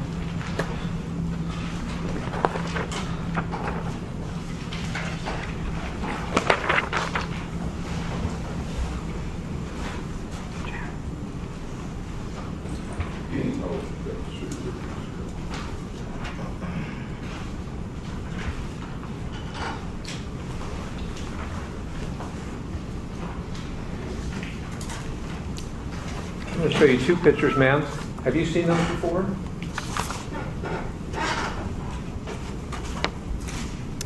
These are photographs of the dorm room floor. Okay. Looking at the first one on top, so they're crime scene photographs from room 213? I believe these are, I'm not sure if these were included in our crime scene photos or after, but I recognize the area. Okay. So you don't know if they were done before or after? These would have been done, if Investigator Tilly took these photographs, they would have been taken prior to the stickers being placed on the floor. But you were with her, correct? When you arrived, you indicated Ms. Tilly was outside the door, and then you guys went in and processed the crime scene together, correct? Yes, she had begun photographing the interior of the scene prior to my arrival.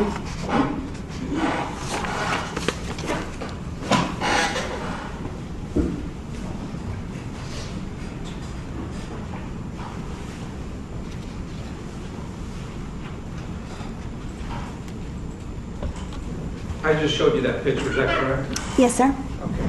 In that photograph, there seems to be something in the middle of the floor. Are you referring to the A little white piece of paper?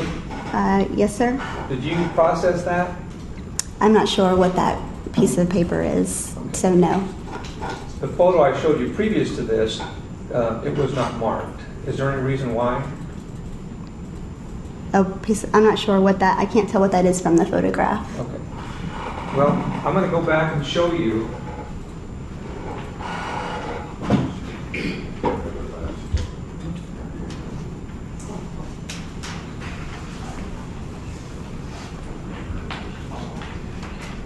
I'm going to show you Exhibit 29. Do you see it on any of those placards there that you marked? No, sir.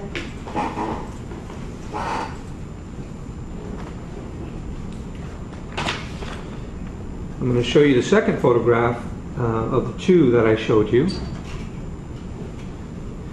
Do you see another, or the same, I don't know, piece of paper there? I see what you're referring to, yes. Okay. When you place the placard, do you see it there? No, sir. I'd like to move those two in the next evidence, Your Honor, please. Okay, that would be number 30.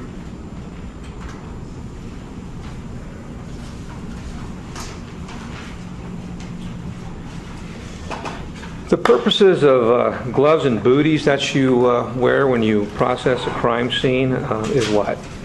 To limit any potential contamination from us into the scene itself.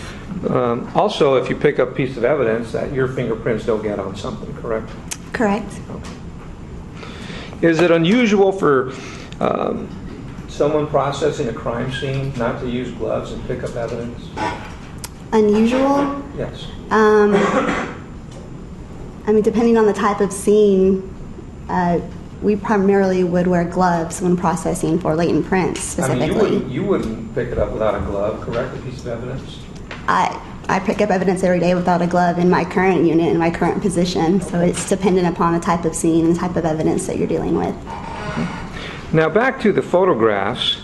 The ones I just showed you, you didn't see any date or timestamp on those, correct? I don't believe so. You want to see them again? Sure. There may have been. I don't recall. I don't need them published. You can just show her.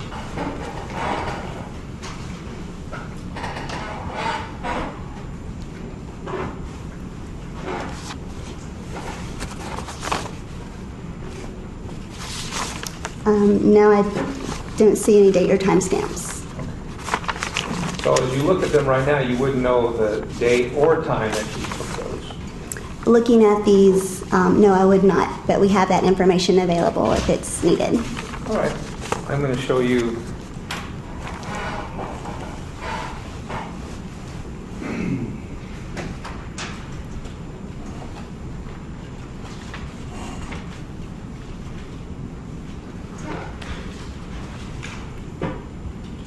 I think it's a 4-page document. Are you familiar with that document? Yes, sir, I am. Okay, and what is that? This is a printout listing the number of photographs that were taken at a scene, as well as the image numbers that correspond with those photographs taken at the scene. Okay. So could you tell me, looking at that and the pictures that you just saw, the 3 photos, where those pictures are? No, sir, I cannot. Can I have that back? I'm going to publish this. Now, you indicated earlier this morning that they come out in chronological order. Is that fair to say? Yes, sir. Okay. And you also said that this cannot be manipulated. Is that correct? Once they're downloaded, we cannot manipulate them. Correct. So I'm going to show you page 1 of the 4-page document I showed you. It's too small to read.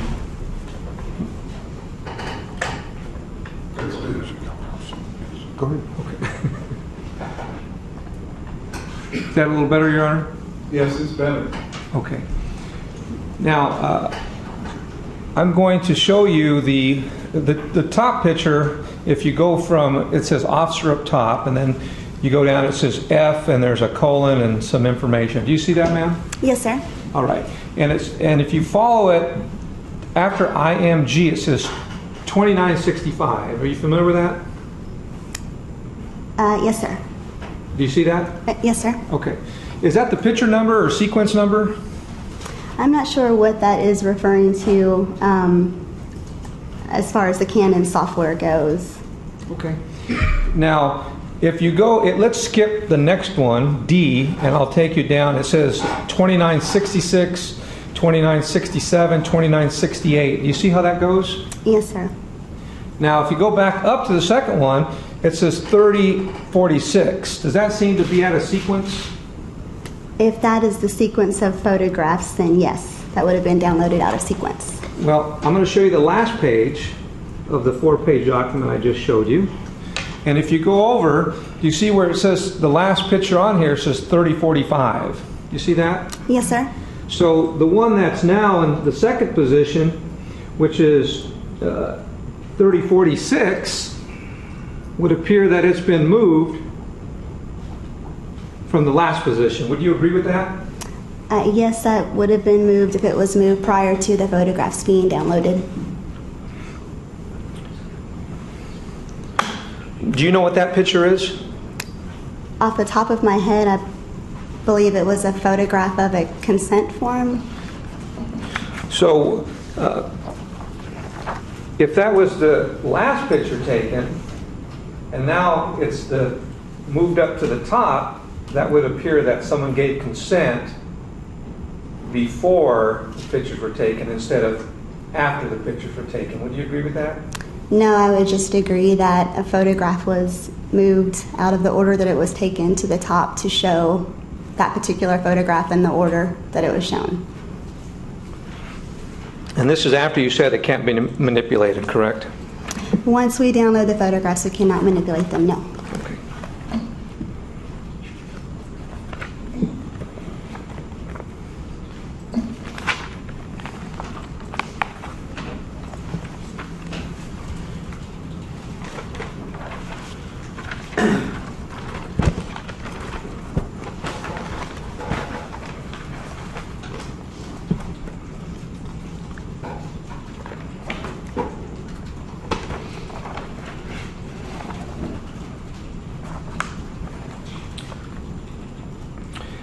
It's my understanding that you did not process one bed in there. Is that correct? That is correct. In your panel scan that you showed, are we able to play that? No, I can't show. Okay. In the panel scan that you showed, it appears that the top bunk has been stripped of all this bedding. Well, do we have actual photographs of that, of the top bunk in the room? That series of 11 photographs, I don't know if any of those show that, but I think it would be better to let her see it. Because our computers don't have the software to play that, Your Honor. Okay. I'm happy to pull up the PNC image. It's just that'd be wonderful. Thank you. Okay, you can't, well, we can't see it. There's but one where you can see it in the background, but it's not a full. Yeah, if Joan Norman, if you could pull that up, because for her to testify to something she can't see, it's not. I completely agree, Your Honor, and we had two people trying to work on it. Well, Joan Norman said she would pull it up.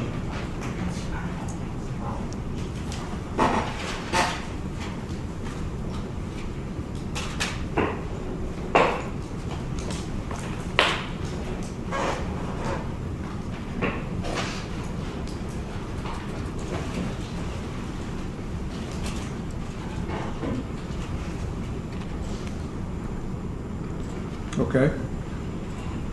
It's on the small. Oh, I'm sorry. You're not over here. So, ma'am, showing you the bottom bunk and the top bunk, you processed the bottom bunk with the brown sheet. Is that a fair statement? Yes, sir, it's correct. And on the top bunk, it looks like there's no bedding on there. Is that correct? There's bedding present, yes, sir. Sheets. Oh, there is? Pillows. Okay. Is there a bedspread present? I'm not sure if the white thing crumbled in the corner may or may not be a bedspread. I'm not sure.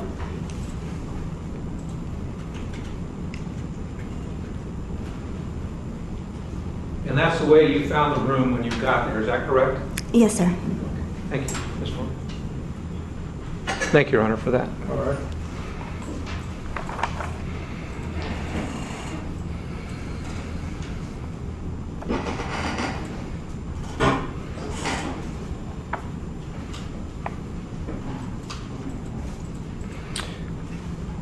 You located and processed vomit, is that correct? We located what appeared to be vomitous material and collected that, yes, sir. And that was on the floor and by a barrel or a basket or something? It was on kind of a plastic tub located off the left wall beside one of the desks.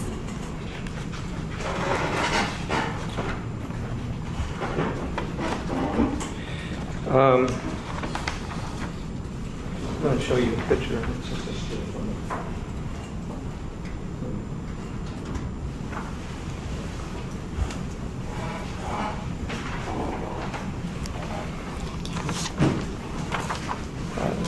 Do you remember that photograph? Yes, sir. Okay. Again, there's no date and time stamp on that, right? That's correct. Okay. And did you process that blue towel or green towel? We looked at the towels with the use of an alternate light source and collected the towels. Okay. And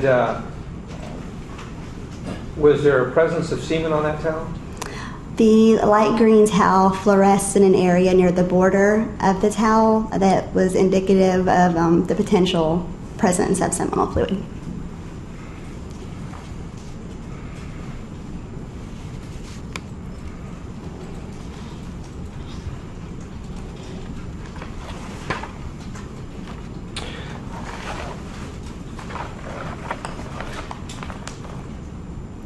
Did you process a Swifter, Swifter to clean the floor? No, sir, I don't recall seeing one in the room.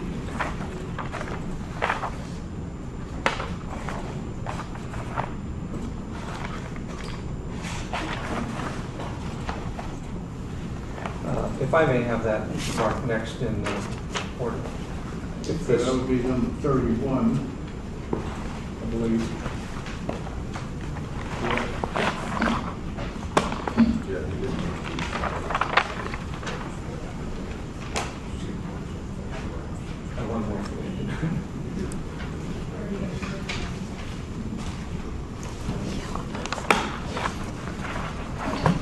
I think that exhibit has been shown to you already? Yes, sir. Yeah, it's just a picture of, and that's the picture of the condom box, correct? Yes, sir. Now, when you got in there, was the drawer open? When I arrived, when I did my walkthrough, the drawer was not open. And who opened the drawer? Myself, Investigator Tilley, or Detective Mayo. Okay. Now, was Mr. Mayo wearing gloves at that time? I don't recall. That was, when was that picture taken? How many days after June 23rd?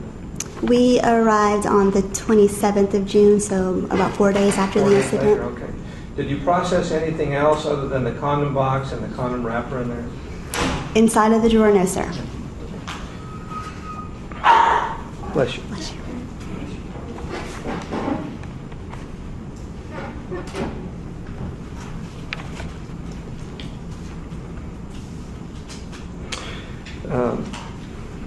That box indicates how many condoms were in there? The box states that 12 were located And you inside. found how many inside? 6 inside. Did you process those inside? We did not. And the single condom outside the box, you found no fingerprints, is that correct? That's correct. And you found 2 identifiable fingerprints on the box, is that correct? Whether or not they're identifiable, I don't know. I've collected 2. And where were they located on that box? One was located on the front portion in the lower right-hand corner, and the second was located on the back side of the box in the lower area. Do you know what finger? No, sir, I do not. Is that something you could tell during your crime scene investigation, what finger was left on the box? I'm not trained to decipher that, no, sir.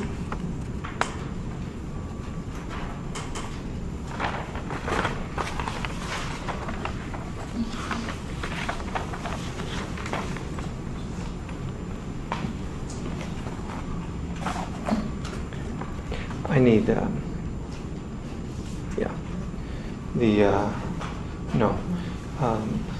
the photo, Randy's exhibit, 22, number 22.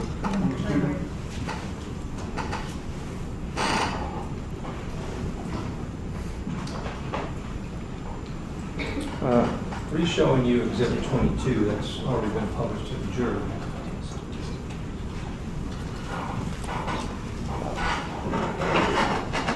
Are you familiar with that picture? No, I'm not. So you did not take that picture, is that correct? I did not take any photographs. Okay, photograph. Do you know, you have any information, just yes or no please, of who may have taken that photograph? No, sir.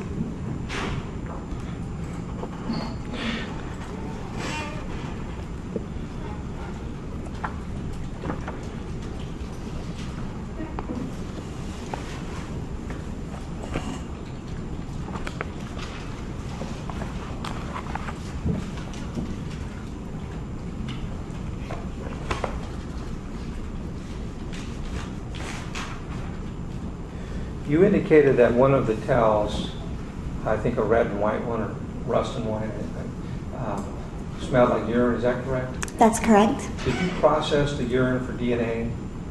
We don't process urine for DNA. It was collected to be sent off to the state crime lab at the detective's discretion. Do you know those results, just yes or no? No, sir.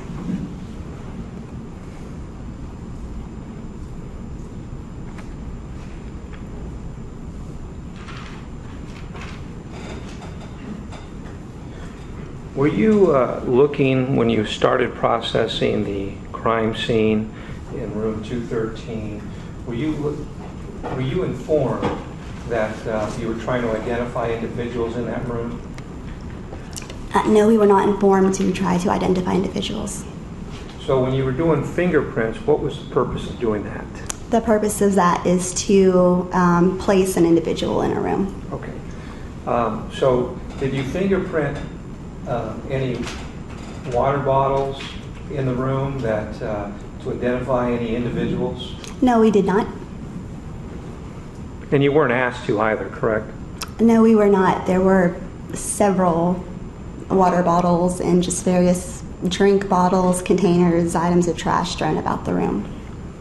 And have you ever lifted a fingerprint off a water bottle? I have, yes, sir.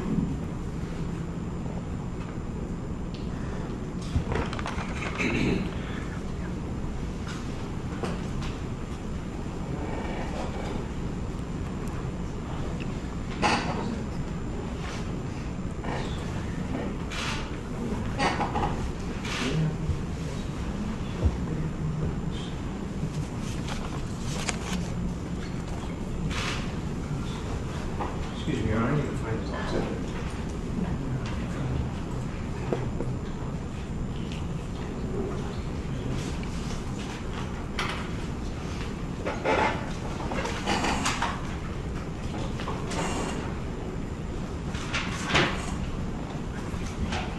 I'll show you exhibit number 18B. It's been marked already.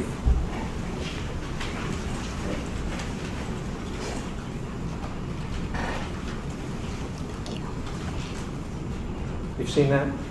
No, sir. Did you take that picture? Again, I did not take any photographs. Could you pertaining to this describe what's case. in that picture? Objection, Your Honor. Well, I think she can describe what she sees in there. She didn't take it, of course, but she can describe what she sees. I see a hand holding a white watch.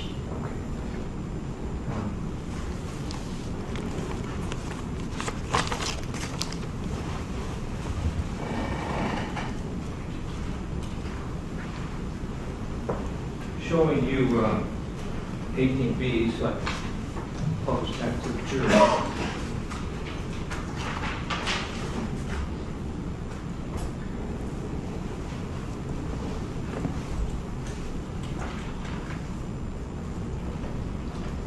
You described a white watch with a hand holding it, correct?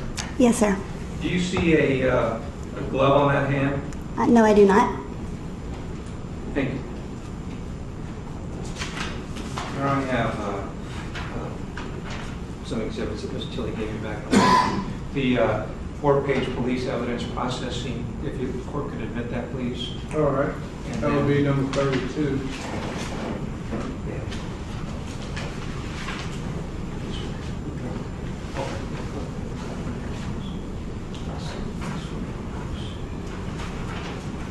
Your Honor, a photograph of the condom box with the condom process. I don't know if we have one in there. Yeah, that was already in. Okay.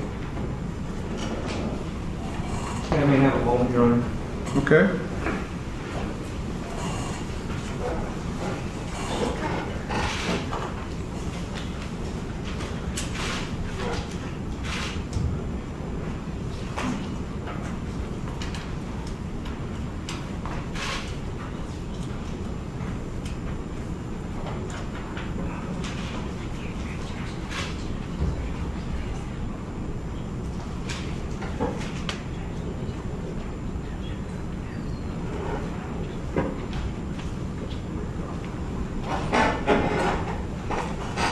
I have no further questions, Your Honor. Thank you. All right, read the rest. To briefly have a reflect.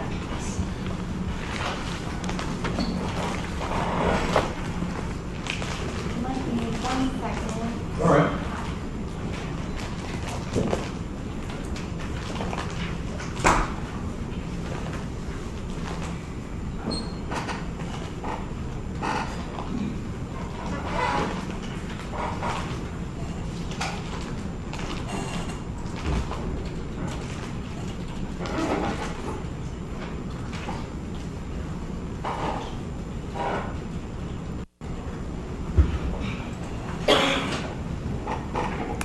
Ms.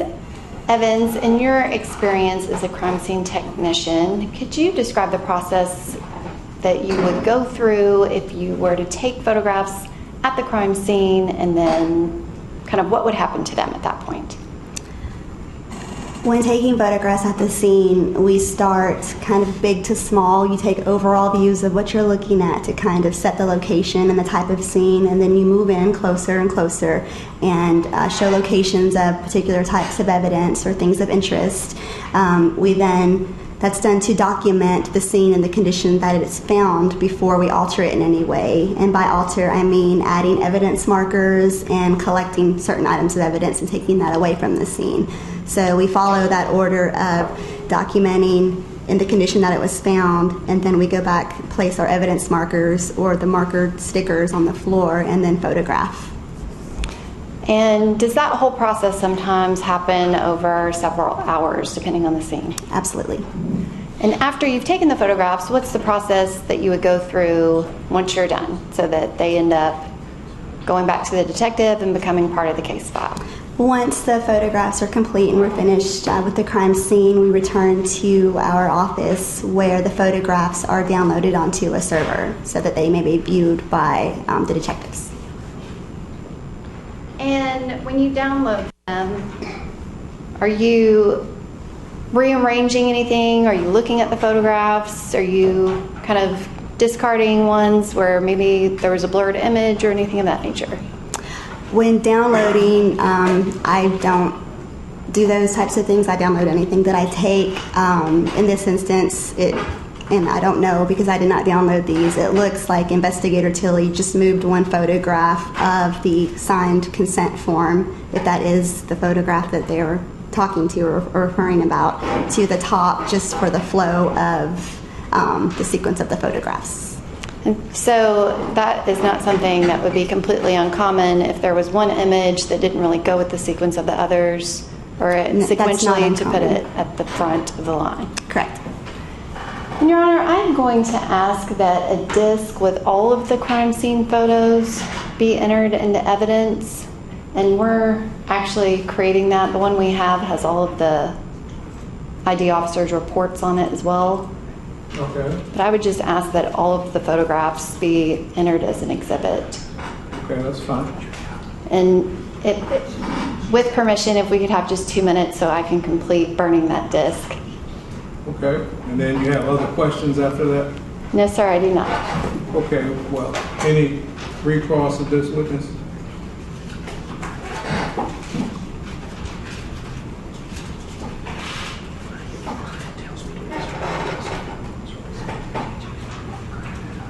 Give me 1 second, Your Honor. We're discussing the new exhibit here. Okay.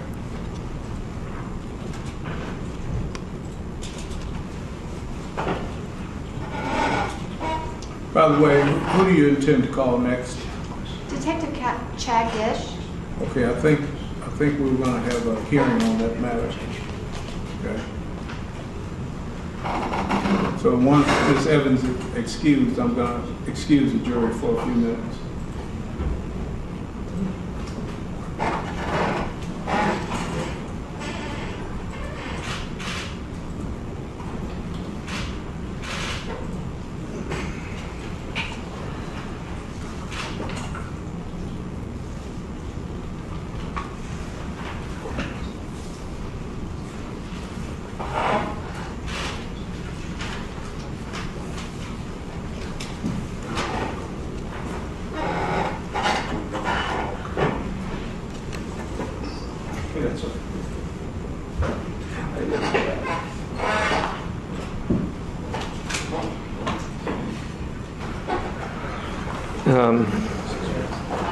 May I inquire, Your Honor?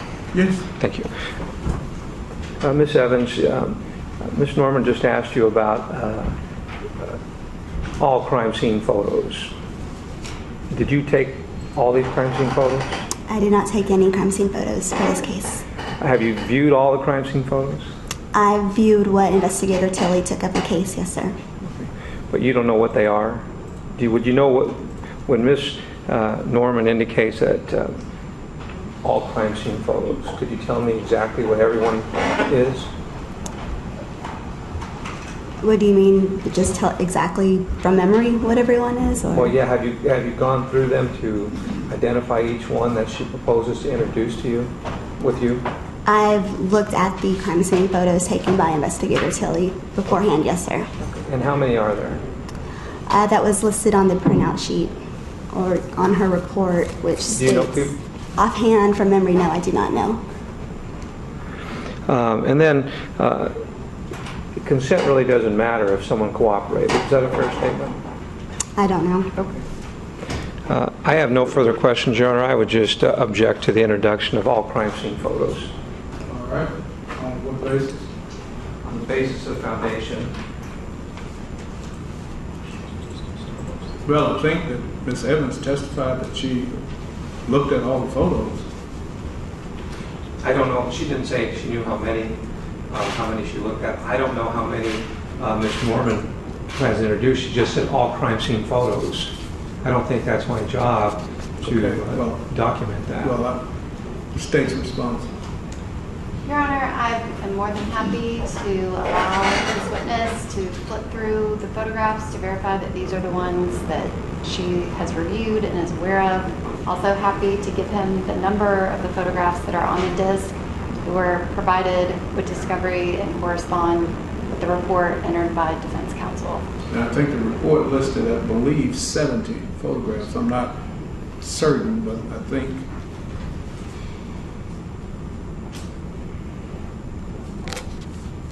Ms. Halstead, look, I'm sorry, I just closed my copy of the Look at report. that 4-page printout. Right. 32. How many photographs? It should have a total number. I believe it begins 1 through.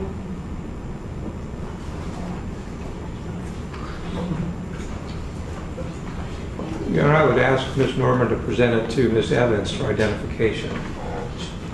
She can pass it to Ms. Evans. To answer the court's question, it's 79 on the report, which is exactly what it's downloading right now, is 79 images. I thought I saw the number 70 something somewhere. Much better memory than myself. Ms. Evans, how many photographs are listed in the report as taken as part of the scene? Listed on this report, it has 79 photographs. Your Honor, the state is asking to enter the 79 images. Again, if Your Honor requires, I can have Ms. Evans go back through them. Well, I really don't think we really need to go back through all of them. The defense has seen each and every one. If they're, Your Honor, if we could have a copy Sure, sure you can. So we can look at it this evening and see if they're already, that we may object to? Absolutely. All right. Anything further from Ms. Evans? Not for this evening. No, you're. All right, thank you, Ms. Evans. You're excused. All right, ladies and gentlemen, as I mentioned, that we're going to have you step out for a few minutes. I need to take up something with the lawyers. Be a little patient. All rise.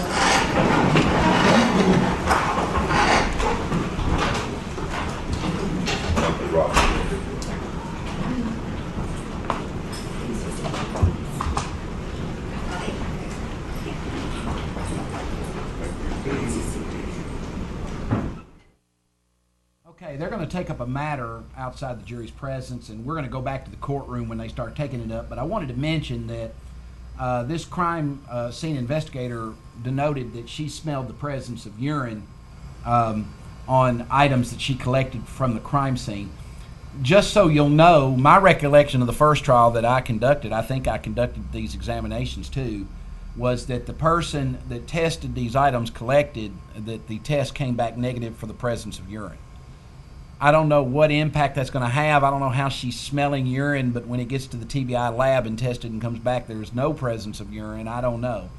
But the urine thing is really becoming a huge issue, it seems. And I think it's important to this jury to know that kind of thing too, because the larger picture here, the sociological question here is whether or not this defendant thought of this young lady as just some object that he could do with as he pleases. And if he did have that feeling, how did he come to be of that opinion or impression? Does Vanderbilt bear any responsibility for that?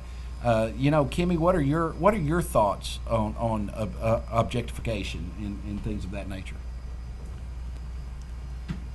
Well, as far as being urinated on, I mean, well, the thought that being passed out, and there are some young men that think that if they want to objectify a woman, urinate on her, rape her, whatever they want to do, that somehow sociologically they're entitled to do that. I mean, you've got daughters.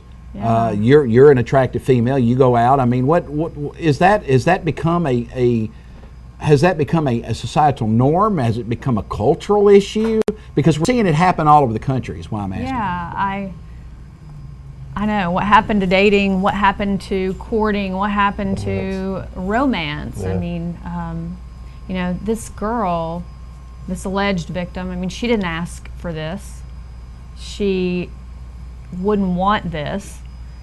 I can't imagine she would be in agreement to what happened to her. And they took it to, I mean, you hear about girls and guys hooking up all the time in college, and that just seems to be the norm now. There's no dating, or it's rare. But as far as, what they did was almost inhumane, animalistic. Yeah, provided that what we're hearing is what right. happened. I mean, we still have to overcome that presumption that he's innocent until it's proven beyond a reasonable doubt that he did it. And I think many people watching it have already. I think they're ready to return a verdict. Absolutely. Well, I think I'd like to know. I think most people like to know: is that true? Is it not true? Yeah. Because it's been, and I think your recollection is correct. Because I think in the first trial, I think that the people that came in and cut open the bag and took clothes out and whatever came back. I asked that question. I'm confident that they said that they didn't smell anything and that there was no scientific testing or whatever come back. I don't know. I'm not a pro at this. I don't recall what they said, what they smelled or didn't smell, but I recall asking, and did you perform a test to determine the presence of urine? They either said we didn't, we don't have that test, or we performed it and it was negative. One of those three answers, which would have been indistinguishable to me. It wouldn't have mattered to me because you're the government, you have the burden of proof. If you can't prove that she was urinated on with a scientific test, then you haven't carried the burden beyond a reasonable doubt. The fact that there isn't a test is not my problem if I'm the defendant, is the way I would have looked at that as a trial lawyer. So I'm just saying but that would be nice to know, just to know. I would like to know if I was an unconscious victim, if that happened to me, I would like to know it. I would like to want to know things. what happened, I want myth and legend and I'm not facts. I want understanding facts. how she wouldn't know. How would Well- you not know? You would smell of urine. You would Well, she may. I don't know. feel it. She's been cross-examined. Oh, no. Now, it's pretty. Now, I do recall, and of course, she's yet to testify, and we'll see that testimony. And Kim, I'm real interested in what your impressions are. All right, the judge is back. We're going to go back to that. You're getting the long version of the Vandy rape retrial.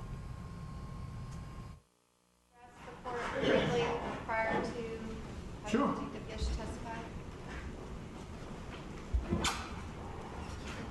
Your Honor, we received motions from defense counsel yesterday morning as testimony was starting. The motions, while they are styled as a motion in limine, the content of the motions are a motion to suppress evidence, which the rules require must be filed pre-trial. It's not permissive, it's that it must be filed pre-trial. Your Honor has heard multiple motions on these exact same issues previously, and Your Honor has ruled on those motions by defense counsel. And Your Honor's order is in place prior to the trial.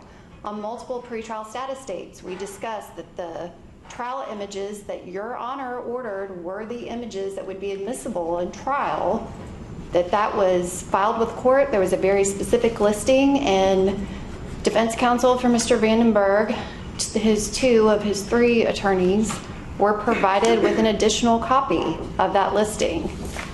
And again, this motion, it does not comport with the rules of criminal procedure. It violates Your Honor's order, and it is yet again defense counsel waiting until the last minute, but this isn't even the last minute. This is beyond the last minute, beyond the last hour, beyond the last day. This should have been done months ago, but the rules of criminal procedure prohibit it. It is not allowed. And the state would request that Your Honor deny the motion in its entirety, and if we need to address some of the specifics of evidence that Detective Gish will be testifying to, we can discuss things that might relate to hearsay or other technical matters. However, as it relates to the images, the video, anything of that nature, the state requests that the court not hear it. In addition, the memorandum of law filed by defense counsel that allegedly supports their request is not based on any case law that would allow Your Honor to grant the request. They are citing to a federal civil case which involves a motion for summary judgment for damages caused by lightning to a hole in an arbitration case, which has absolutely nothing to do with the law that would relate to the request of Your Honor. The second citation is a Mississippi College Law Review, 221 pages of a Mississippi College Law Review. The third citation is a 2012 internet posting of an article in which they misstate the author of the article's name. They state that it is a David, I think it's Cluley, when it is actually written by a Graham Cluley. Not only is it a 2012 internet article, but the article is about fake Facebook accounts, which again has absolutely no relevance to the evidence in this case, and it has no relevance to any law that would allow them to make this request of Your Honor. Not a single citation, which I do have to admit I finally stopped when I got to that point, references a criminal case where there is an expert witness in computer forensic analysis and mobile device analysis that is testifying about a forensic analysis of an electronic device. And again, it is precluded by the rules of criminal procedure for any of the images or videos that they have requested not be admitted in this trial, but the remainder of this motion is not based on law. All right.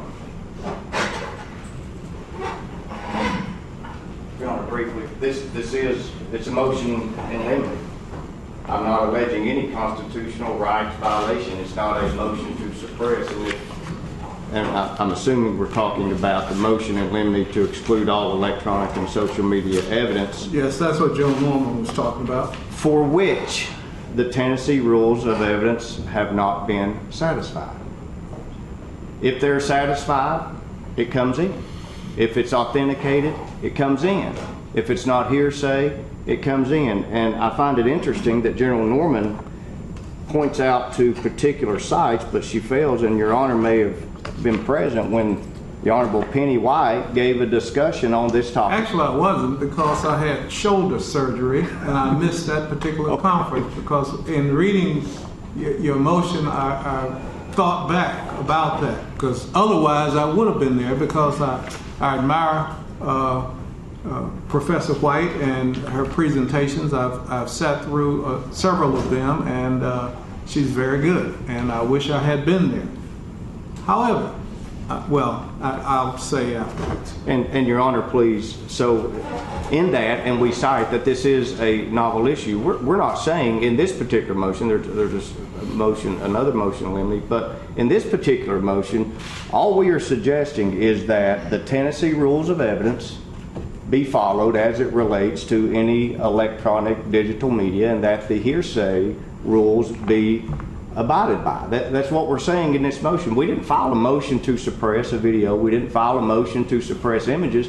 We're just saying, be mindful, Your Honor, please, that until the rules of evidence are satisfied, that they can be authenticated, and that it's not hearsay and it's admissible, that this honorable court then allow that information to come in as evidence. That's what we're saying. That's a motion in limine. And that's why we're here. And it kind of goes along with my second motion in limine to limit and exclude particular testimony of Detective Gish. And again, Judge, this is not a motion to suppress. It is what it says it is. It's a motion in limine, and we're asking that the Tennessee rules of evidence be complied with, and we're asking that any hearsay be not allowed as testimony. And that's what we're asking as it relates. And I can get into, I don't have to do it long, but it kind of ties into my other motion. If the court would like for me to address those things, itemize them out for the court of what I'm specifically referring to. I don't think that's really necessary, quite honestly. The reason being is I have done a number of seminars on this very issue about this kind of evidence, and if the rules are complied with, if the court is satisfied that the evidence is properly before the court, then it will be admitted. I understand. Very well. That's all we're asking for. All right. Can we take up my second motion? Yes. Your Honor, please, we had filed a second motion in limine to limit and exclude the testimony of Detective Gish, and I appreciate Your Honor hearing me, and I'll try to spell this out just the best I can. One of the things we speak about in this motion is to exclude what I refer to as surplus comments. Detective Gish does a fabulous job, and everyone's thankful for the services that he provides. However, based on his prior testimony, there are some statements that we believe is vouching for the credibility of other witnesses. For example, when he refers, I think, to Officer Shreve, he says he's a seasoned officer, seasoned detective. We think that that's surplus commentary. He's vouching for his credibility and that not be admitted. He speaks of being assigned 7 detectives out in California from their major crimes unit. We ask that type of testimony be admitted. It's irrelevant that he was assigned 7 and they come from the major crimes division. I think it's completely okay for him to say, God help. I think Detective Mayo said they assigned 2 individuals to help them, and that's okay. But to elaborate further and add that surplus commentary, we think in essence that it would be vouching for the credibility of other individuals, and that's just not proper and necessary. So that's the first thing, Judge. That's one that we're asking this court to just instruct Detective Gish to limit those surplus comments if this court finds that well taken. The second thing, Judge, we ask that Mr. Detective Gish not be allowed to identify particular areas of the alleged victim unless the alleged victim is portrayed in whole. And what I mean by that is if he's identified the alleged victim in this case and there's a photograph of the alleged victim, he can say that's the alleged victim. But if there is a photograph of a particular area where the alleged victim, unless he's familiar with that particular area of the victim, that he be not allowed to identify that portion unless through his investigation the alleged victim has told him that's me and that's my particular private part of the body. I don't think he has the knowledge of a particular body part, Judge. And I think absent that he'd not be able to identify unless it's in full. And I think that's warranted. That's the second thing. The third thing, Judge, is Mr. Detective Gish will talk about in his prior testimony. He talks about shirts being pulled up. He talks about underwear being taken off, and he talks about these, and that is not shown anywhere in any of the videos. There may be some still images with the shirt pulled up, and I think it's appropriate for Detective Gish to say that's the alleged victim and her shirt's up. But to hint that someone pulled her shirt off, or to suggest that her, I think he uses the word panties at some point in time, has been taken off, unless there is something based on those videos or those pictures that indicate that someone take them off, we ask that he not be allowed to testify as to that part, Judge. Also, Your Honor, please, the fourth thing, he speaks about handprints and physical appearances of the body. There's been absolutely no testing whatsoever. There's been absolutely no proof presented up to this point that the alleged victim was assaulted in a mannerism of being slapped, punched, drugged, any of that. And so we're asking that the court instruct Detective Gish not to comment on, he can say that that's the alleged victim, her buttocks appears red, but to suggest that that's a handprint, unless there's some type of scientific reliable evidence to suggest that that's a handprint, we ask that be excluded. And this is all laid out in my motion. Judge, the fifth thing that Detective Gish spoke about, and the court entertained an objection briefly previously. Detective Gish at prior testimony spoke about what Joey Quinzio said to him. That's hearsay. And the state says, well, that's a co-conspirator statement. Well, it's not a co-conspirator statement. State v. Henry suggests it's not a co-conspirator statement. A co-conspirator statement is a statement made in furtherance of the conspiracy, during the conspiracy. And State v. Henry is very clear. If you have a conspiracy to rob somebody, and when that conspiracy, that object of the conspiracy has excluded, unless there's a separate conspiracy proven, and this court rules by preponderance of the evidence that there was in fact a conspiracy, then that statement is not a statement made in furtherance of that conspiracy. So Quinzio can say what he says when he gets on the witness stand, but Detective Gish should not be allowed. And if the court, what is required on statements is that this court conduct an out-of-jury hearing as to this statement and decide by preponderance of an evidence that there was in fact a conspiracy, that the statement was made during and or in furtherance of that object of that conspiracy by preponderance of the evidence. That's not been done in this case, not in this trial at this point in time. So we would just ask that any statements made to him by Mr. Quinzio or anyone else not be admitted. They're hearsay, and there's not a hearsay exception as it relates to that particular portion. Your Honor, please. Part of our motion is to exclude Detective Gish from narrating or commenting on text messages. As I pointed out, Detective Gish did a fabulous job. He's good at what he does. Detective Gish is a digital forensic scientist, I believe is the way he puts it. He extracts data. That's what he does. He hooks the device up, he pulls it. There are some things you have to do, and he's very blessed with the talents to do those things, but he extracts data. And it's littered with State v. Brown, State v. Chapman, State v. Cook, State v. Thorpe. Those reports can be admitted for identification purpose only, but those text messages are a statement. They're a statement made by someone. A statement that Detective Gish was not part of the conversation, and in fact, Detective Gish was not anywhere around in that conversation. And it's a statement just like any other statement, and we can liken it to having Miss Martell talk about the statement that maybe Mr. Vandenburg gave to G.L. Black. She can't. This is no different. Just because he extracted data does not give him he's not blessed with the opportunity to read those statements. That will come from the alleged victim in this case. That will come from Mr. McKenzie. If it's a statement that Mr. Vandenburg has made, that's a different story, we understand. But this is a statement. It's a statement. It's not treated any different because it's typed on an Apple iPhone or a Samsung Galaxy. It's a statement.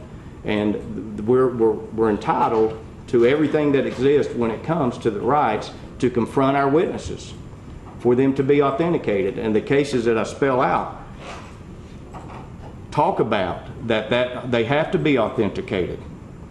G.L. Black has to identify that a statement was made. Detective Mayo has to identify that a statement was made and that statement was given to them. And we're not saying that they can't ultimately come in, but Detective Gish is not the individual that they come in through. He can present them to Your Honor. He can present the reports, and then if the state wants a portion of a text message read, they can ask the alleged victim, you had a conversation with XYZ, yes, and you received text message from XYZ, yes, and did you receive this text message? Yes.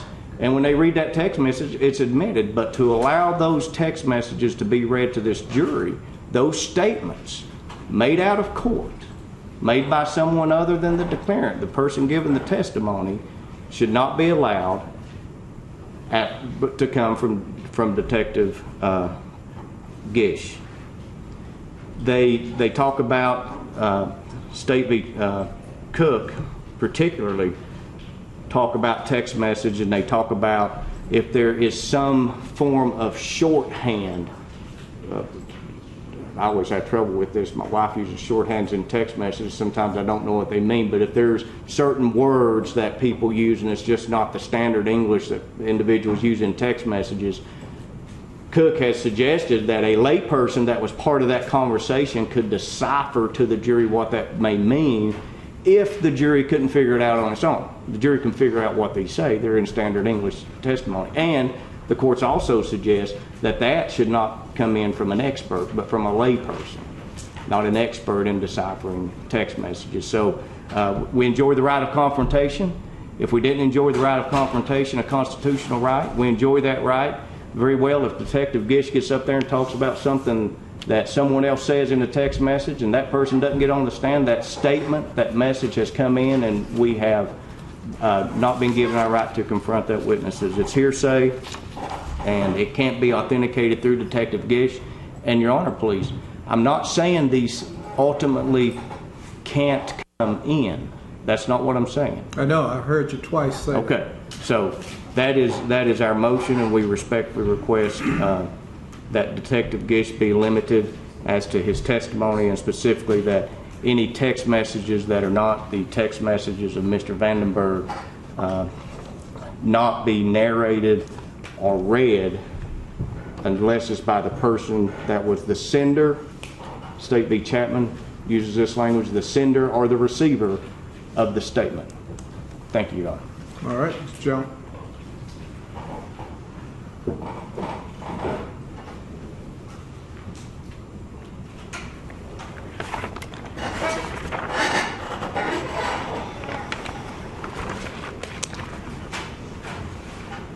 I guess I'll try to start at the beginning. Mr. Boland was arguing several things. As it relates to Detective Gish testifying to any statements of Joseph Quinzio, they are objecting, saying that it has to be statements of a co-conspirator during the course of a conspiracy, which we do agree that that is the law. However, it is during the course of the conspiracy of the destruction of evidence, including videos and messages. And those would be the statements that Detective Gish would be testifying to, or statements related to that conspiracy. Your Honor has heard testimony at multiple pretrial hearings, as well as previous trials, where I believe that Your Honor can determine that there was a conspiracy to delete videos and evidence in this case, as well as devices in this case. They go on to then say that Detective Gish, which I'm going to kind of skip to their third argument because it's in the same topic, that Detective Gish should not be able to read text messages. And I know Mr. Bolin references State v. Brown, State v. Chapman. I don't see any reference to those cases in the motions that he filed. So we weren't given any notice that he was going to be arguing those cases so that I could review them and review the facts of them. However, based on the motions that he did file and the law provided, I would imagine that they don't involve this exact scenario again. This is not a witness that is reading someone else's text messages. Detective Gish is an expert in the forensic analysis of computers and cell phones. He is testifying as an expert witness. His testimony is wholly different than that of someone involved in the conversation. He absolutely can testify and introduce evidence of the digital evidence that he recovered from the devices. Obviously, Detective Gish has his analysis and work on this case is extensive, and he can go into great detail of how he was able to determine exactly which messages came from which device and how he was able to multiple times over confirm from different devices who's sending messages at what times, et cetera, et cetera. I know you can, because I've heard him testify numerous times to that. The messages that the state will be proffering are messages between Mr. Vandenburg and another person. And there are a couple of messages that he is not a person in the messages, but it is a co-conspirator in furtherance of the conspiracy to destroy the evidence and cover up the crime. Which again, there are just a few messages that are between one of his co-defendants and someone else, but the majority of the messages are between Mr. Vandenburg and someone else. However, that's not really the issue, because it's Detective Gish testifying as an expert witness, which is completely different because he extracted this data in his forensic analysis. Going back to their second issue, they said that, I believe, they were talking about him being able to narrate, that he can't narrate and describe what is shown in an image, which is somewhat odd, as the defense counsel just asked Felicia Evans to describe what she saw in a photograph that she did not take and she's never seen before. And now somehow they want to say that Detective Gish, who has seen the photographs and the videos and actually has seen surveillance video and basically the entire case file, that he should not be able to narrate that. That is not what the law says. He has viewed this evidence. His testimony, he can absolutely give testimony as what it appears to be to him. It appears to him, and he can describe what he sees in that image that he recovered. If defense counsel wants to cross-examine him about it, they absolutely can do that, but he should be able to testify to what he sees in those images, and there is absolutely no law that supports that a detective and an expert in computer forensic analysis and digital analysis would not be able to testify to what is shown in the images that he recovered through that expert forensic analysis of the device. Okay. Well, any further response, because your motion.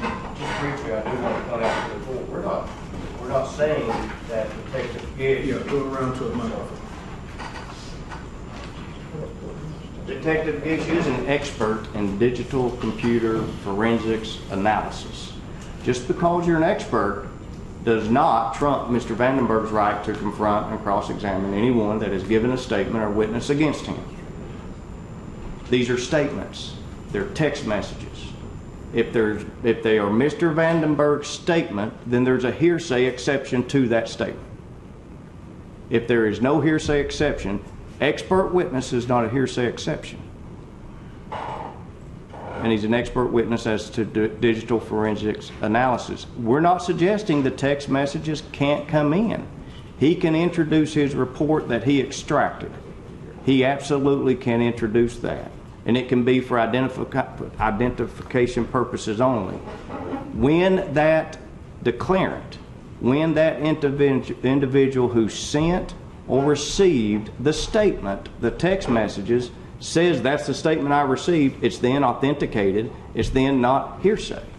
That individual can discuss that, and we have our right to confront. Detective Gish wasn't there, Detective Gish doesn't know the context.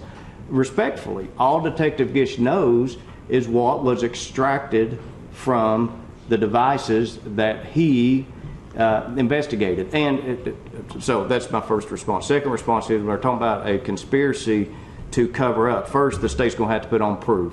There's going to have to be proof that there was a conspiracy to cover up, and that's 2 or more people identified that agreed to do a certain act. They would have to put on that proof, and this court would have to find by preponderance of the evidence that that conspiracy existed, and then as a result of that conspiracy, there were statements made in the course of or during the conspiracy. Thank you, Your Honor. All right. Well, if I can try to respond to all of this. Well, first of all, with respect to Detective Gish's testimony with regard to things that you say he expands upon, or however you phrased it, making commentary, etc., of course, or as you say, exaggerating comments relating to the case. Well, you know, any of those issues that come up, of course, you have the right to object, and then I can rule on it as it comes up. But you know, I find it difficult to try to say, well, I don't want you to say this, and I don't want you to say that, and I don't want you to say, you know, that's a little difficult to do. But you can object if you believe that there are statements being made or testimony being made by Detective Gish that are in fact objectionable. Next thing, with regard to Mr. Quinzio, I think we have previously had a hearing on this very matter. I'm not sure whether you were involved in it or not. I can't, because there have been so many attorneys, I can't keep up with who brought up this issue at which time.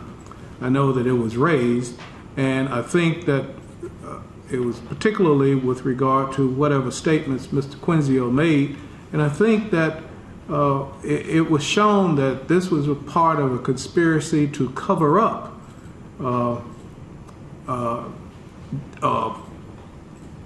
get rid of evidence in this particular case. So that issue, I believe, has been dealt with. And as to what statements he may have made, we'll just cross that bridge when we get to it. With respect to text messages, well, let me go to the images. You know, witnesses can testify as to how something appears to them. Again, if it's something that is objectionable, then of course you would raise that objection. But if Detective Gish says that it appears to me this, then that's allowable unless it's something that's just outside of the realm of any reasonable person's belief. So he can testify in that regard. Again, you can object to whatever may come up. Now, with respect to text messages and him testifying as an expert, there's a kind of a thin line that goes there. I know you have a right to confront witnesses, confront statements, but it just depends on the context. And And again, that is something that I will have to deal with, you will have to deal with as it arises in this particular trial. I can't put it any other way because I can't really just speculate about what questions are going to be asked, what answers are going to be given. It just remains to be seen. Okay? Now, and one other thing I wanted to mention is with respect to body parts. You said that Detective Gish cannot identify body parts. Now, I think all of us in here can identify body parts. So I don't think that's really an issue. If he believes that a buttocks is being shown, he can testify that a buttocks is being shown. You can't just say, well, that's the alleged victim. Okay? So I don't know what else I could say with regard to the issues that have been raised here. We'll just kind of take it as it develops. I can say this, we will take a 10-minute break and then we'll get started right after the 10-minute break, okay? Please, just one thing that didn't touch on, Judge. All right. Respectfully, thank you. One of the things that I did speak about that the court Didn't address just then in that oral order was the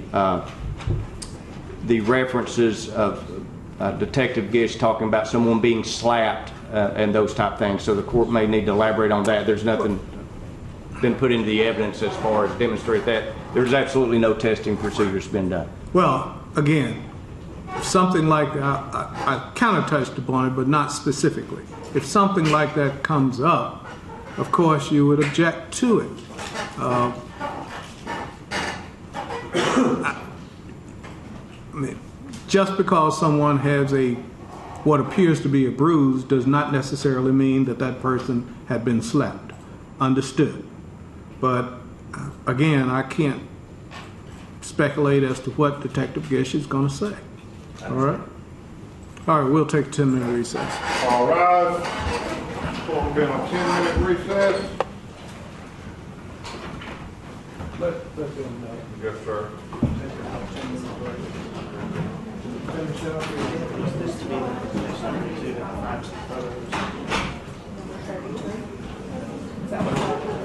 Yeah, I mean,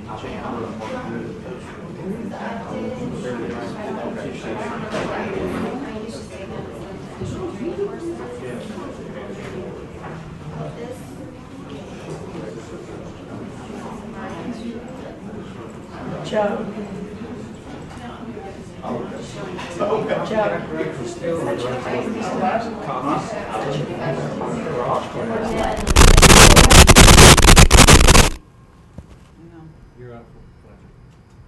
Okay, we're back. What we have just seen was argued a motion in limine by Troy Bolin. And can I just say, I think Troy Bolin's the best lawyer on the defense team. He has impressed me.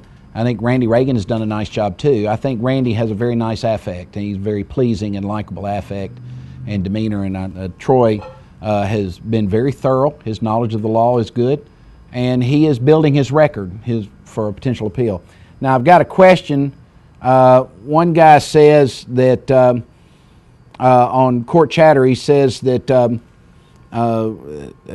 Brandon had constitutional rights when he went into the room that he should have exercised. I think that's a pretty yes. Brandon, you have a right to have counsel present before you're questioned. That is in Miranda versus Arizona decision, and you have a right to remain silent, and you can't be made to give evidence against yourself. That's the Fifth Amendment principle. It's also one of the Miranda warnings. And his statement that he gave the police is not going to jibe with the evidence as it comes in later, particularly through Gish. And it was foolhardy. It was a stupid thing to do. But oftentimes when you're under the glare of suspicion and you're the one who's got the target on your chest, even lawyers will do stupid things and give statements when it's not wise to do so. Is this a statement with the police? Or The is statement this to the one police, with the, yeah. with the dean at the school? Really, either one. He really shouldn't have given either statement. It was poor strategy on his part to give either statement. Probably the wisest thing, back when I was an attorney, I used to tell people that when in doubt, you remain silent. That God gave you 5 fingers on a hand to remind you that the Fifth Amendment is probably one of the more important of the amendments. So this statement is probably going to sinking.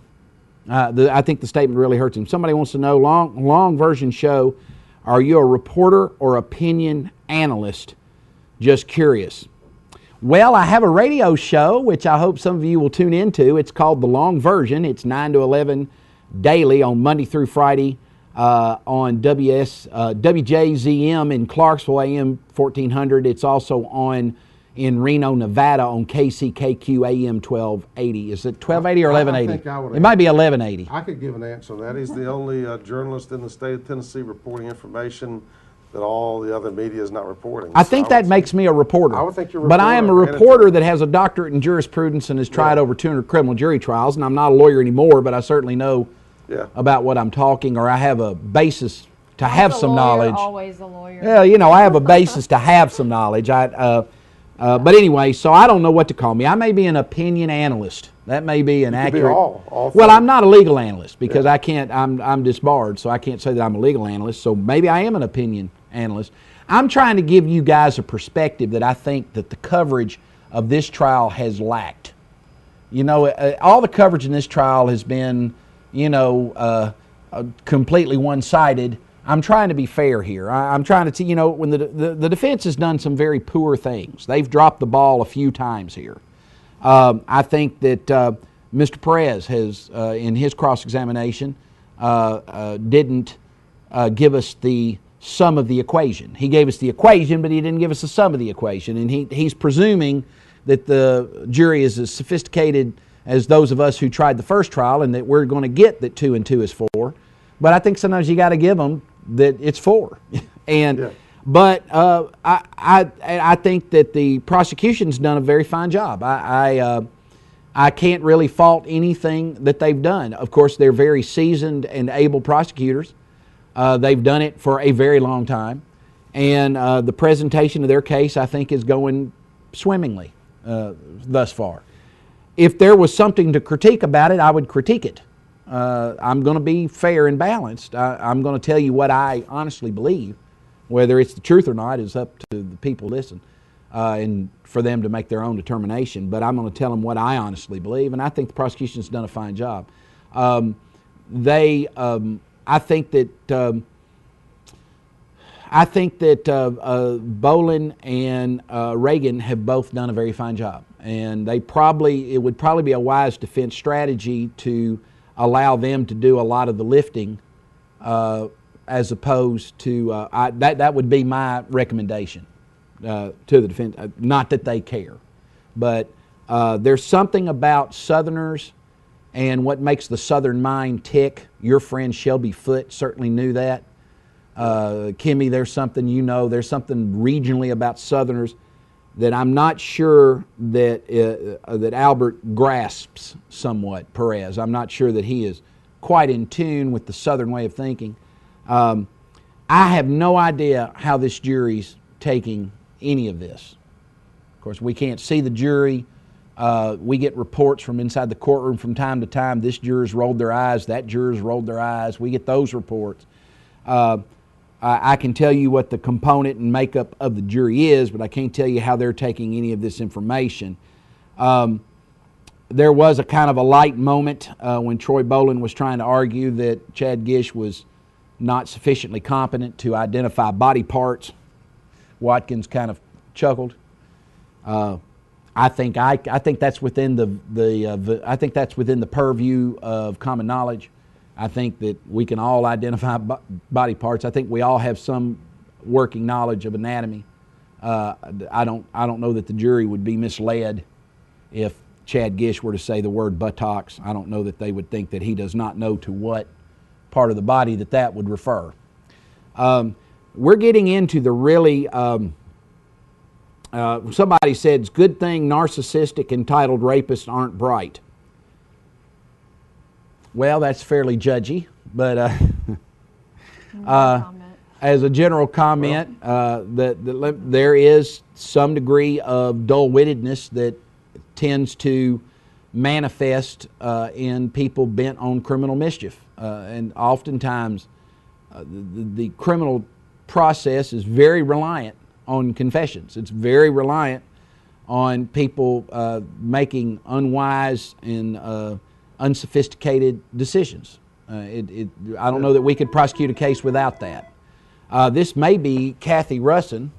If it is, we'll put her. Hang on, don't go touching that phone because I've messed that up. I wasn't gonna punch him. Wait, let's put it out though. Yeah, that's not a bad idea to put it out.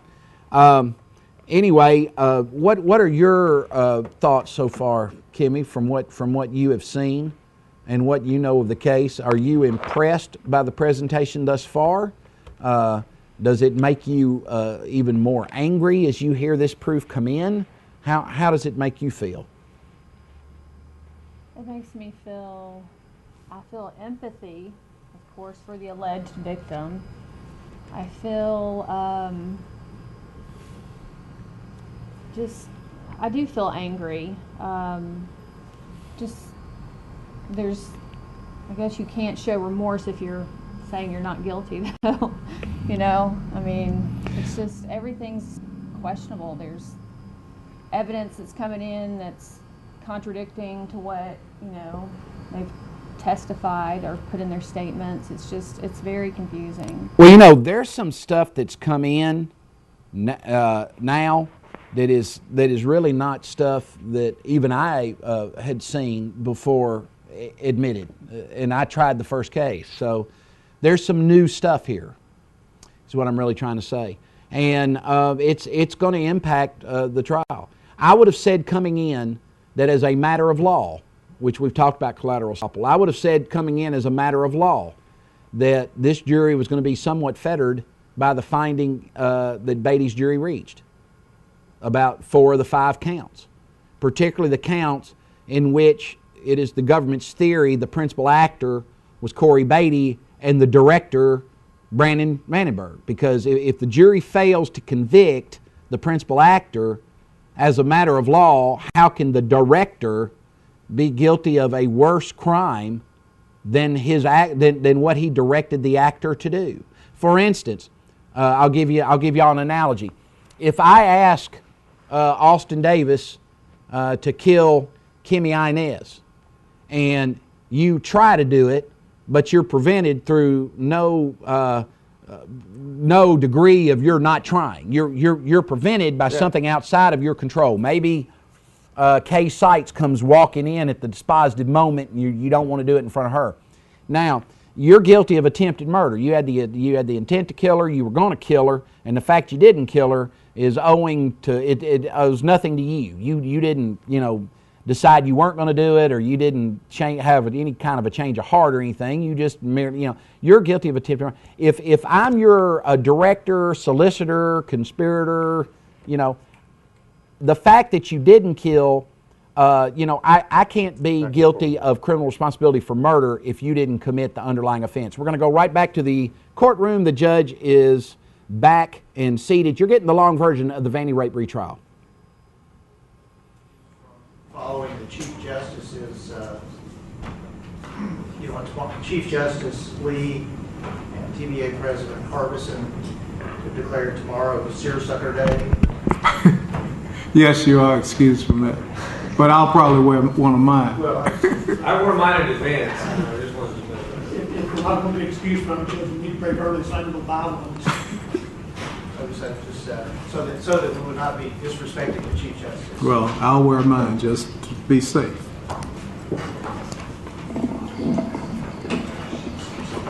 I think a quick demonstration might be in order just to see if they are able to. Yeah, bring them on in. All right.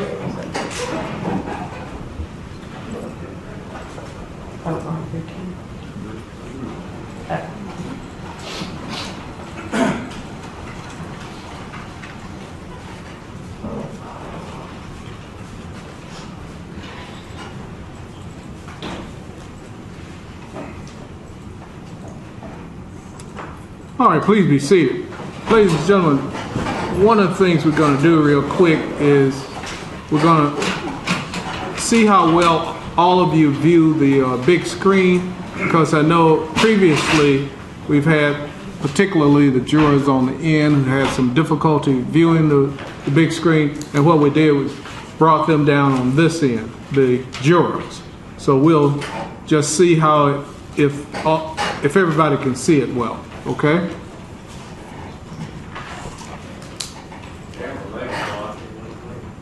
Pardon me?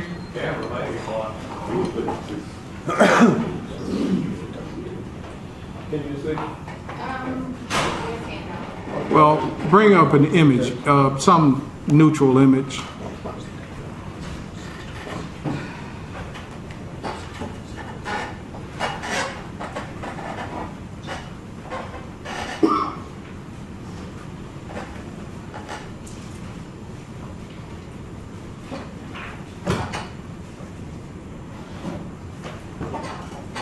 Okay, can the ones on the end see it? You can see it well? Yes, sir. Okay. Now, if at some point you have difficulty seeing the image on the screen, just raise your hand, okay? All right. Okay, well, they say they can see it now, but if they have difficulty, just let me know, all right?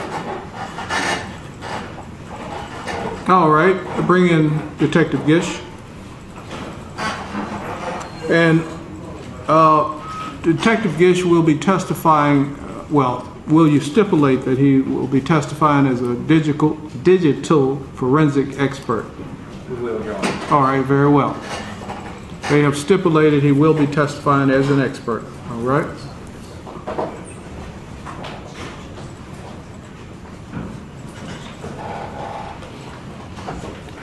Do you swear or affirm the testimony you're about to give to be the truth, the whole truth, and nothing but the truth, so help you God? I do. All right.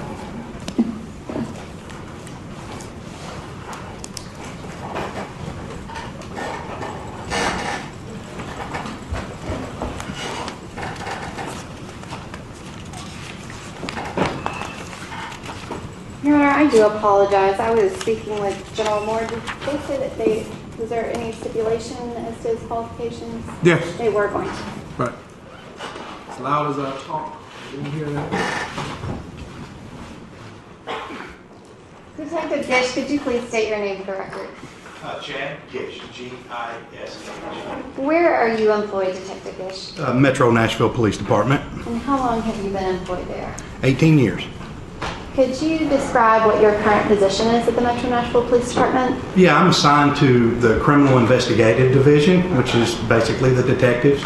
And there's a unit within that division called the Surveillance and Investigative Support Unit. And I'm assigned to that unit. It's myself and 3 other detectives. And my primary responsibilities is to analyze and examine digital electronics for evidence. And how long have you been doing that? That for 11 years. Before that, I was in armed robbery unit, a major crimes unit with our police department for 4 years. And then for the first 3 years on the police department, I was in a patrol officer, the guy you would see working wrecks and answering calls. And I know the defense has stipulated, but could you generally describe the amount of training that you've had for your current position? Yeah, since 2005, so 11 years ago, I've attended numerous classes. Probably my estimation would be close to 100 classes in the field of digital forensics and electronics and the forensic analysis of those. I've accumulated thousands of hours of training in this and hold multiple certifications from either organizations in the field or the software platforms that we use, one of the two. Your Honor, I would ask that the witness be passed an exhibit. It's been provided to defense counsel. Yes, ma'am. Detective Gish, can you take a look at that and let me know if you recognize it?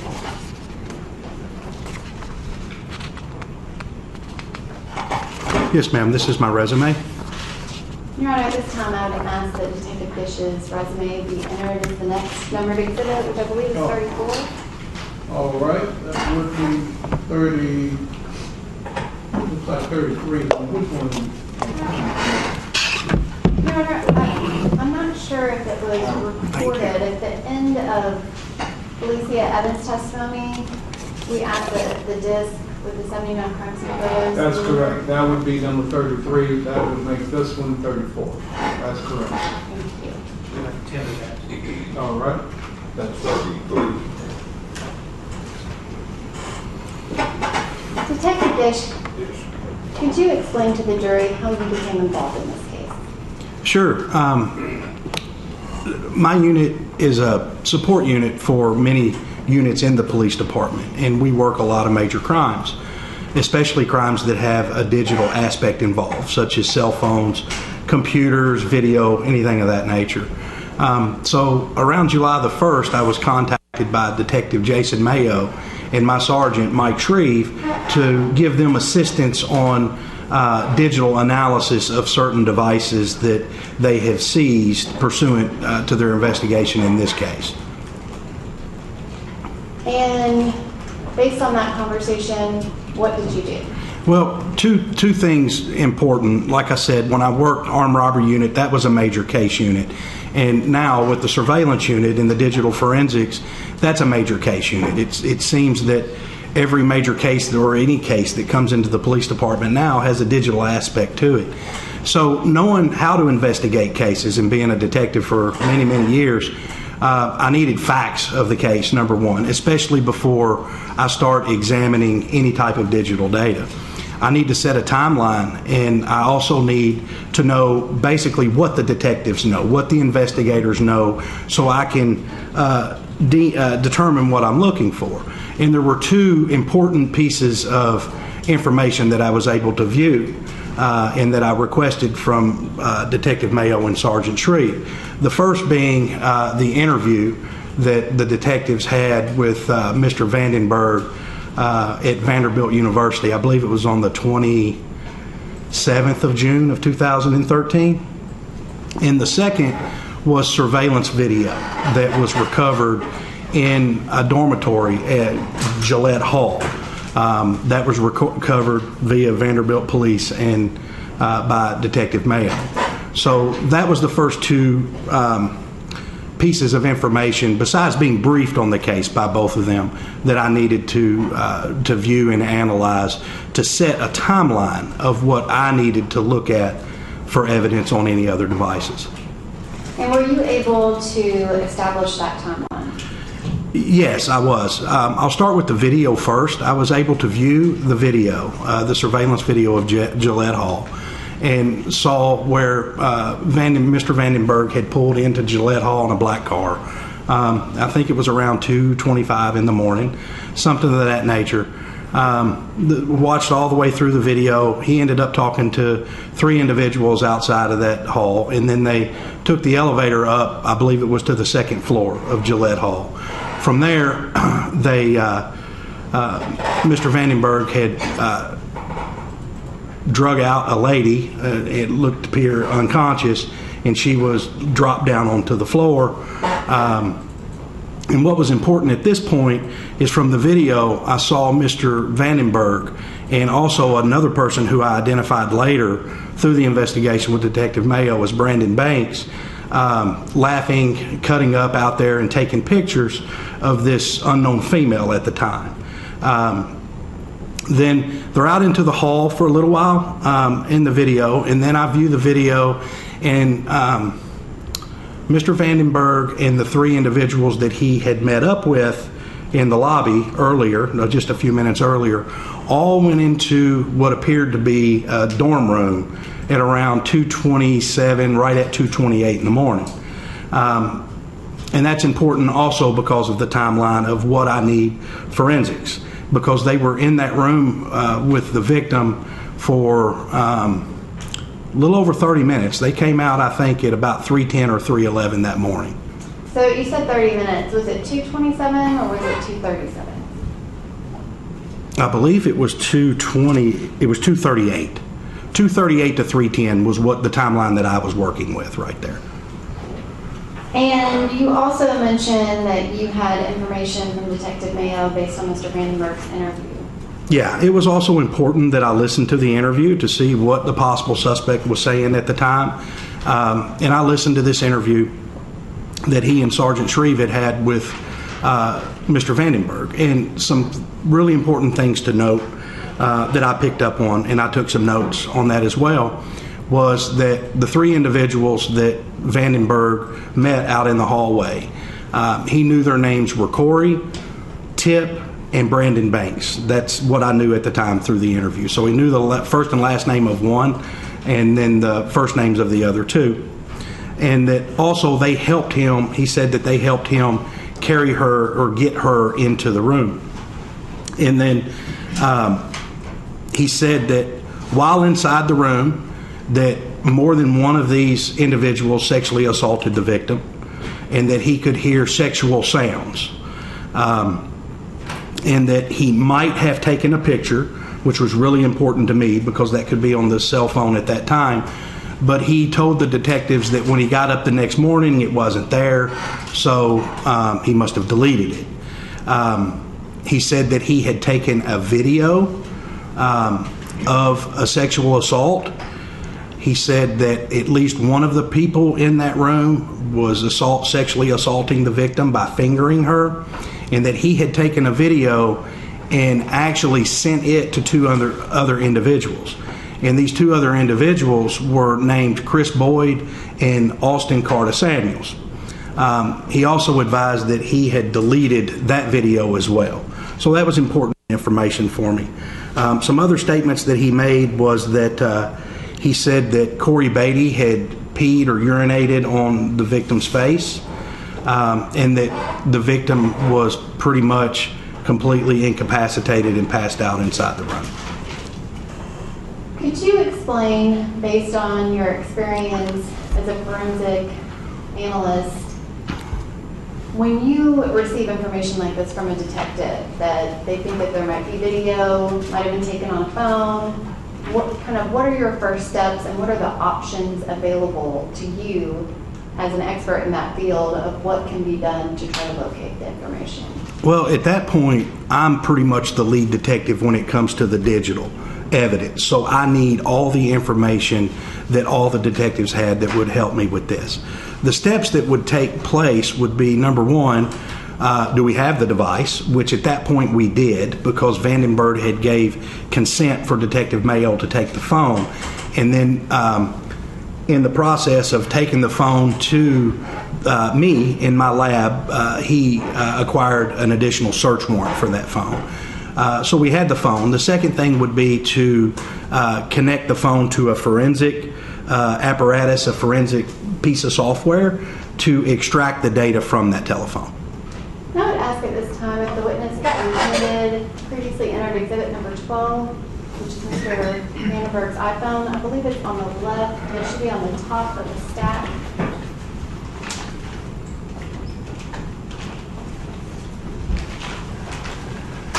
Detective Guess, you're being handed an item. If you could take a look at it and let us know if you recognize it.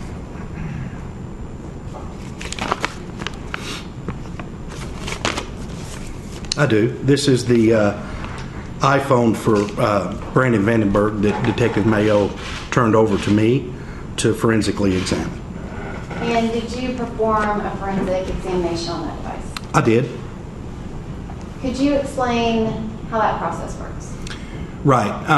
When we're dealing with phones, it's a live device, so the phone absolutely has to be powered on when we extract all of the data from the telephone, or what data that we can extract.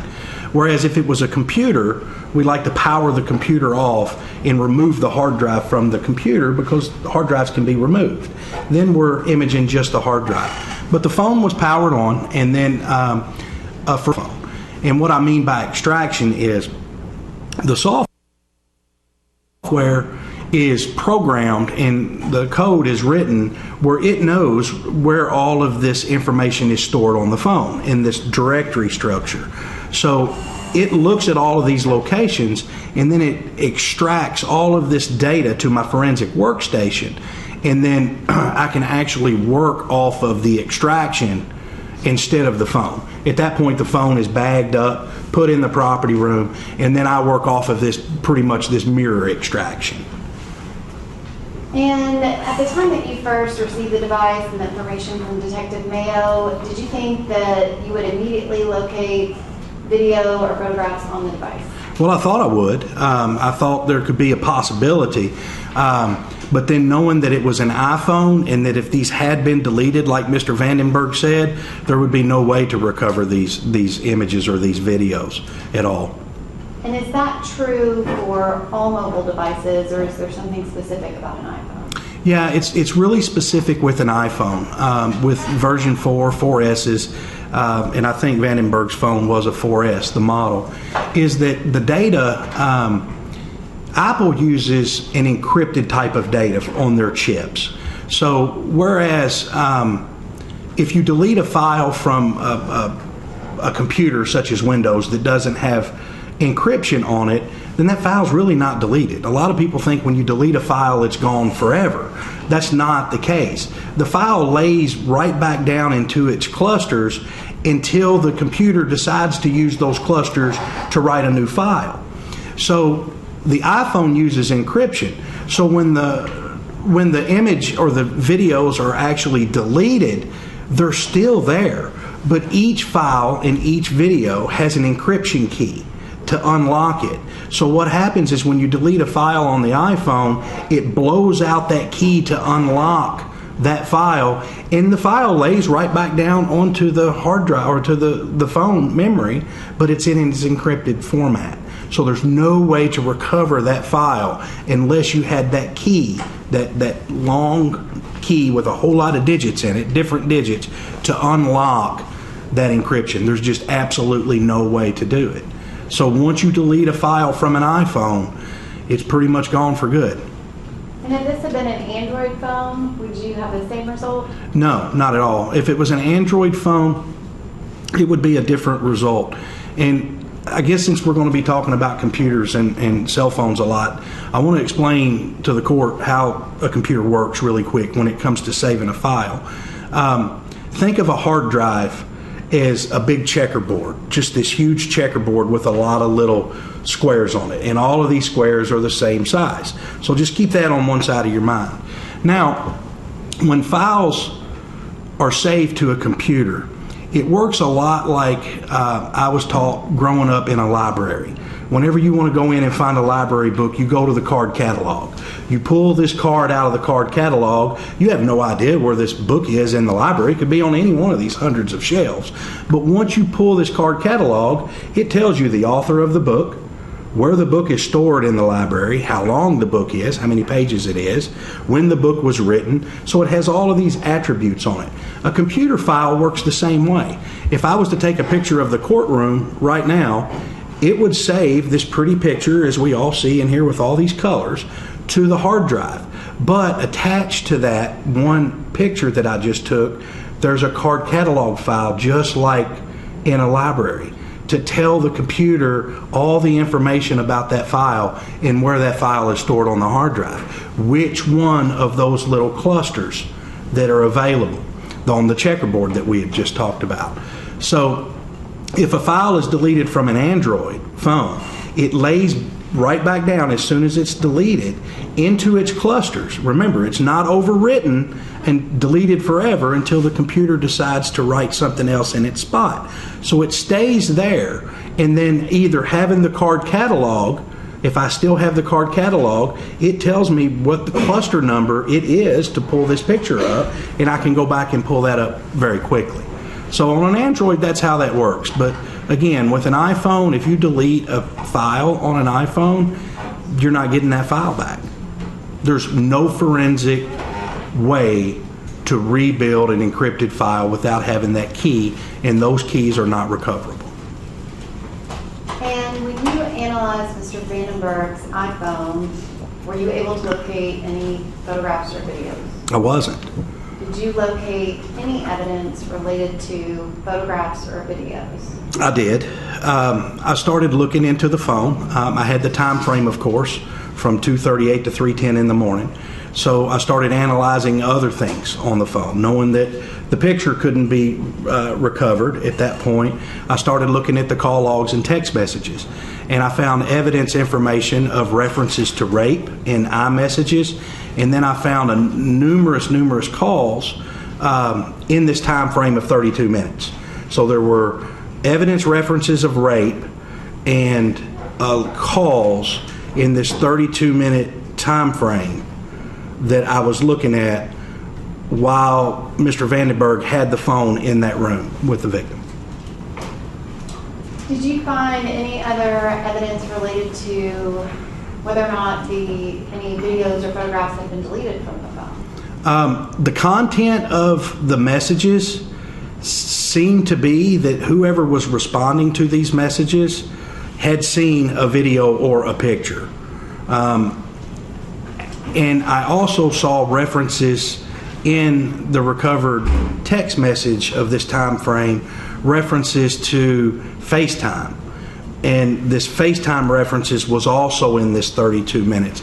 So that really concerned me, knowing that FaceTime is basically a phone call, a video phone call streamed over the web. So with an individual asking to FaceTime concerned me that maybe videos were actually streamed live over a connection between two parties. Your Honor, I'm going to ask the witness be handed a 3-page document. It's been shown to defense counsel prior to Detective Gish taking the stand. All right. Thank you, Ms.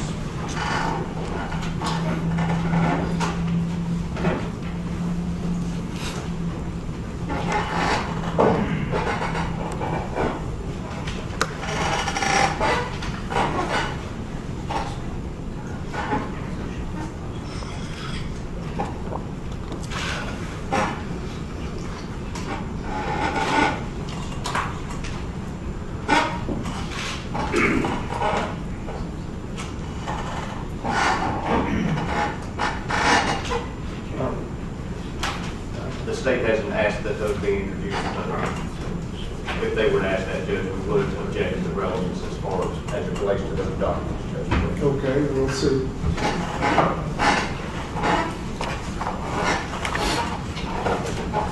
Detective Gish, do you recognize the documents that have just been handed to you? I do. And do you recognize them? What do you recognize them from? They're internet history entries that I recovered from Brandon Vandenberg's phone during the analysis.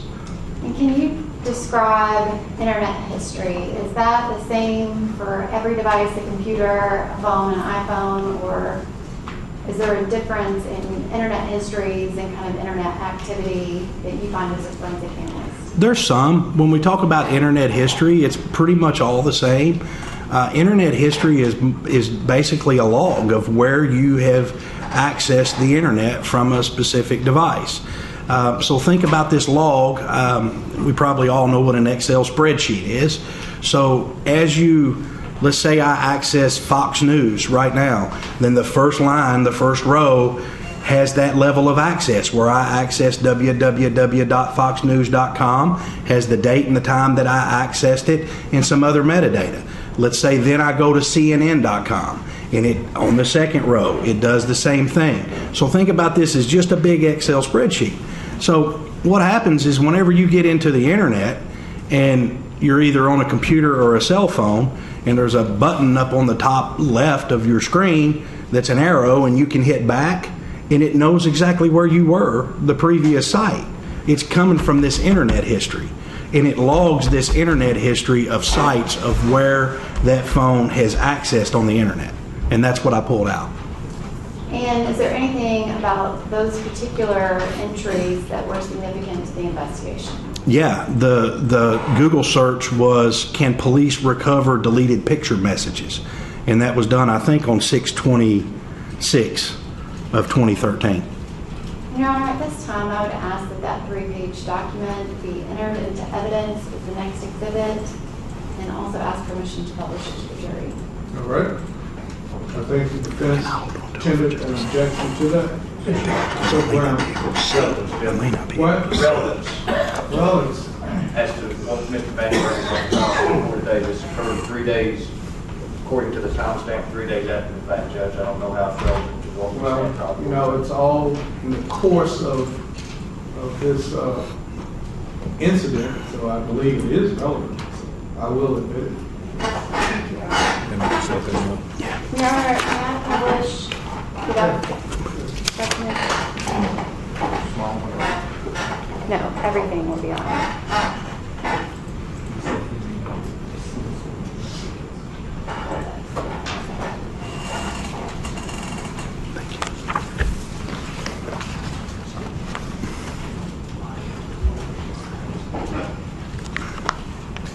Your Honor, someone has just suggested that lowering the blinds might assist in the visual. Well, they just cut down the lights, so that I'm sure that helps.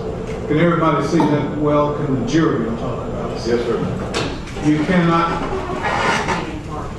I didn't hear you. I can't see anything. Okay. Would you like to move down to this end? Everybody move down.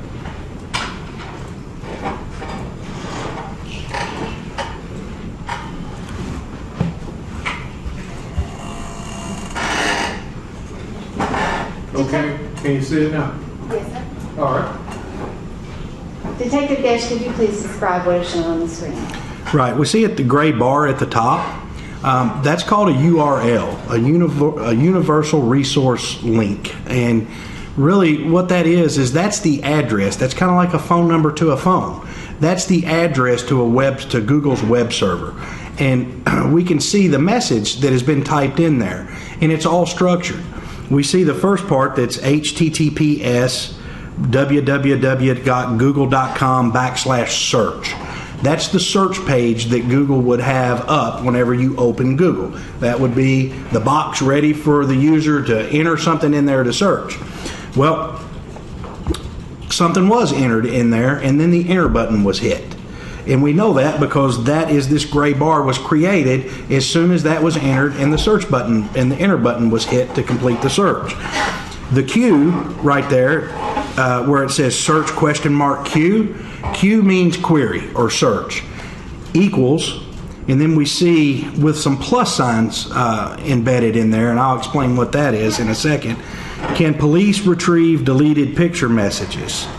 And the plus sign, since as we noticed there's no spaces in this whole bar up there, there's none at all, the computer doesn't know what to do with the space. So the plus is a filler where a space was entered. So if we see a plus there, we know that the user actually typed can space, police space, retrieve space, deleted space, picture space, messages. There's some other things on that second line, the coding, the UTF encoding, and then we see the HL equals, that's just English. It knows that we're in the United States. And then, so that's the URL. That's what was searched. Right underneath that, we see title, and then the title is named Can Police Retrieve Deleted Picture Messages dash Google search. So that was done on Google's server. We know that. The URL, there it is listed again. We just explained it in blue. And then we have two timestamps. The first timestamp says UTC, and it says 6/27 of 2013 at 2:45 a.m. And the second timestamp says Central Daylight Time at 6/26/2013 at 9:45 p.m. Now, what I'm going to tell you are both of those timestamps are right, because both of those times mean the exact same thing. UTC stands for Universal Coordinated Time.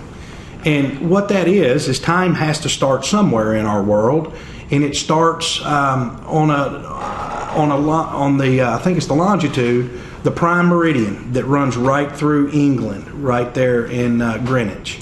And as we move to the west to the United States, we subtract hours from that.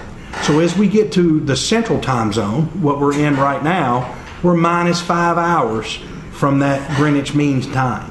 So really both of those mean the same. And Google, when it saved the internet history, it logged and stored both of those timestamps. So the one that we want to look at is the one that's converted for Central Daylight Time. And when I analyzed Vandenburg's phone, the phone was set for Central Daylight Time.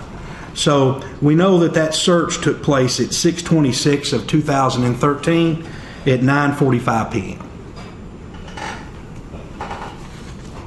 And the next image is 35B. Could you describe what it is?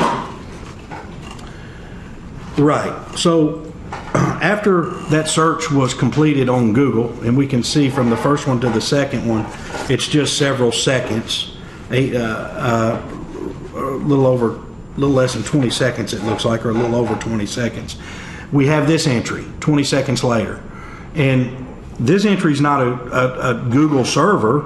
We know that. We see on the title page right there underneath that big gray bar, police mine deleted text from your cell phone, and the server is cleveland.com.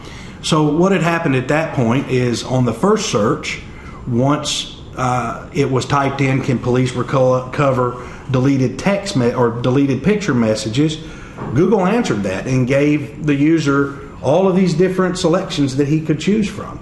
And then this would be one of the selections that was selected right after that. So, and we've explained the UTC timestamp. So we see the Central Daylight timestamp when the search was actually done was 6/26 of 2013 at 9:42 p.m. And the next image is 35C. I'll start with the time at the Central Time so you can see it was really close in time to the other two searches. It was on 6/26 of 2013 at 9:10 p.m. And this search was to a web server named The Student Room. And we see the title there, Police Power / Capabilities on Recovering Deleted Messages from a Samsung Phone.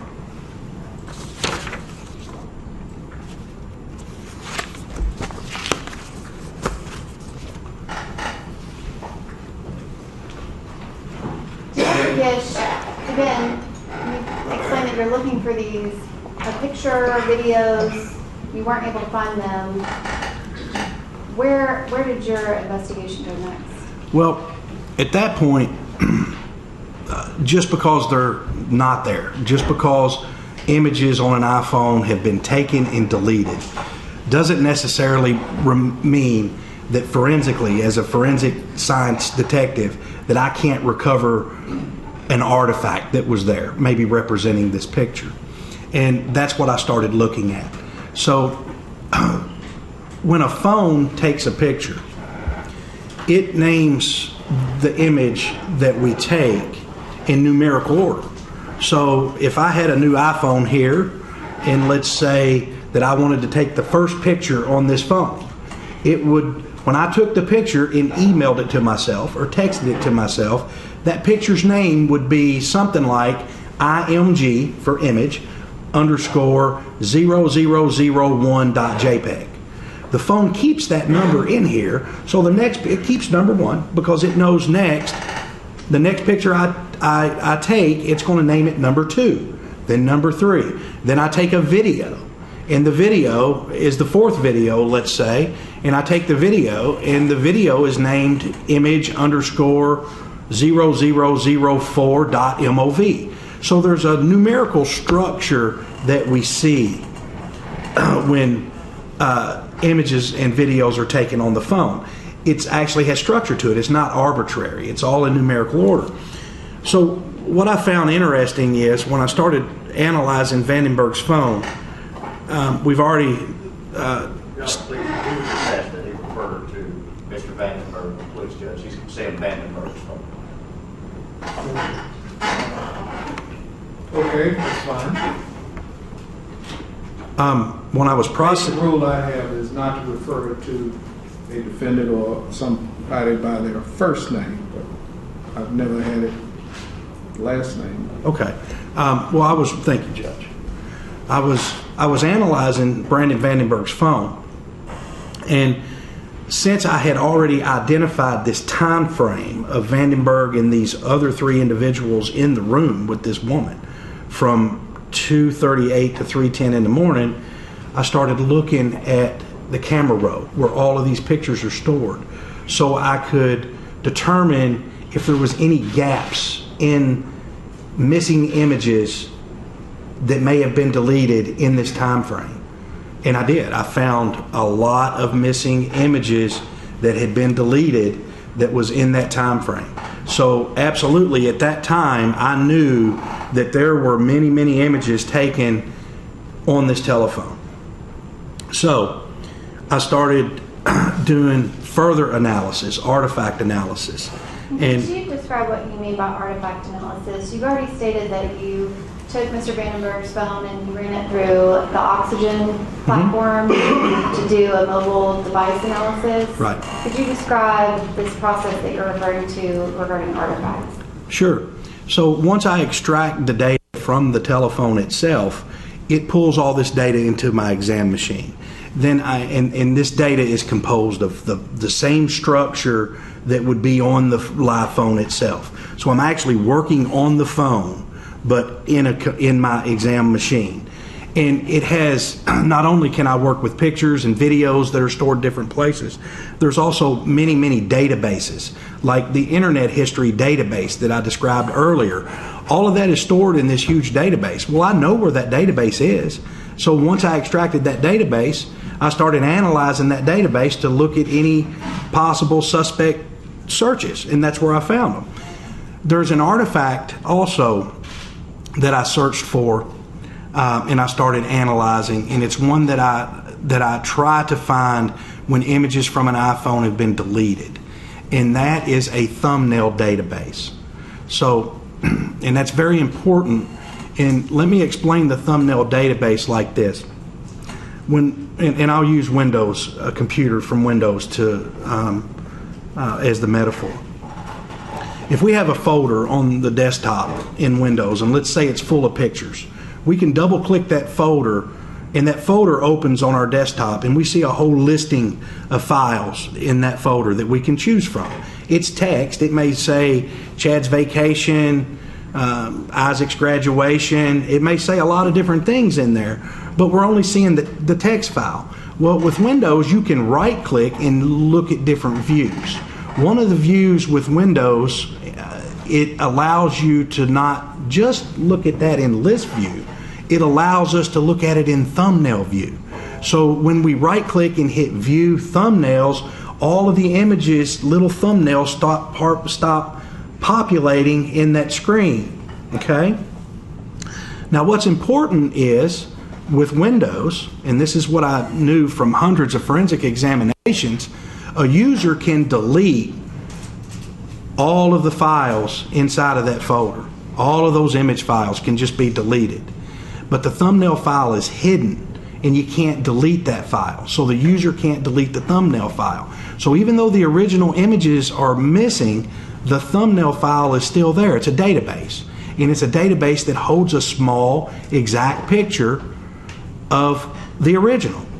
So I started looking into the iPhone to see if it did the same thing, to see if this would carry over to the way the iPhone was structured. And sure enough, it was. I found 2 databases inside the iPhone. I believe the first one was called 158 times 158.ithumbs, and the second one was 120 times 120.ithumbs. And what these 2 databases held was the images that were still on the phone and images that had been deleted from the phone. So although the images, the original images, had been deleted from Mr. Vandenberg's phone, he couldn't delete the thumbnail database. So I still recovered images from this thumbnail database that were taken in the time frame of 2:38 to 3:10 in the morning inside the room with the victim. And the images in the thumbnail database, do they have the same resolution as the original image? They don't. It's a miniature image, if you will, of the original. It's a smaller image. On Windows, if this was a Windows thumbnail, and we tried to blow it up anyway, it would get really, really pixelated. But Apple uses a different type of formatting with their thumbnails. They use something called a TIFF, T-I-F-F, instead of a JPEG. So when these images are expanded and blown up so we can see what they contain, they don't pixelize nearly as bad, and we can actually view what's on the image just like we would the original. I'm going to ask that this witness be handed a collection of images. As counsel, are we seeing these?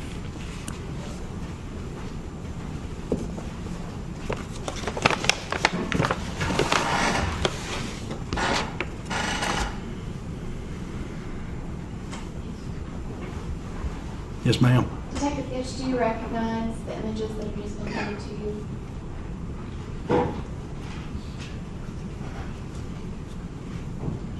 I do. And there are 9 images, is that correct? There's 9. Could you generally describe what those images are of? These images are 9 images that were taken from Mr. Vandenburg's cell phone out of the thumbnails. Some of them are images, a thumbnail of the actual image, and some of them are thumbnails of a video, where a video was taken.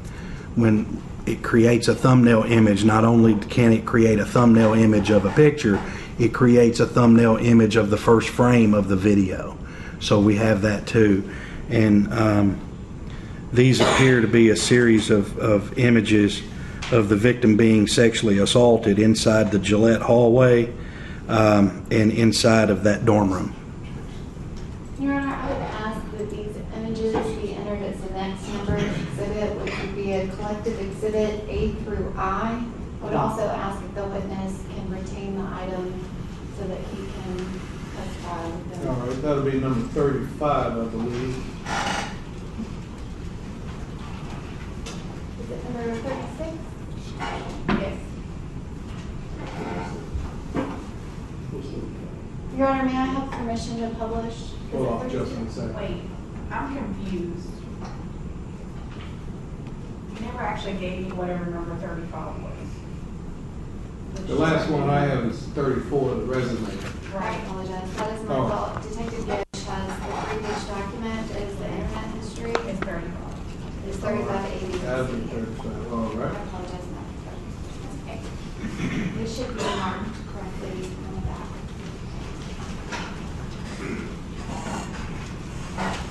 Your Honor, I have permission to publish these to the jury. All right.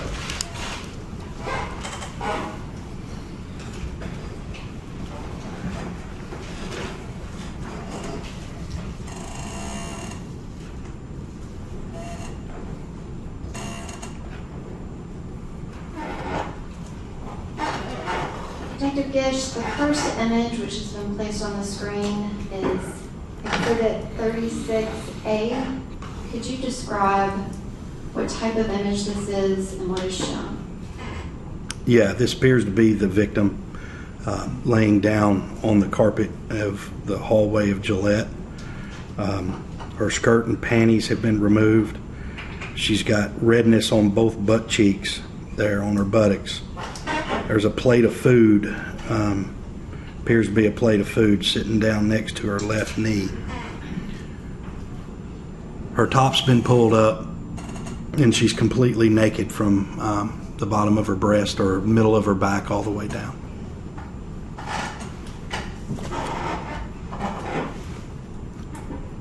This next image is 36B. Could you describe what is shown in this image and what type of image this is?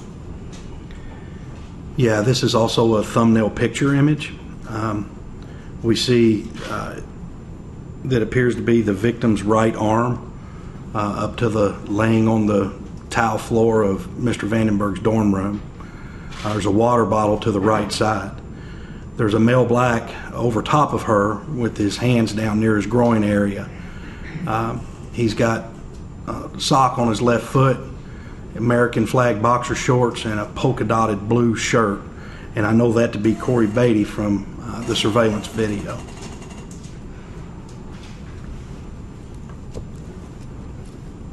The next image is 36C.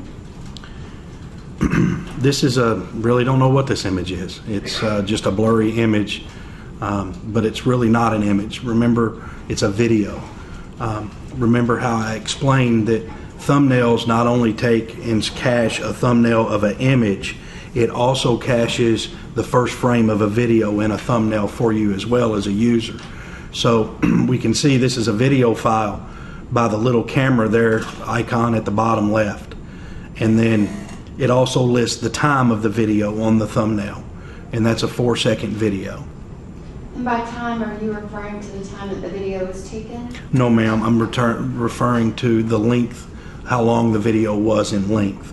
So that video, whatever it was there, more than likely just who knows, I can't even explain what that would be. It's just 4 seconds, a 4-second video. And was this video recovered during the course of your investigation? It was. It was? Oh, no, it was not. Because you said video, and that's really a thumbnail of the video, correct? Right, only the thumbnail image there was recovered, not anywhere else on any other devices. That's the only place that we see this video or this video thumbnail. The next image is 36D. Yes, this is the victim laying down on her back again on Mr. Vandenburg's dorm room. Her skirt's been pulled up above her waist. Panties have been removed. Her legs are spread open. In the bottom right of the picture, we see the hand of Brandon Banks holding a cell phone. We also see his camouflage pants and his tennis shoes that he was wearing in the surveillance video. It appears to be in his left hand is a gold square package right there as well. The victim's head is just thrown over, I guess that would be to her right side of her body, and her arms thrown over her body.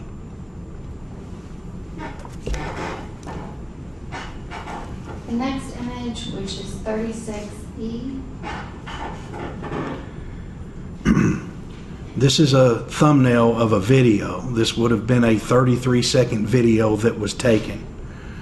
And this is the victim laying face down. Her panties have been removed, her skirt's been pulled up.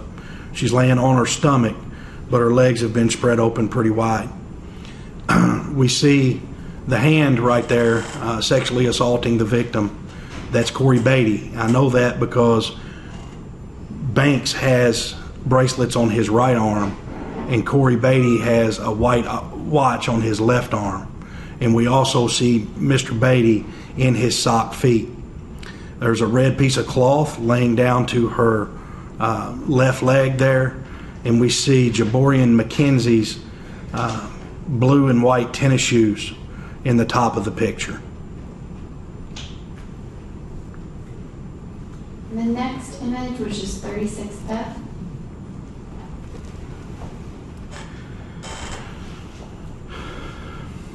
This is the victim, again, laying down on that tile floor in the dorm room.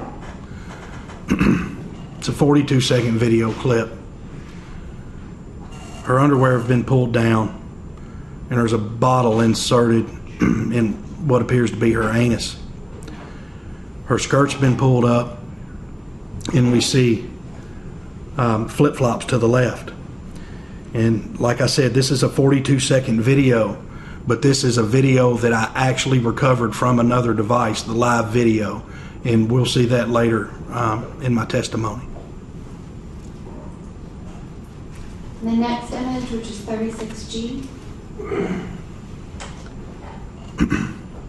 Again, this is the victim laying face down up on her left hip, it looks like, on Vandenburg's dorm room. We see Mr. Beatty's right arm there sexually assaulting the victim. Her panties have been pulled down. You see Mr. Beatty in his polka dotted shirt, his blue shirt. We see Mr. Banks' right arm there taking a picture of Mr. Beatty assaulting the victim, or a video with his phone. And we see his gold chain hanging down right there at the top.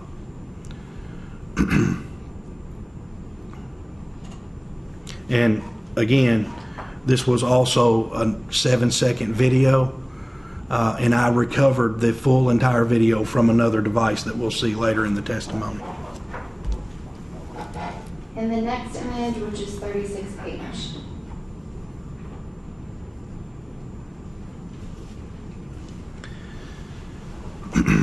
Yes, ma'am. This is a 10-second video taken from Vandenburg's phone, Mr. Vandenburg's phone. And we see Corey Beatty here in this picture on his knees and appears to have his penis in his right hand. His pants are not off of him yet like we saw in the other video, but they're pulled down below his waist, and we see his American flag boxer shorts there.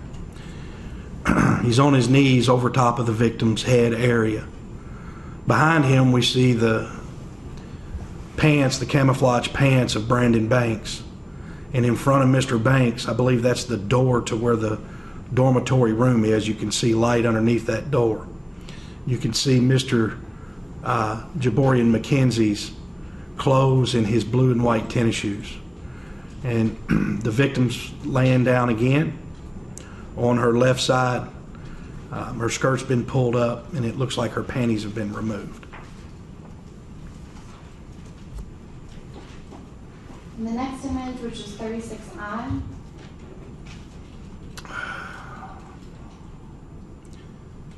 This is the victim laying out in the hallway of Gillette Hall. It's a 13-second video, and we can see her skirt's been pulled up, her top has been pulled up, her right hand is laying over her face. She appears to be in the same position that I saw her on the surveillance video when she was dropped out of the elevator. Her left hand is laying on a white piece of paper, and this was also from Brandon Vandenburg's phone. From the surveillance video, this was the area that Brandon Vandenburg was standing in whenever it appeared that he was taking a video or a picture of the victim. Again, it's a 13-second video, and I have recovered this full video from another device, and we'll see that later in testimony.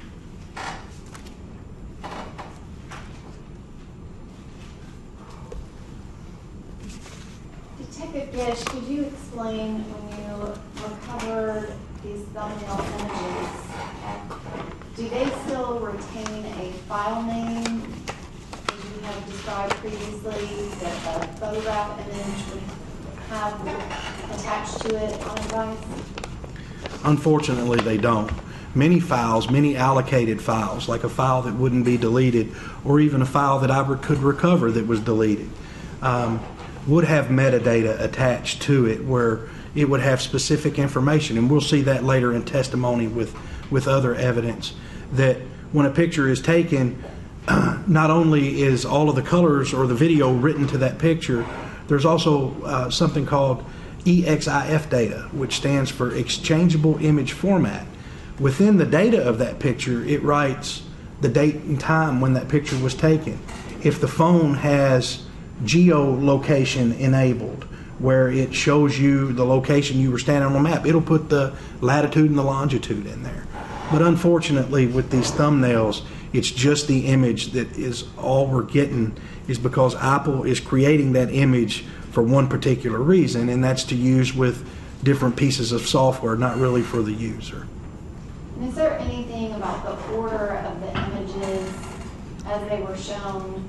Were they given any type of order as you recovered them? No, and I tried a bunch of analysis to figure out testing on deleting a bunch of images from a test phone, going back, recovering those images from the thumbnail database just like this, and there was really no rhyme or reason to the order. Sometimes the first image I took was behind the fifth image I took. Sometimes on another test, the fifth image I took was in front of the third image that I took. But it was just lucky enough to have them still stored here.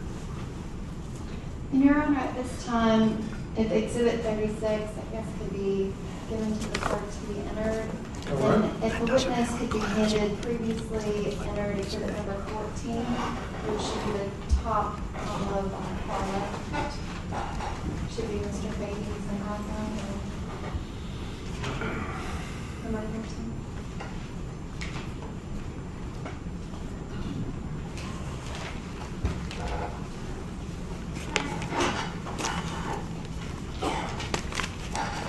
Detective Gish, you've just been handed an item. Do you recognize that item? Yes, ma'am. And what is it? This is the iPhone that belonged to Corey Beatty that Detective Mayo had seized from him pursuant to a search warrant. And I did a forensic analysis on this phone as I did with Mr. Vandenburg. And just going back to clarify, what's the time frame of when you're doing the forensic analysis?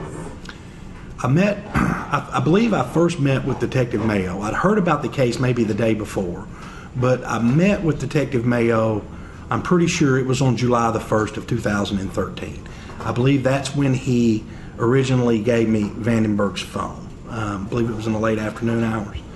I believe I actually extracted Vandenburg's phone on July the 2nd, that's where I immediately recovered the references to rape and the iMessages, the phone calls that were made in that time frame of while they were in that room.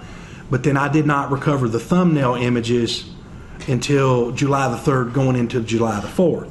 And the reason is, in all the cases I'd ever worked, I hadn't come across this yet. I hadn't come across the new Apple phones with the fully encrypted images. So it took me a day or two to figure out the thumbnail artifact and to figure out where it was.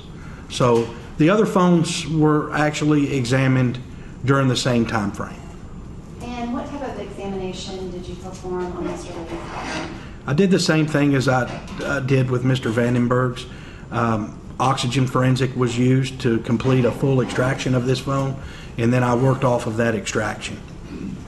And the oxygen forensic, does that recover call logs, messages, and other data? Yes, ma'am. It's the same thing as we talked about. It recovers all of the pictures, all of the processed files. It pulls all of this out. And the forensic platform is written to know where the text messages stay on that phone, where the call logs stay on that phone. So in the process of extracting all of this data, it also reports out all of the text messages, all of the call logs, and so forth. So I had all of that to work with too. And did you locate any videos or photographs on Mr. Beatty's iPhone? The same thing with Mr. Vandenburg's phone. From seeing the images from Mr. Vandenburg's phone, pretty confident there were maybe more than one phone that had taken images inside that room. I found the same image sequence gap on the time frame of Mr. Beatty's phone. So from three, there were pictures all the way up until the incident time, and then from 2:30 in the morning up until 3:30 the next morning, there was a whole gap of missing images. So I knew there were images taken from Mr. Beatty's phone, but like Vandenburg's, they had been deleted and they weren't recovered. So I had to use the same process of recovering the thumbnails database, and I pulled thumbnail images from that thumbnail database as well. I would ask the witness be handed a set of 7 images.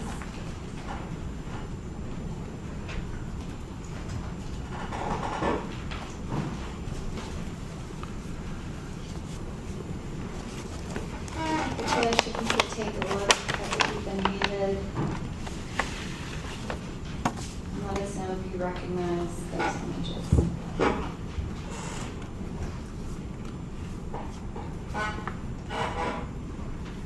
Yes, ma'am. These are the same type of images of the victim being sexually assaulted in the hallway of Gillette and in the dorm room.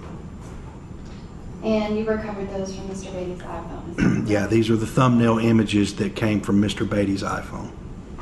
Your Honor, at this time I would ask that those 7 images be entered as the next numbered exhibit, which I believe would be 37A3G.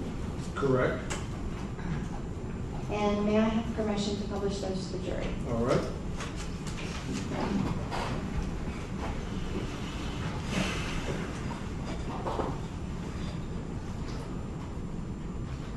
I have just placed image 37A on the screen. Detective Gish, could you describe what is shown in this image? Yes, ma'am. This is the victim laying on the tile floor of Mr. Vandenburg's dorm room. She's laying on her back. Her left arm is thrown over her body. Her right arm's laying down beside her body. We see her skirt's been pulled up. Panties appear to be been removed, and her top is pulled up. It's actually a 31-second video from Mr. Beatty's phone, thumbnail image of a video. I was not able to recover this video in my investigation. And the next image is 37B. This is the victim laying down on her back. We see the bracelets on the victim's left arm, the color of her fingernails, paint that we could see in the surveillance video. There's a water bottle next to her left elbow, and then her bra has either been removed or pushed up, and her top has been pulled up, exposing both of her breasts.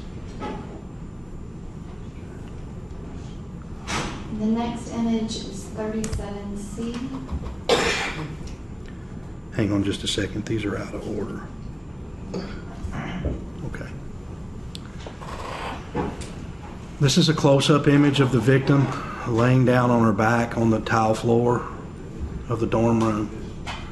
We see that that's Brandon Banks' left hand right there because of the bracelet. He's pulling the victim's vagina open, and it appears to be he's taking a picture with his right hand or a video of her vagina. The next image, which is 37D. This is the victim here. We see what appears to be her left hand laying on top of her body. She's nude from the waist down. The skirt's been either pulled up or removed, and the panties have been removed. On the left buttocks there, we see what appears to be a handprint. On the right buttocks, we have redness, and her legs are spread open a little bit, and she's laying on the tile floor again. The next image, which is 37E. This is the victim again on the tile floor, close-up image. Her legs are spread open a little bit. It appears to be that she's laying on her stomach. And we see Mr. Beatty's left hand with his watch on his left wrist there, spreading open her left butt cheek, exposing her vagina and her anus. And the next image, which is 37F. This is the victim again laying out on the carpet of the Gillette Hall.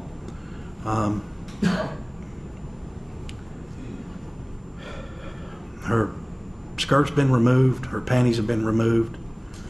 She's got redness on both buttocks areas. If I said her shirt's been removed, I didn't mean to say that. Her shirt's been pulled up. It appears that her panties have been removed and her skirt's been removed. It's a full-length body shot of her laying there in front of a door on the carpet.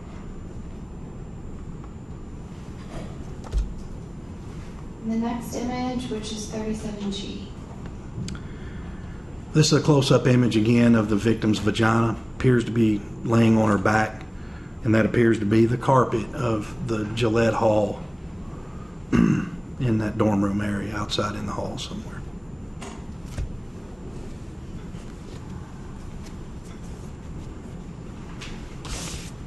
Your Honor, it has that those images be removed.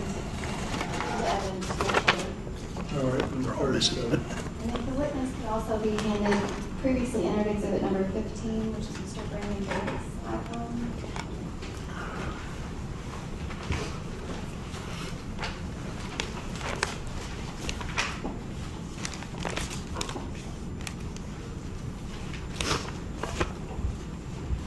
Detective Gish, an item has just been handed to you. Do you recognize it? I do. And what is that item? That is the iPhone that belonged to Mr. Brandon Banks that Detective Mayo seized from him. And what, if anything, did you do with that item once you received it? The same thing I did with the other two phones. I forensically examined the telephone for images. I was able to recover no images from that phone, but just like the other two, I was able to recover thumbnail images. I was able to recover call logs, and I was able to recover text messages.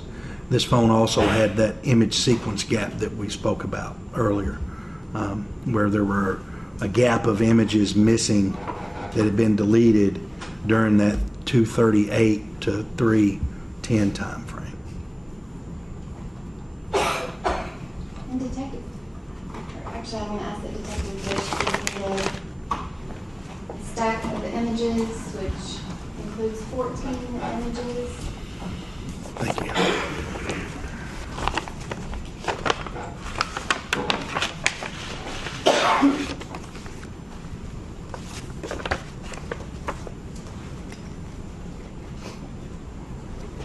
Detective Fish, if you could take a look at the images and testify as to whether or not you recognize them.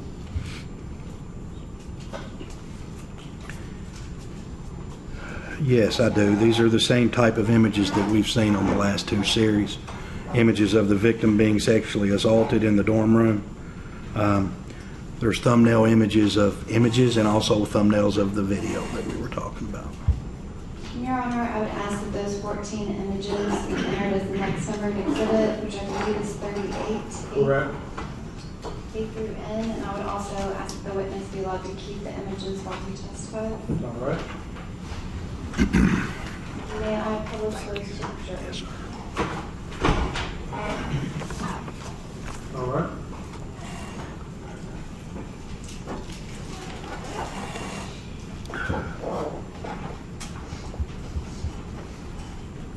Detective Gish, this first image is 14A. Could you describe what is shown in this image?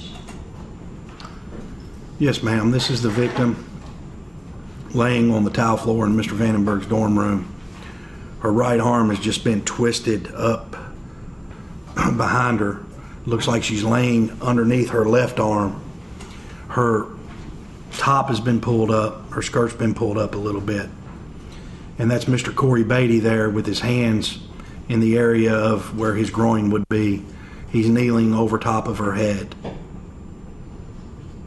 And his knees are on the ground. The next image is 14B.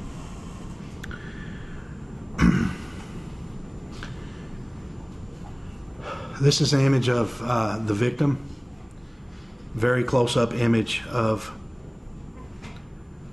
her buttocks area. Her underwear have been pulled down. Her buttocks cheeks have been spread open, exposing her vagina and her anus. And that appears to be Mr. Beatty sexually assaulting her anus with his finger. And the next image is 38C. Again, this is the victim laying face down on the tile floor. Her underwear have been pulled down somewhat below her thighs. It's not as close up as the other one, but it's looks like the same series of image there. We see her vagina, and I also believe that's Mr. Beatty's hand and his finger inside of her anus. Detective Gish, there is some other images at the top of this thumbnail image as well as at the bottom of the image. Can you explain what that is? Yeah, what I found in testing with the iPhone is that a lot of times whenever we take a regular image and we delete it, and then something overwrites that image, you can't recover any of that image back again. But what this looks like is in that iPhone database where all of these images were recovered, is that it more or less just lays the next image on top of the other one and doesn't delete the other images fully. So we're seeing other images that have been more or less deleted and overwritten behind that one. The next image, which is 38D. Yeah, this is the victim again laying down. Her arms are kind of in that same position of her right arm bent behind her. Appears to be her left arm underneath her front body again. She's laying on her stomach on the tile floor. Her panties have been pulled down below her thighs. And that appears to be Mr. Beatty digitally raping the victim in the anus.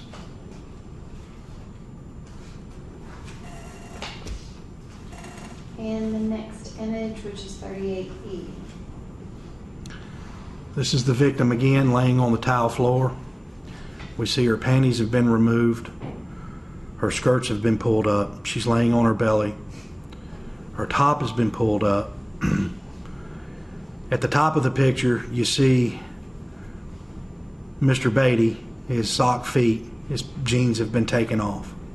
And his right knee looks like it's on a red or white towel. And he's using his right hand to balance himself, it looks like, for whatever he's getting ready to do. And a pair of flip-flops just laying out next to the left hip of the victim. The next image, which is 38F. This is a 11-second video clip again, and that appears to be the victim up near her private areas there with a bottle inserted in one of her private areas on the tile floor. It's a very close-up image. I did not recover, even though this was it was a video, I did not recover this video through the course of the investigation. Only this thumbnail image. The next image, which is 38G. This is an extreme close-up of the victim's vagina, taking up the whole frame of the picture. That her legs have been spread, and that appears to be Mr. Banks's hand spreading open her vagina. The next image, which is 38H. Another image, not as close up as the previous one, of the victim. Her legs have been spread open somewhat, and that appears to be Mr. Banks's hand spreading open her vagina and exposing her anus. And the next image, which is 38I. Same series of images, it appears. That's Mr. Banks's hand, it appears to be again, spreading open the victim's vagina, exposing her vagina. And the next image, which is 38J. It's the victim, a close-up image of her vagina. Mr. Banks appears to be his hand spreading open her vagina, exposing her inside of her vagina again and her anus. And the next image, which is 38K. This is the victim. She's laying down on her back in the towel room, on the towel floor of the dorm room. It looks like her hand's up over the top left side of her body here. Her hair's kind of laid down, looks a little matted, and her eyes are closed, and her face appears to be glistening or wet. The next image, which is 38L. This is the victim laying on her back. Her shirt's been pulled up and her bra's been pulled up to expose her breasts. There's either a pillow or a towel or something on top of her head. You can't see her face. The next image, which is 38M. Yeah, in this image, we see the victim laying down on her back. Clothes have been removed. I mean, she has no panties on, no skirt, it's taken off. We see Mr. Beatty squatting over her face with appears to be his boxer shorts pulled down with his anus on her face. See his left arm right there with his watch holding his weight, and he's flipping the bird over in Tip McKenzie's position, who we see still standing over there in that hallway area of the door. See his blue shoes. We also see that her panties have been removed, and they're at the bottom of the screen there, the purple panties laying on either a chair or a tub or something there. And the next image, which is 38N. This appears to be a close-up image of the one that we just saw. We see the victim again laying down on her back, completely nude. Beatty's left arm there with his watch. His pants pulled down where his pants are removed again, and his boxer shorts have been pulled down where his anus is sitting on the victim's face.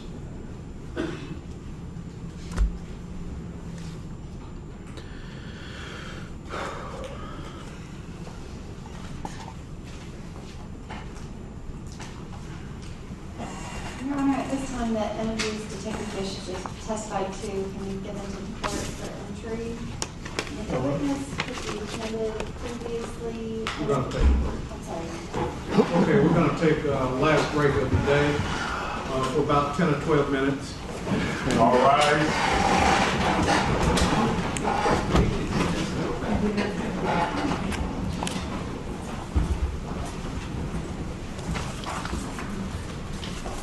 Make that 15. I think some people are going to go outside.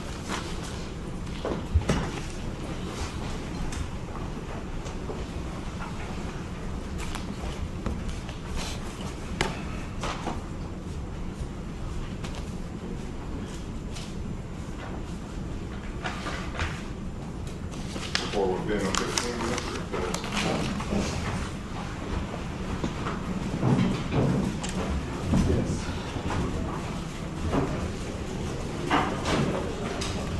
I'm trying to slow down for you. Is that okay?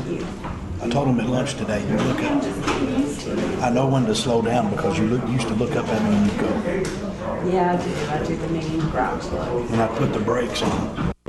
Thank you.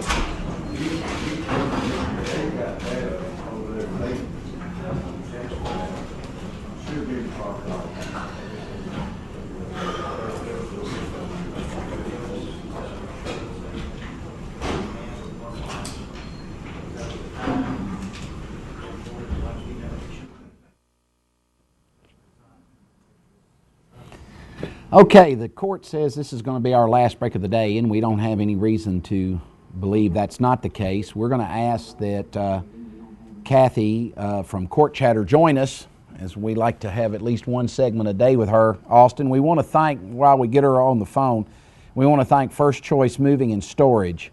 They are the first choice for a reason, because they're simply the best. You can call them at 931-920-5455. Also, we want to thank A Way Out Bail Bonds and Justin Swallows, the host of the Saturday Sports Splash, which is heard every Saturday from 10 to 11 on WJZM. We're going to see if we can't have Kathy join us. I'm going to have to get, all right, what do we do? You're going to have to do this. Kay's going to have to come on studio here. What do we do? You're going to have to get us on here. Just hit the line 1 button without picking up, and then hit the bottom button. Hands-free mute. All right, Kathy, are you there? I'm here. Kathy, we look so adept trying to operate the the technology here in the studio of the hands-free phone. What are your thoughts? I mean, this is the part of the trial that you and I have seen before, and this is when the ship for the defense starts rapidly taking on water right here. This is the tough part of the case. What are your thoughts?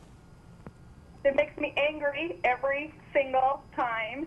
And it makes me so angry because now the victim has it for a third time. She's got 14 new people looking at every part of her, which, thank you, Todd Easter, for that. Yeah, definitely this is where the defense is going down. I don't know if you saw my tweet, but I tweeted out and said, hey, jury, remember when Vandenburg told the police he wished there were cameras in the room? Here you go. Here, now you're seeing it. He got his wish. His statement was so. Every woman on that jury is appalled. They are sitting there thinking, "Oh my gosh, that could be me. That could be my daughter." Every man on that jury is thinking, "You little creep. All of you creeps, how could you do this? That could be my daughter. That could be my, wife." So, yeah, this is where the defense starts to think for sure. Well, I'll tell you this. For her part, Kimmy Inez had to leave.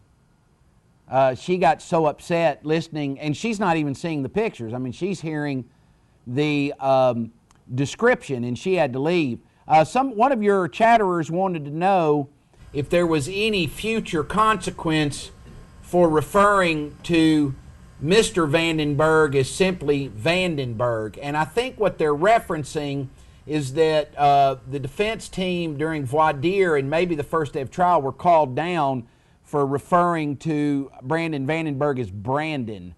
But that's simply because you're trying to invoke sympathy for a defendant which isn't supposed to play any part in a jury's consideration, which that's what makes that objectionable.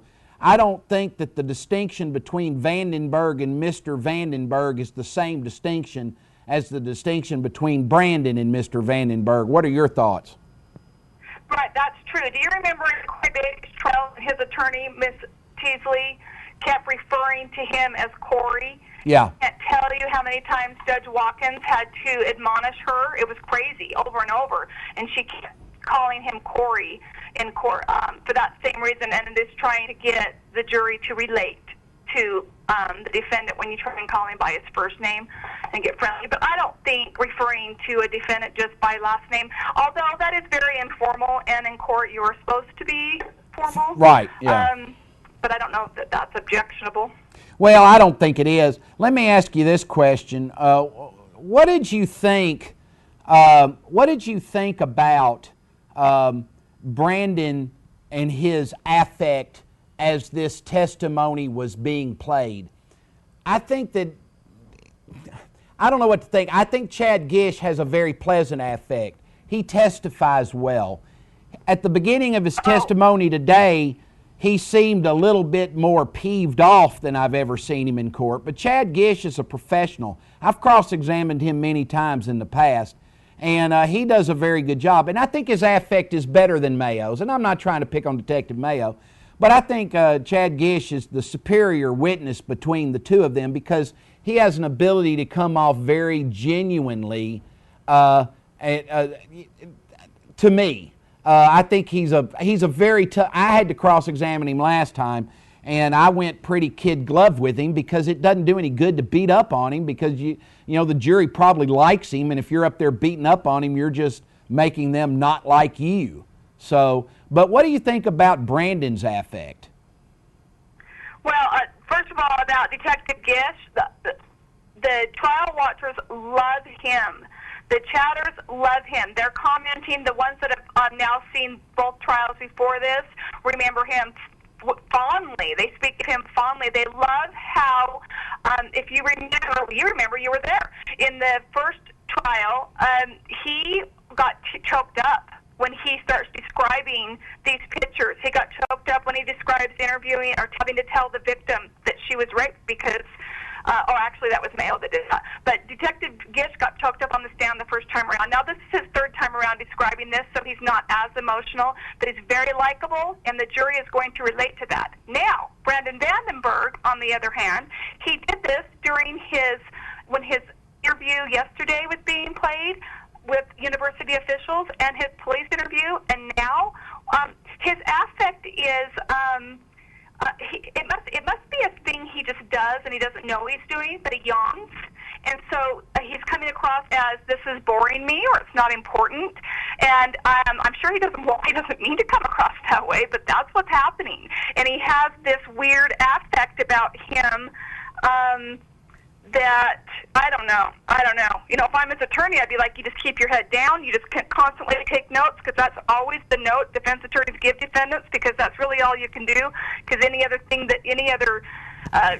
emotion you have on your face is going to be interpreted wrong. But he's giving off weird vibes, like, oh man, you know, they're playing this, and to kind of look around, and during his police interview, he yawned over and over again like this is boring him or something. Well, I want to tell you a Chad Gish story, and I think that most people understand that, particularly in Nashville, the defense bar and the police force have somewhat of an acrimonious relationship, and we really don't lunch together. For all those people that say they hate the fact that lawyers fight it out in court and go lunch together, well, that just doesn't happen in Nashville. But my wife, who's my jury consultant, Kathy, and you've seen her in coverage, and she's the blonde that some lawyer tweeted out I was harassing. I have harassed her. We have 4 children together. But anyway, my wife was at the first trial, and she started choking on something, and Gish sprang straight to his feet and went immediately to her aid. And he was the only one, and his concern for her welfare was genuine, and it was apparent and genuine. That's just the kind of guy that Chad Gish is. Chad, I love that story. well, I do too, and I really like him, and to the extent that it made my client upset with me that I liked him. Well, I'm sorry, but I do. I genuinely like Chad Gish, and that story, I wanted to tell you that story, Kathy, because that's why. I mean, that's the kind of guy that he is. And I want to tell you another story too, because this is one of these secrets of the case. All right, Kathy, you're going to love this. You can only get this here. Channel 5 does not know this. Albert Perez really wanted to argue in the first trial that she was conscious. Now, that, if you've seen the video, is just not supportable. And I told him that I felt like it would be a very bad idea to try to argue that, because then I've lost all credibility. I mean, why should the jury believe anything I say if I'm trying to tell them that it's raining outside when it's not? You know, it's just one of those things where defense counsel doesn't have the luxury. And so I kind of left it with Albert that if you want to prove that she was not unconscious, then you hire an expert, let's put him on, and let him tell the jury why he says this. Otherwise, she looks unconscious to me, and she's going to look unconscious to a lay jury. Now, I wonder, is the defense going to go there here, do you think? Have they foreshadowed that they're going to go after whether she was conscious? Okay, let me just sit. Okay, I have to take some deep breaths right now. What do they gain by her being conscious? Well, so she's a willing participant? No. They're not arguing that. What they're arguing, the only thing that makes it an aggravated rape is the fact that she was unconscious. There wasn't injury, and there wasn't any type of weapon or threat of force used. So that's what would make it aggravated, was the fact she was unconscious. So as a defense lawyer, you would want to knock out, if you could prove she was somehow conscious, that would take it down a class. It would be a good strategy, but the proof doesn't support it. Right, because they have her on film. So how can he possibly argue that? Well, I think you shouldn't, Kathy. That's what I'm telling you. As a criminal defense attorney formally, you never helped your client arguing things that were completely insupportable. Yeah, I mean, you have to find another way around. There's got to be another way around, but you can't take that route. And I'm just wondering, Kathy, have you seen any precursors to date that the defense is going to try to challenge that particular element as to whether she was conscious or unconscious? Because, you know, they got her walking up the sidewalk. They made a big deal about her walking up the sidewalk and all that kind of stuff. What do you think? I have not seen that today. Now, they have their 2 motions they were trying to fight to keep some images out and to keep Detective Gish from testifying about some of those images. I don't know if that was going to be part of that. The judge denied those. Well, let me tell you what their motions were and see what, and let me see if I can explain that for you, because I think your chatterers could get some benefit from this.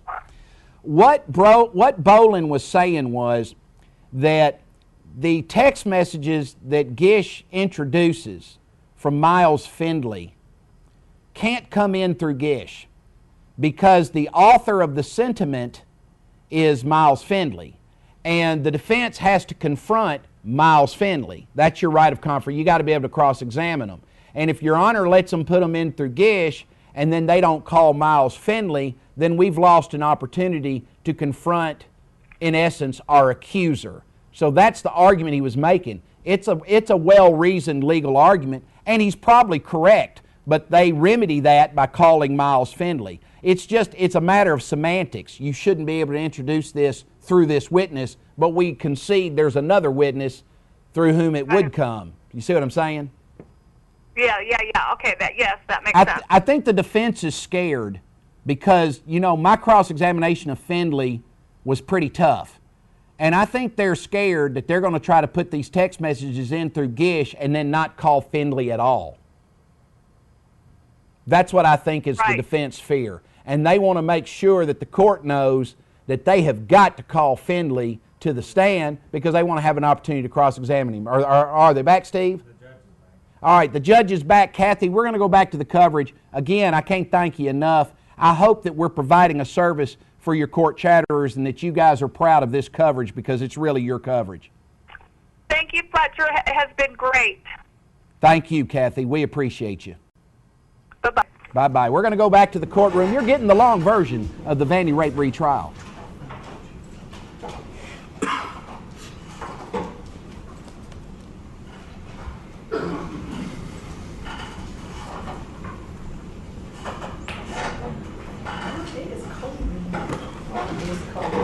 I'm really comfortable.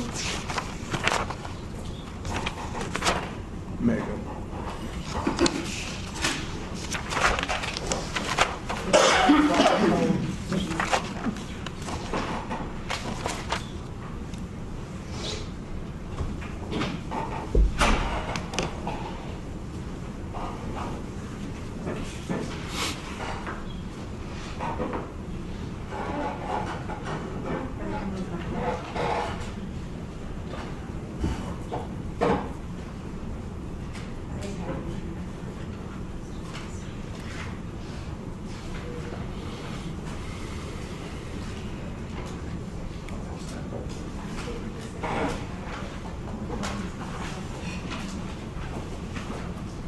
All right.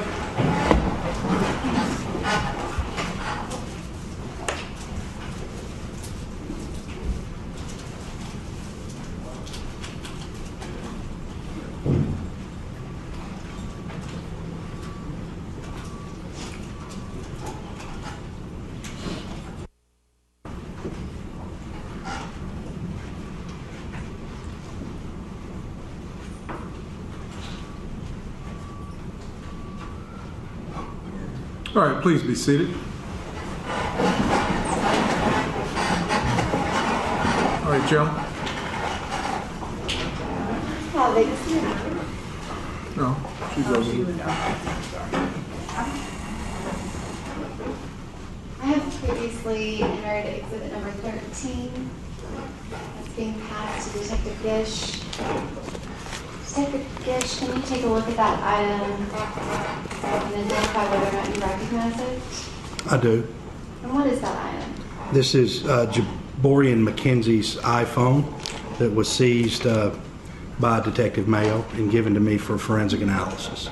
And what, if anything, did you do with that item? The same thing, the exact same process as I did with the other three phones we've discussed. Went in to look for any images or videos that could have been taken. Did not find any. Went in to look for any images or videos that may have been deleted and didn't find any either. Nothing in the camera roll on this phone. I did recover some normal data like call logs and text messages and whatnot. And again, you looked through the camera roll, looked through the same database. Did you find any thumbnails related to this incident? No, there were no thumbnails on here of the incident. And I don't believe the witness needs that item any longer, but if he could be passed previously entered exhibit number 17.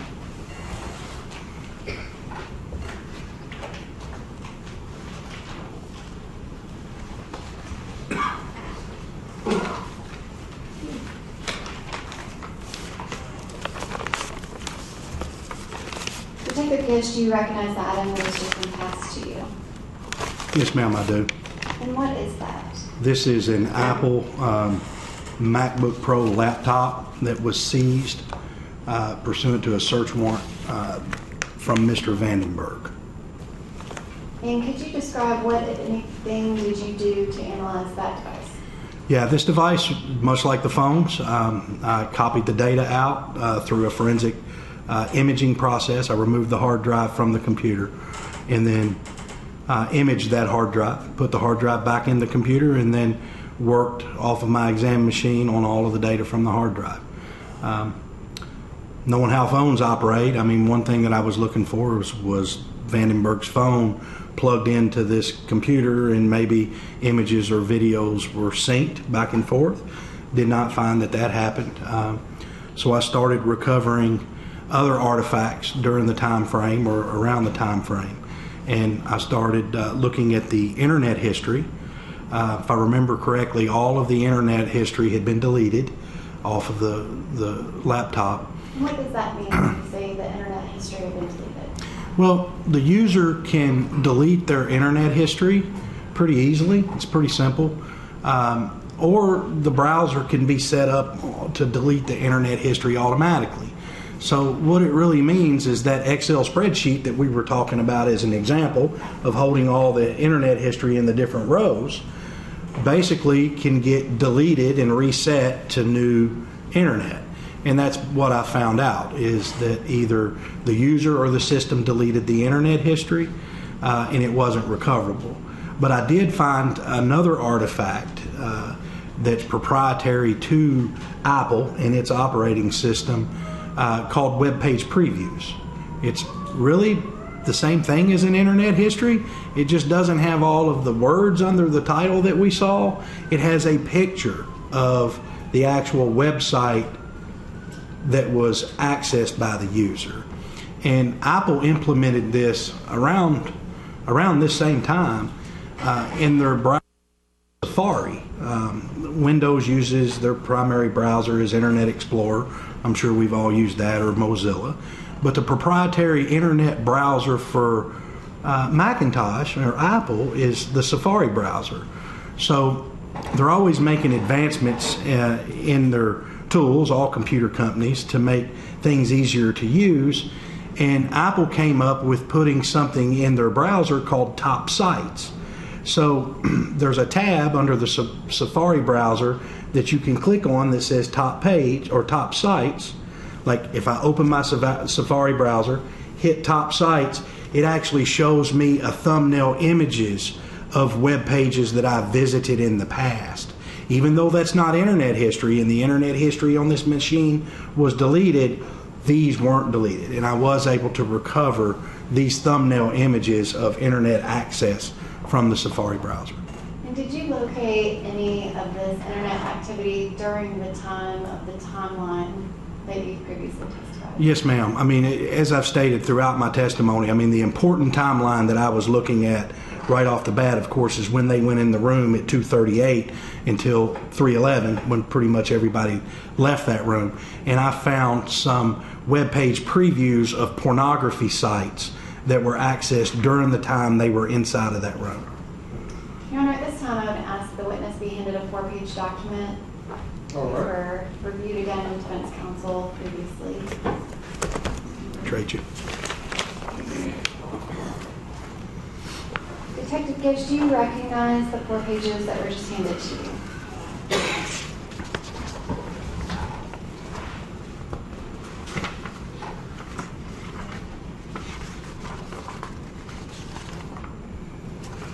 Yes, I do. This is pages of the web page previews that I was talking about earlier. So instead of the title screen where you were in internet, it shows actual picture of the web page that was accessed. And these are 4 of them that I found during that time frame dealing with adult pornography. Your Honor, at this time I ask that that 4-page document be entered as the next numbered exhibit, which I believe would be 39D. Correct, yes. And I would also ask permission to publish that to the jury. All right.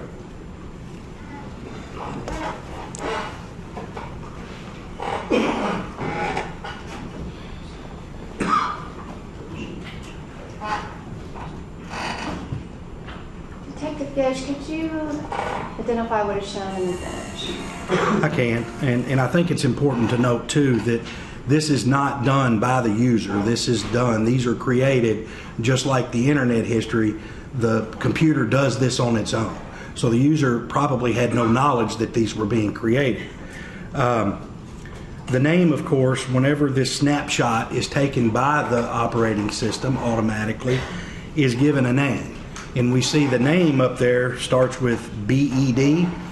I'm assuming that's just an arbitrary name that the computer assigns this web page preview and that's the name of the picture.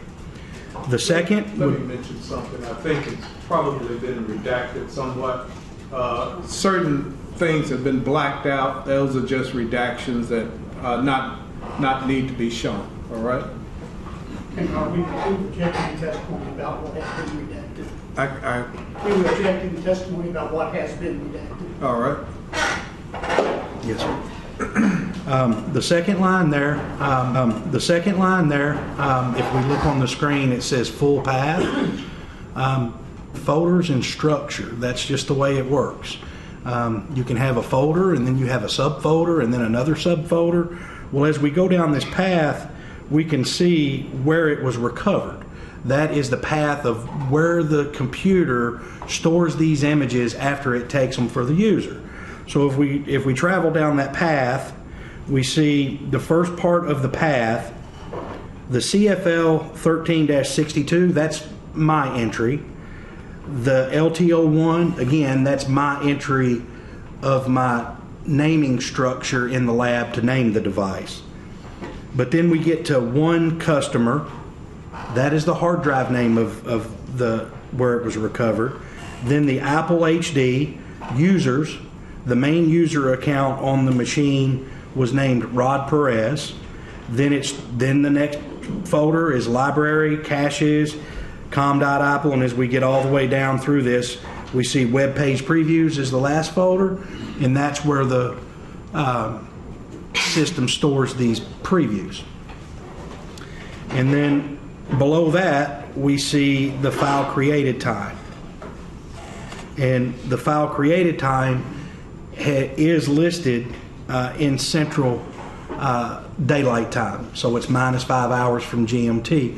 I did check the computer, and the computer was set to Central Daylight Time, so that timestamp is correct. And we can see that this search was completed on 6/23 at 2013 at 2:47:55 a.m. within the time frame of the 4 individuals and the victim being in the room. And the next image, which is 39B.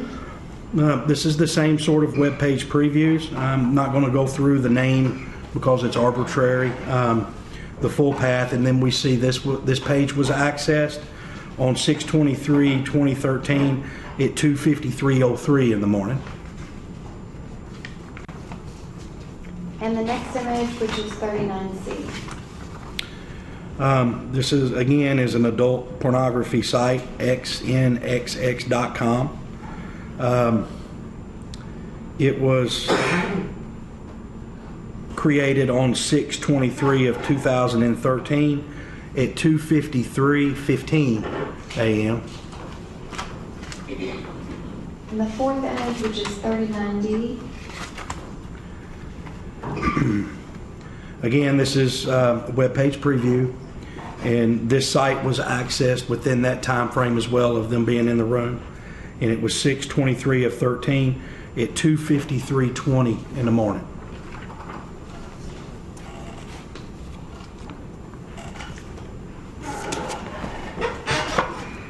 Take a guess at this point in the investigation, after you located the images on the phone.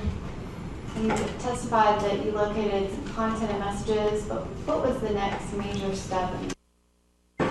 Well, I testified earlier that whenever I first did the forensic examination of the digital data on Vandenburg's phone, I'd seen that there were, within the time frame of 2:38 to 3:10, I had seen numerous phone calls being made while the victim and the suspects were inside of the room. I'd also seen references to rape, Vandenburg's iMessages, and references to FaceTime, and the content of these messages appeared to me that whoever was receiving these messages saw either a video or an image with the references to rape. So immediately we identified at least 2 of these individuals that made phone calls either to or from Brandon Vandenburg. And these two individuals were named Miles Finley and Joseph Quiznio, or Quiznio. And what I found out through the investigation is that these were two former teammates on football of Brandon Vandenburg at a school in Palm Desert, California, named College of the Desert, and that they were friends of Mr. Vandenburg. So during this whole investigation, myself, Detective Mayo, and Sergeant Shreve, we worked many hours in getting to the point where we are now. And through the investigation, we had many opportunities to talk to our command staff. And it was that Detective Mayo and myself,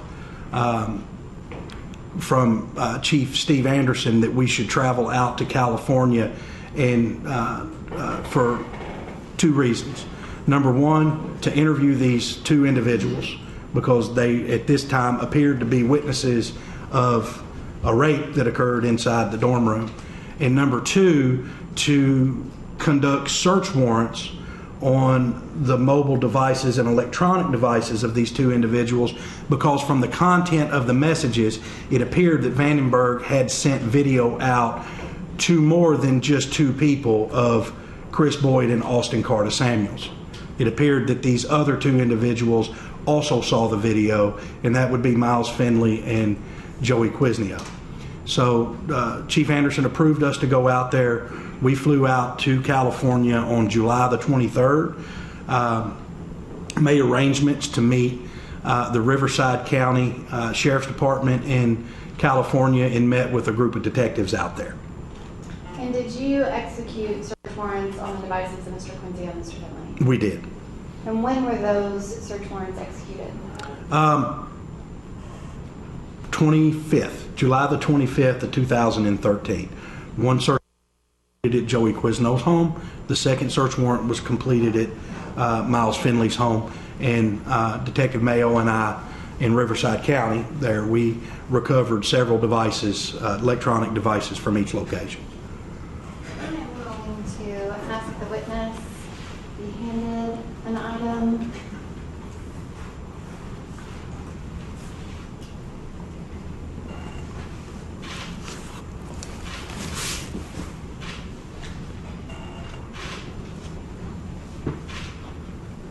Yes, ma'am. Do you recognize that item? Yes, ma'am, I do. And what is that? This is the MacBook Pro laptop that I seized from Mr. Quiznio's bedroom at his residence on the 25th of July 2013. And what, if any, analysis did you perform on that device? I performed a computer forensic analysis, digital analysis on the hard drive inside of this computer, as I did with Vandenburg's laptop. And your computer forensic analysis of that laptop, did you locate any photographs or videos of the sexual assault? I did. Your Honor, at this time I ask that the MacBook computer belonging to Joseph Quinzio be entered as the next numbered exhibit. Okay, well, number the 4 web pages have not been. They have been. Okay. Yes, Your Honor, and I apologize, I think, because I've asked that the witness retain comments. Okay, not well, making it into that would then make this exhibit number 4. Thank you, Your Honor.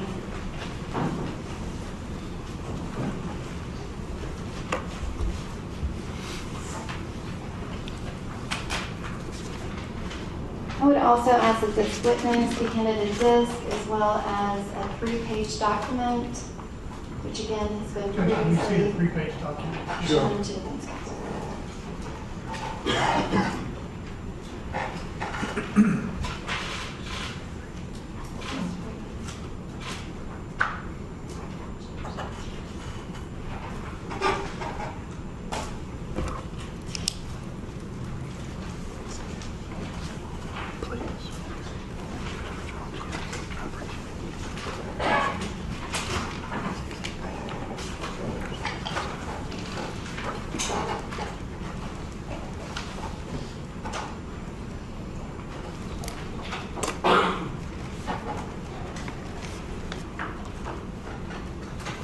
Detective Gish, you just been handed a 3-page document as well as a disc. Do you recognize those items? I do.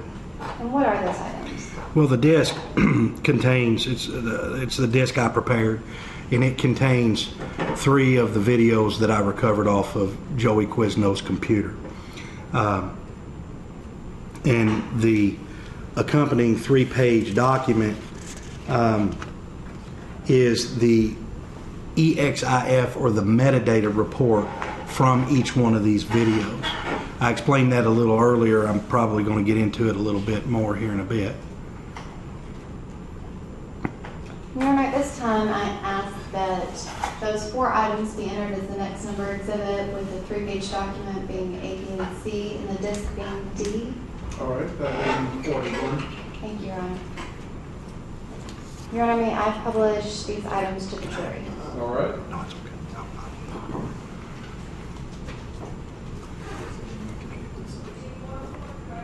Do you need? I'm probably okay.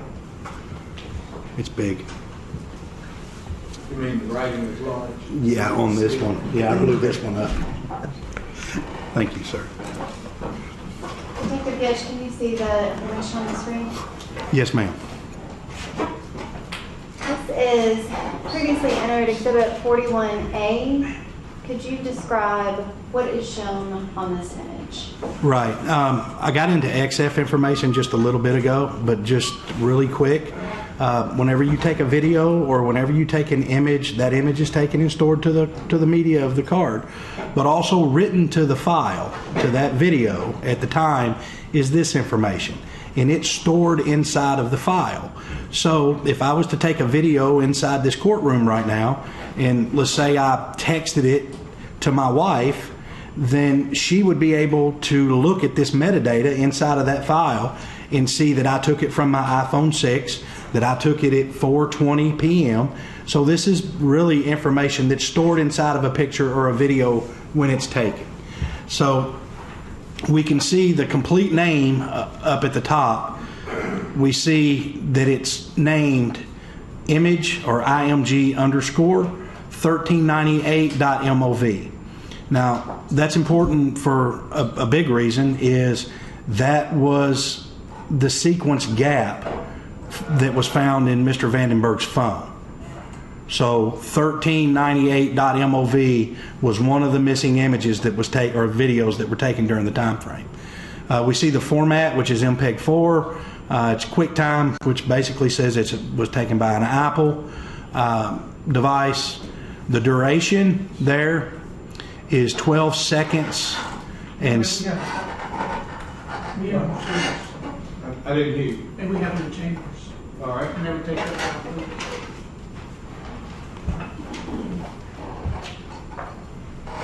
You want it now, right? Yes, please. All right.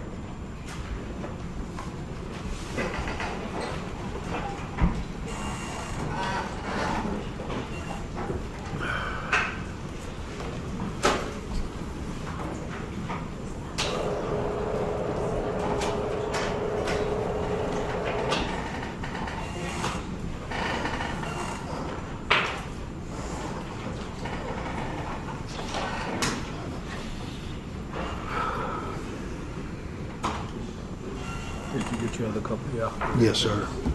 How you doing? Doing well. How's the family?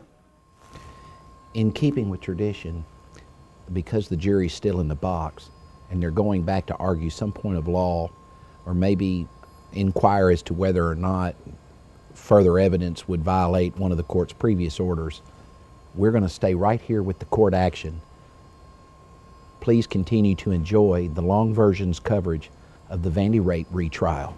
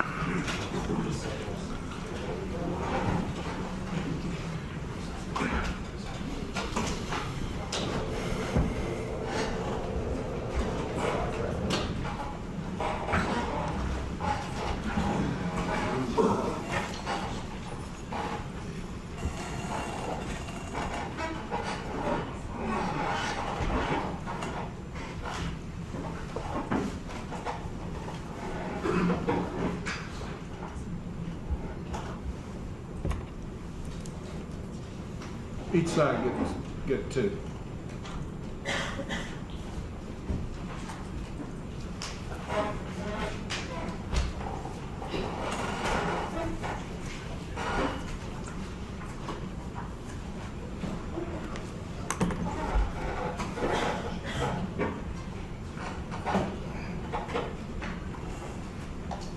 Go ahead. Detective Gish, if you could continue describing the information on this document. Right, and then so we see that the duration is 12 seconds and 753 milliseconds of that particular video. Then we go down and we see the recorded date right here. The recorded date says it was recorded on 6/23 of 2013 at 2:35 in the morning, and we already see the offset is provided on the phone, so that's the correct local time. It was taken at 2:35 in the morning on the 13th, which was just about 3 minutes before they walked into the room. We'll see that the encoded date there and the tag date, that's the timestamp that is listed in Universal Coordinated Time. And we see that the 6.1.3, I'm pretty sure that's the operating system of the phone at the time. We can see that the make of the phone that created this video was an Apple, and the model of the phone was an iPhone 4S. Not only does the image file name fit in the sequence gap of the missing images from Vandenburg's phone, the make and model is the same exact as well.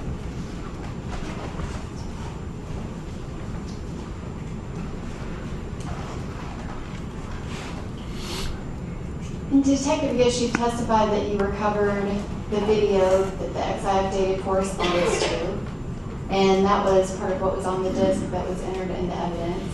I'm going to play the IMG_1398 video file. You could describe generally what's shown.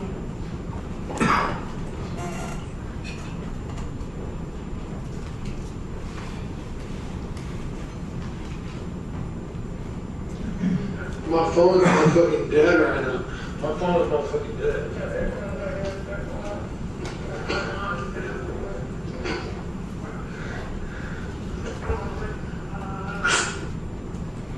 Well, in that video, that appears to be the same. It appears to be video that we see taken by Mr. Vandenburg from the surveillance video before they went in the room. The victim's laid outside, right outside of the elevator there. We see the white piece of paper on the floor, just as we saw in the surveillance video. We saw Mr. Banks taking pictures of the victim's vagina area. And I saw Mr. Vandenburg laughing and kind of goofing off, saying that his phone was motherfucking dead right now. His phone's motherfucking dead. And did you view this video in this format only during your investigation? No. In order to identify different pieces of evidence, especially in a short video clip, it makes it easier to identify things if you can slow the video down. So instead of running full speed, slow it down a little bit so you can really pay attention to what's going on. And I believe it was 50% speed that I made the video in, also a 50% slowed down to 50% speed. And Detective, I'm going to play the video as you just described it, 50%. Detective Gish, there's no audio. Could you explain that? Right. When I slowed the video down, it would, of course, slow the audio down as well, so we would get garbled. It basically sounded like Charlie Brown's teacher.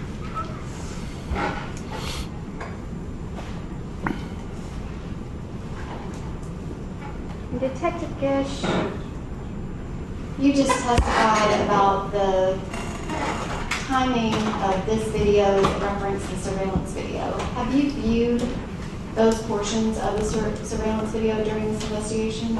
I have. I actually went through the surveillance video clip of what we see in that hallway and paused at a certain point, and it matches up exactly to the second of the time frame on the phone.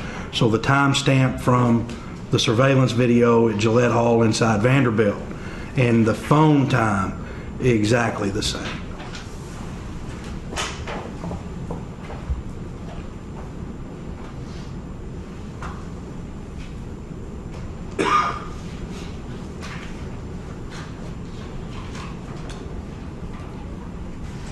Detective Gish, I've just placed what has been entered as 41B on the screen. Could you describe what is shown here? Yes, ma'am. We see this file at the very top, the complete name. We see the name of that file is img_1400.mov. So that is the name of the file that was received by Joey Quizno in his iMessages. That file name, 1400, also fits in the sequent image gap of deleted images and videos from Vandenburg's phone of the time frame. We can see that the recorded date on this phone, on this clip rather, is 6/23 of 2013 at 2:40 in the morning, just roughly 2 minutes after they walked into that room. We already know that the surveillance camera timestamp and the phone timestamp are precise. They're on. We see this is a 6-second, almost 7-second video, 6.9 seconds. It was also created from an Apple iPhone 4S. And Detective Gish, I'm going to play the corresponding video.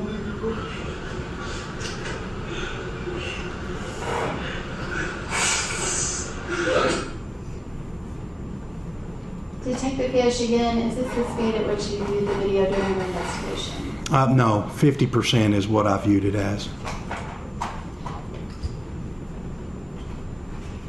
And on this video, we see Corey Beatty right there sexually assaulting and raping the anus of the victim. Right.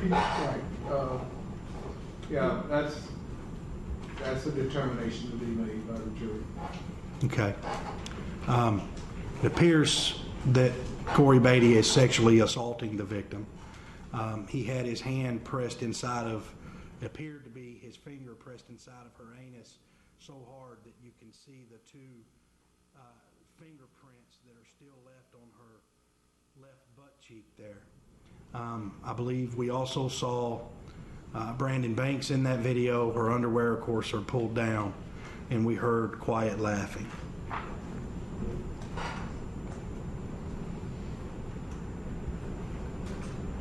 Detective Gish, this is the third document of XIF data, which is 41C. Could you describe what is shown here?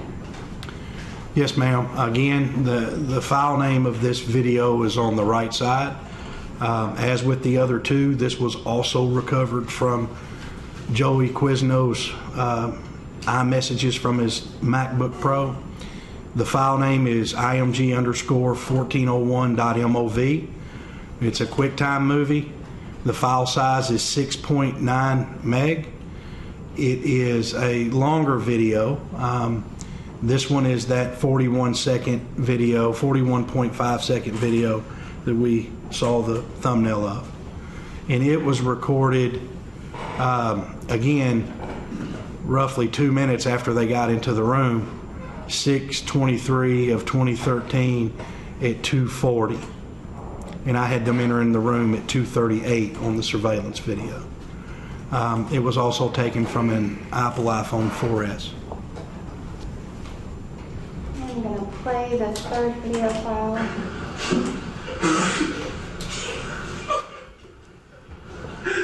Squeeze that shit. Squeeze that.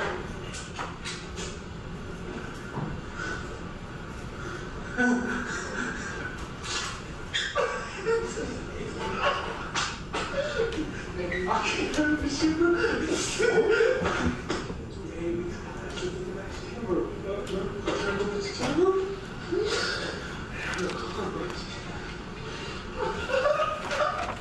I can't do this.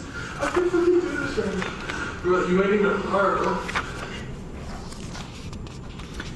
Detective Gish, again, did you view this video in a slowed down speed?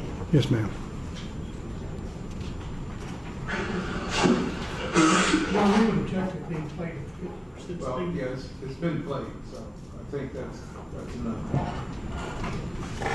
Detective Gish, you viewed the video in the 50% speed, is that correct? Yes, ma'am. And could you describe what is shown in the video and what information is related to the investigation? Sure.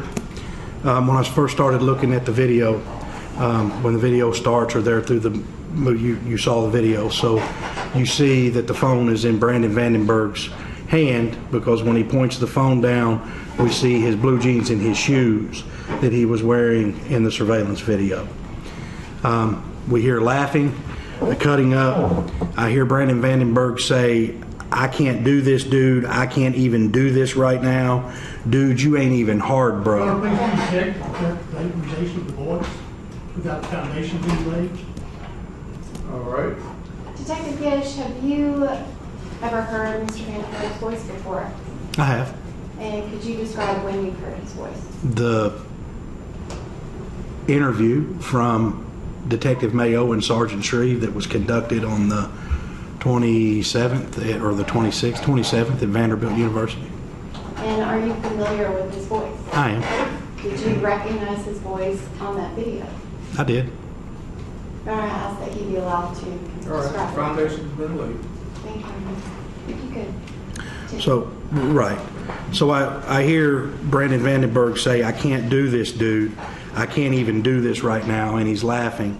"Dude, you ain't even hard, bro."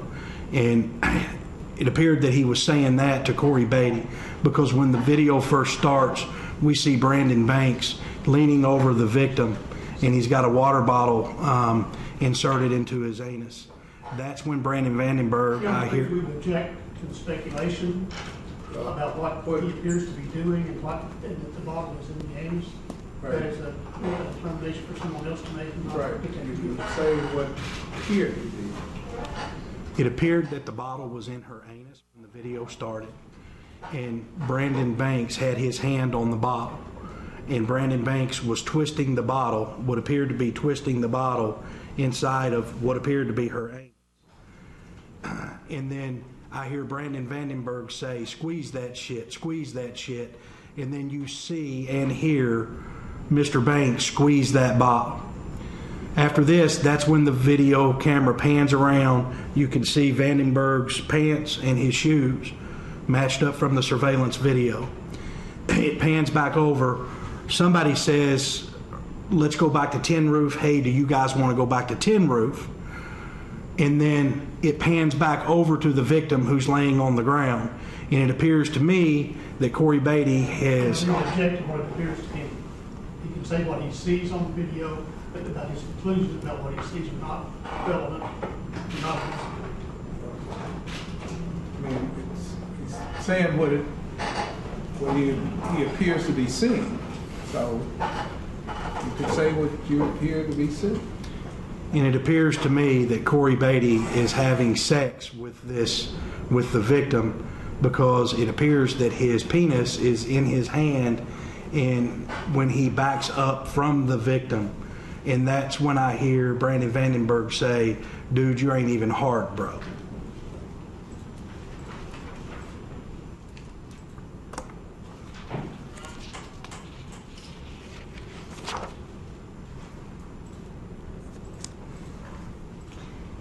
Detective Gish, you have testified related to the file names of the video files that you recovered from Joseph Quinzio's laptop computer. Can you describe, were those files on the computer or were they deleted? How were you able to recover those? No, those files were saved as attachments in his iMessage structure. So iMessaging is a proprietary messaging app that Apple uses. So if General Norman had an iPhone and I had an iPhone and I send her a message, then if she has iMessaging enabled on her iPhone, and so do I, when I send her this message, even though I'm on Verizon, basically what's going on under the hood is Apple says, hey, wait a minute, Verizon, we'll take care of this message. Don't even worry about sending it through your servers. We'll send it through our servers because General Norman is connected to iMessage. So then that message is immediately routed through Apple servers, since it's an iMessage, going to another iPhone, and it lands on General Norman's device. If I was to send General Norman a picture through iMessaging, it would do the same thing. It would go through Apple servers, land on General Norman's phone, and then General Norman would open up her iMessages on her phone, and she would see this attachment, this picture or video that I just sent her. Now, that video is just not sitting there on the screen. I mean, we know that has to be stored somewhere. And it's stored in the attachment area for iMessage attachments. And that's where I recovered these 3 videos from. The videos were still engaged in part of iMessaging, but they were recovered fully, not deleted. They were still 100% active and allocated in Quizneo's MacBook, it's a long day, pardon me, in his MacBook laptop where they're supposed to be in the iMessages. And did you locate the iMessage conversation? I mean, you said that you located them as an attachment. Were there iMessages on that laptop device? There were. I think one of the first parts I testified to this morning was when I first started analyzing Brandon Vandenburg's iPhone. During that 2:38 to 3:10 in the morning, I found iMessages that were referencing rape, and that the conversation referenced that whoever was conversing with him had seen images or pictures. When I started looking into Mr. Quizneo's computer, I noticed that he was having the conversation with Vandenburg. So not only were they found on Vandenburg's phone, going to California and seizing this computer enabled me to recover that whole conversation and the attachments of the videos from Quizneo's computer. So really I had part of it from Vandenburg's and all of it from Quizneo. So I had the whole, now the whole investigation is coming complete. Now I have everything, and I can start viewing and reading these text messages because I recovered them wholly from Quizneo's computer. Detective, I would ask that you be handed a document that is, I believe, 7 pages in length. And I have just recently given defense counsel. Yes, I provided defense counsel a copy prior to him taking the stand. They have their own copy.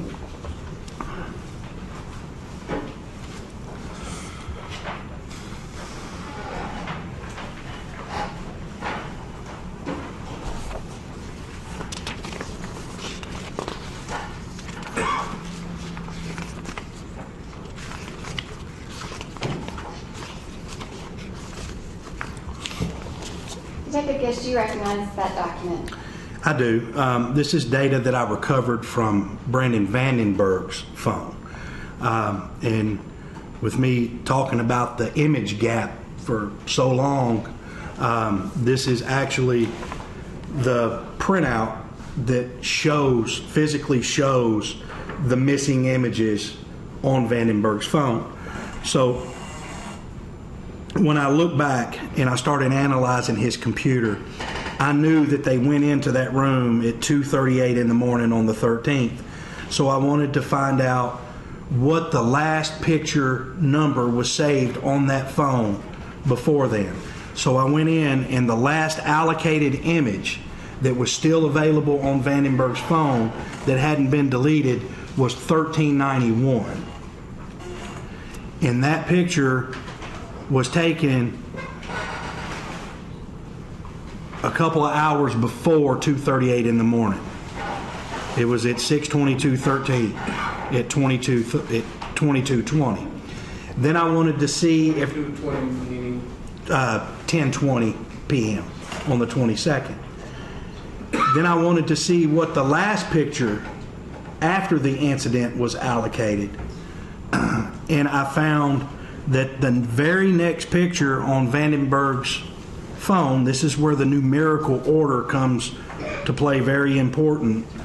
So we went from 1391 before the incident to 1408 after the incident, and that 1408 was taken at 6/23/2013 at 2:47 p.m.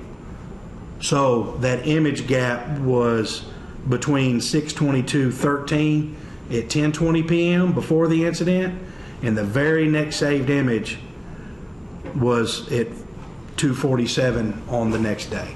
So there was that from 1391 to 1408. That's how many images we were missing in this time frame. Detective Gish, that image 1391 and 1408, did you locate those images anywhere on Joseph Quinzio's computer? I did, actually. And could you describe how you were able to do that? Right. When I started the analysis of Quinzio's computer and actually found these videos in the text messaging, I started analyzing a lot more of the text messages to see if there was any more conversation between Vandenburg and Quinzio about this incident. And what I'd found on Quinzio's computer in his iMessaging was that he forwarded through iMessages, or Vandenburg, from Vandenburg's phone, received an image that was the last one. I believe it was the last one, which was 1408.jpg. And is that a report that you actually created as part of your forensic analysis? Yeah, it just shows the image gap. The last allocated image before the incident, the last allocated image after the incident, and the numbers in between of how many messages that we were missing or images that we were missing. And it also shows that the 3 videos that we recovered from Quinzio's computer, 1398, 1400, and 1401, were all inside of this image gap of missing photos. Your Honor, at this time, I would ask that the report of Detective Gish be entered as the next numbered exhibit. Whereas I think that's 42.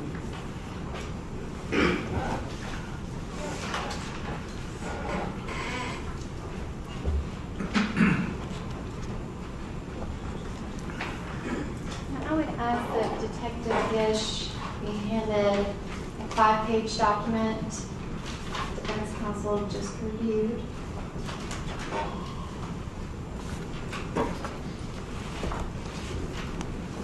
Detective Gish, do you recognize that document? I do. And what is that?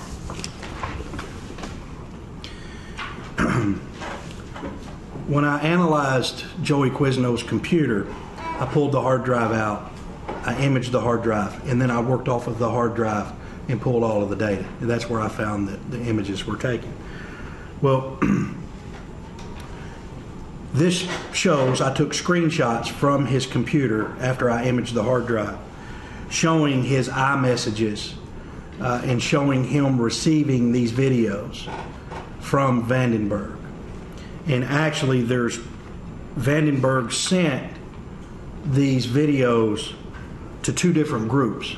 So in iMessaging, the groups can work differently.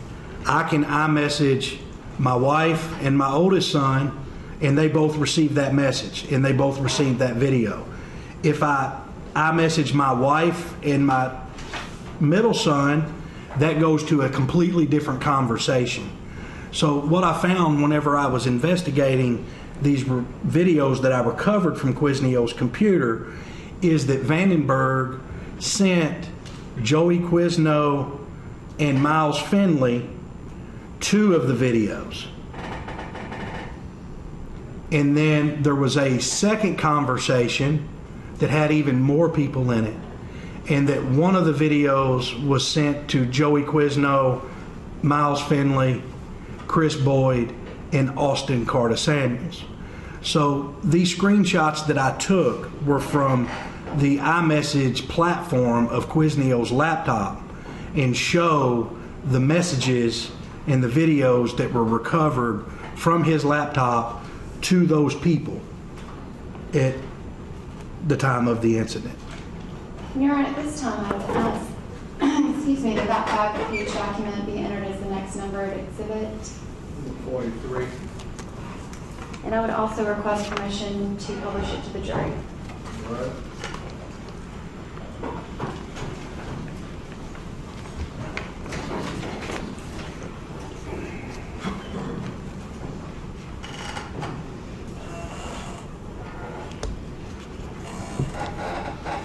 Detective Fish, this is 43A. Could you describe what is shown in this image?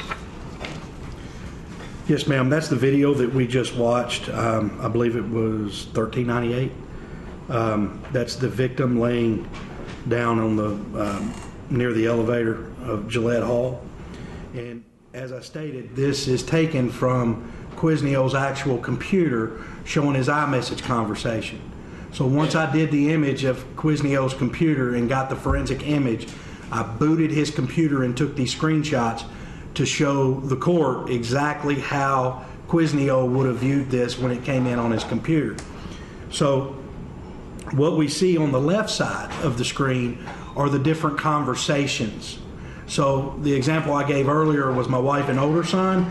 That would be on one conversation. My wife and my other son, that would be on another conversation. At the top, we can see the participants of the conversation. Since this is Quizneo's computer, we know he's a participant of the conversation, so he's not listed at the top. So we see the name Brandon, which is Brandon Vandenburg. That's the contact name in here. And we also see Miles Finley was part of this conversation. So Vandenburg had iMessaged this video to both Miles Finley and Joey Quizneo.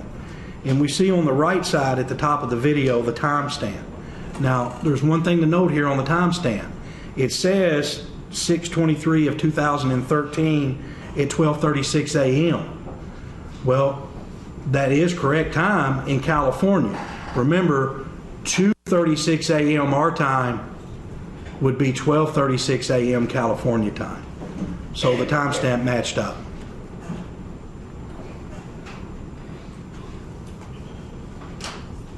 And the next image is 43B. This is this exact same conversation.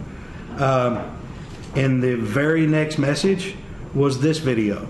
We see that Vandenburg sent this video to Miles Finley and Joey Quizneo on 6/23/2013 at 2:40 in the morning. And then right underneath of that, we see a text message from Miles Finley that says, "You're going to get in trouble." That was his response to that video.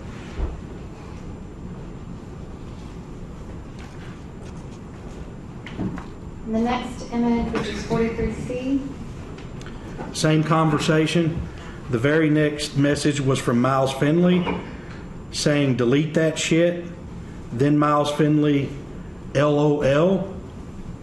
Then, since this is the right side of the conversation and this is Quizneo's laptop, we know this is Quizneo's conversation that's in blue. "Yeah, Brandon, you're a dumbass."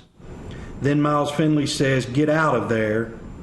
Then he says, Miles Finley, "She could call rape, so done." Then Miles Finley says, "Soon." Miles Finley says, "Delete that shit."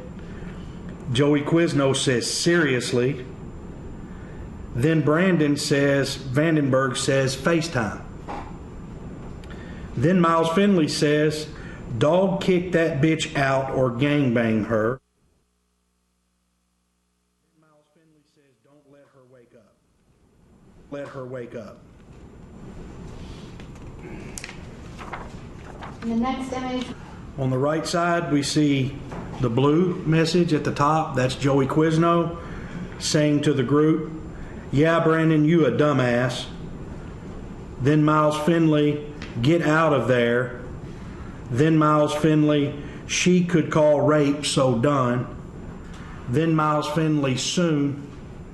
Then Miles Finley, "Delete that shit." Then Joey Quizneo, "Seriously." Vandenburg, FaceTime. And it looks like, I think I just read those, General, on the last one.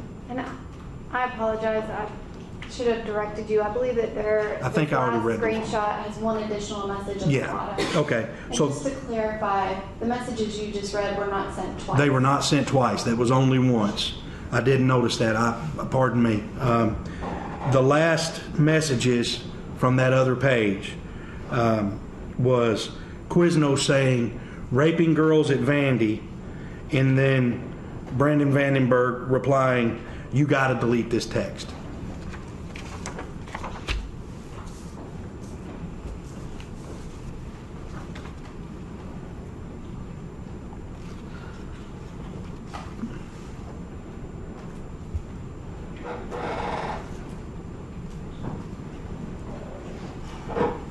And the fifth image is 43E.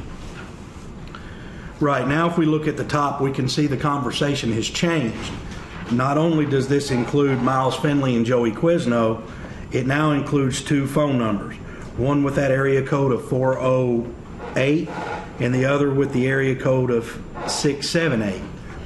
So when I started the analysis, I found out that number 408-355-304 belonged to Austin Carter Samuels.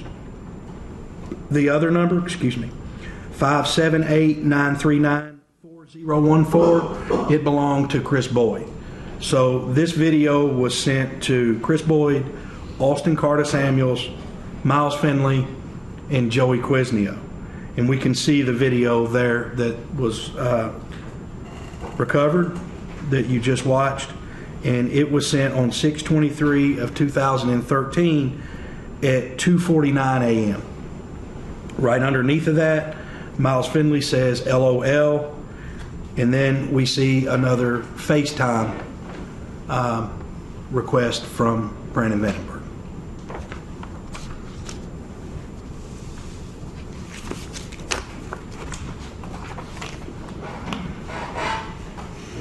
Detective Gish, as you're analyzing Mr. Quinzio's laptop computer, did you find any other messages directly related to this incident? I did.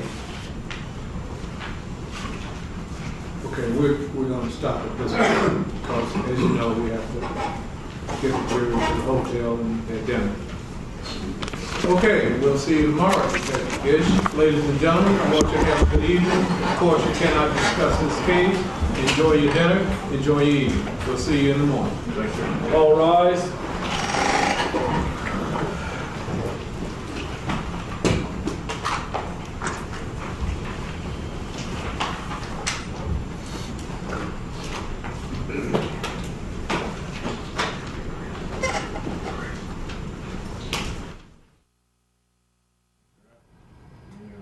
Well, folks, in the criminal defense world, we call that a very bad day. You have just witnessed kind of this cavalcade of evidence that is terrible coming into the record today. It's one of those, good Lord, how do you overcome it moments.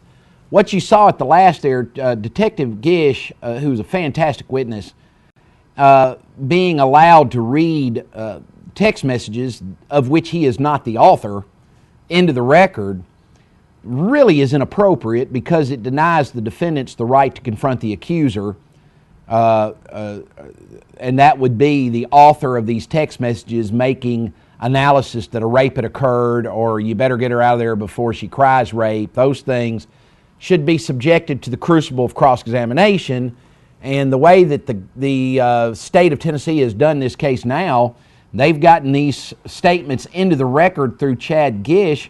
I don't know that they have to call Miles Finley or Joseph Quinzio now after that. And that's what the defense was complaining about in one of the motions in limine, was that that's not the appropriate witness to bring those statements in, because you can tell the jury that they can't consider those statements for the truth of the matter within the statement. But, you know, that's like saying, hey, there's a pink elephant in the corner of the room, just don't look at it. I mean, that almost calls more attention to it than had you not mentioned it at all. Powerful, powerful day today. This is the state's case in chief, they're supposed to have powerful days. If they're not having powerful days in the presentation of their proof, then the case shouldn't have been brought at all. In this case, has plenty of evidence that would lend to its being brought. One of the really things that is unfortunate is the fact that Brandon Banks is playing football at a Christian school in Jackson, Tennessee on scholarship, and his name and scent is all over these events. Yeah, I mean, after hearing the police interviews and those things in the third trial, it looks like lots of people involved in child sex crimes and other crimes in town are escaping. That are escaping. If you'll remember, one of the listeners says, hey, Miles Finley advised Brandon to not let her wake up. I cross-examined Miles Finley at the trial in the first case, and I was trying to show that, Miles Finley directed the action even more than Vandenburg. I mean, if Vandenburg's commentary squeezed that crap, he didn't say crap, but if that commentary acts as a direction that makes him criminally responsible for another's conduct, then why don't let her wake up? How's that less of a direction? And so I asked Miles Finley, I was very animated when I did it, but I asked him, I said, were you directing Mr. Vandenburg to kill this lady? Is that what you were telling him to do by don't let her wake up, or were you telling him to murder her? Were you directing him? You may recall that cross-examination. It was pretty spirited. So that's what, that was the point I was trying to make at that time. Now, if they don't bring Finley in or Quinzio in, and they don't get to cross-examine them about these statements, that's a huge defense miss. I mean, that's a mistake. Which is the one that you had the brouhaha with? You had one that was Finley, the guy that authored he that. He actually told you to calm down in the courtroom. Here's another secret of the case, okay? As I was walking to the podium, Mr. Finley made a gesture at me that I believed was, in the common vernacular, the throat slash gesture. He had run his thumb up under his chin, and I interpreted that as he was threatening me. I was never one in the conduction of criminal defense to take well to being threatened. And the second that he threatened me in an attempt to intimidate me into not examining him vigorously, my examination got eminently more vigorous. It was not one of my prouder moments as a criminal trial practitioner, because I kind of lost it on that guy. I am a Kentuckian, and you can take the boy out of Kentucky, but it's hard to get the Kentucky out of the boy. And I did go off on him in almost an unprofessional, unseemly way, and I regret that. But I never was one that took well to being threatened, and that's the way I felt he was threatening me.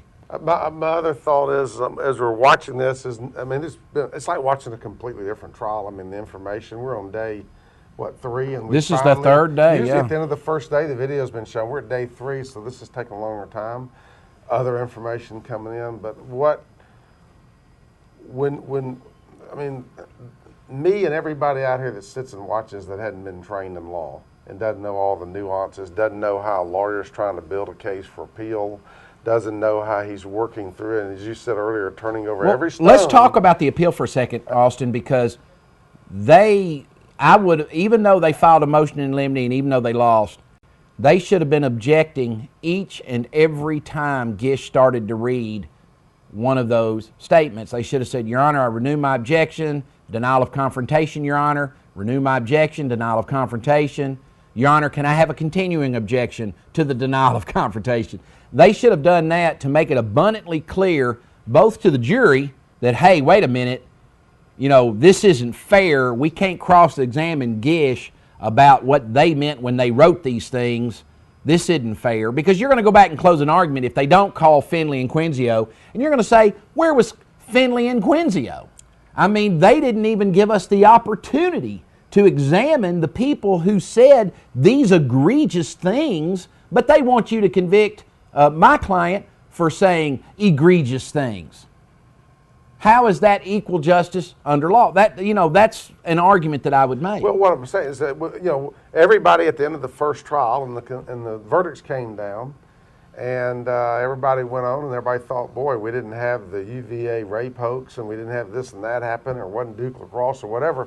So fine, and if you remember the night that happened, as they came out and read everything, there were like 180 colleges in Nashville over at Fisk, and they were having some kind of, campus sexual assault seminar that was all being done at that time. And then right behind that, months later, we got a mistrial. And so now you've had another trial. And so, and it sounds like the attorney in there may be thinking about filing some things. We're going through this. We've seen double jeopardy already be thrown in at the beginning, some of these other things. So what I'm trying to say is you're hoping that it's done correctly, properly, that so the it'll victim be over. Yeah. gets a fair trial and doesn't have to come back her 4th, 5th, 6th, 7th time or whatever. We know today maybe some people have escaped. We even know if any of the stuff that was said is true, that one trial that's already done and over, if there's nothing that changes that, may be lesser than whatever it was that might have happened. But you can't go back and retry that one. That one's done, right? It's over. Right, it's done. Yeah, and it's so done. I guess what I'm saying is there could be more surprises, more things that can happen here that the average person doesn't know about, that you as a lawyer, other people's lawyers may be sitting around working right now looking at, going like, here's a problem that happened in the baseball game in the 3rd inning, and we're planning on protesting this game when this thing's over. All right, and if you you have to tell your team to not take the field if you're going to protest. Yeah, and if you're going to protest about this type of examination, you have to continue to stand up and protest. So, and another thing I want to talk about, the double jeopardy issue for people. If you're just joining us, and maybe you've been watching some other lesser coverage that doesn't know near as much as we, which would be just about every other coverage out there, the double jeopardy argument is precipice upon the fact that at the first trial we argued that the indictment was infirm and didn't state an offense of ag rape because it did not say that the person was penetrated while unconscious, and it didn't say that the person was penetrated with the use of force or coercion, and so it didn't state an offense of rape either. And so we moved to dismiss the indictment. Well, the government said, no, the indictment's fine. The court said, no, the indictment's fine. They try the case, they get a mistrial. So then the government goes out and they re-indict him. They fix what we complained. They went in. I mean, if the indictment was fine, why didn't they leave it the way it was? They went out and they fixed everything about which we kvetched. So at this trial, Bolin, in what's a good argument, I mean, it's not going to win, I don't think, but it's a good argument. It's a reasonable argument. He says, hey, look, when you went out, you didn't supersede the indictment, you re-indicted him for the same thing. You can't indict someone twice for the same facts. That's double jeopardy, violates the Constitution. That's that argument. That's a scary argument. It's a scary argument. If you're the victim, that's a scary argument. That's a scary argument. That argument is not completely without merit. It has some merit. But we'll wait. That's not an argument that is ever going to win in a trial court. That's an argument you're going to have to go to a court of criminal appeals or a Supreme Court to have that argument prevail. You're not going to win it at a trial court. No trial judge, not on the heels of the Vanderbilt, of the Stanford swimming rape sentencing, after all the fire that judge is drawing, nobody is going to render that ruling at the trial court level. Guys, we appreciate you joining us. Austin, thank you. We want to thank Kimmy Inez, Court Chatter, and Kathy Russin, outstanding again. We want to thank our sponsors, First Choice Moving and Storage. They're the first choice because they're just the best. They're at 931-920-5455. First Choice Moving and Storage. Proud to be bringing you this broadcast. They're on College Street in Clarksville, Tennessee. Go and see them. They will take care of those things that are important to you. Also, if you get in a little trouble, need a little help, we all get there. I've been there. You have to find a way out, and that way out is a Way Out Bail Bonding Company. They're at 931-553-8991. They'll make sure that you make your court appearances. They'll spring you, and they'll get you on your way to a resolution of your criminal matter in a manner about which you can be pleased. Also, Justin Swallows, the host of the Saturday Sports Splash, That is Saturday from 10 to 11 on WJZM News Talk Radio in Clarksville, Tennessee. Tune him in. He always has an excellent assortment and array of guests. I don't know how he's able to book these people. Obviously, Justin's a pretty important man. And also, when we get done with this television venture, we want you to tune in the long version, which is on every day from 9 to 11 a.m. We're on 2 stations, WJZM in Clarksville, Tennessee, AM 1400, and Reno, Nevada, I think it's AM 1180. I don't listen to the Reno station as much. I'm sorry, KCKQ. I'll try to tune you in more. But listen to the long version. Become a warrior for justice. Go to long version, w4j.com, and read the blog and listen to the podcast. It's all on there for you. For Austin, for Austin Davis, thank you, Austin, and thank you, Channel 4, WSMV News Channel 4, for providing a stream and allowing us to piggyback your stream and air it to our viewers up here in Clarksville, Tennessee.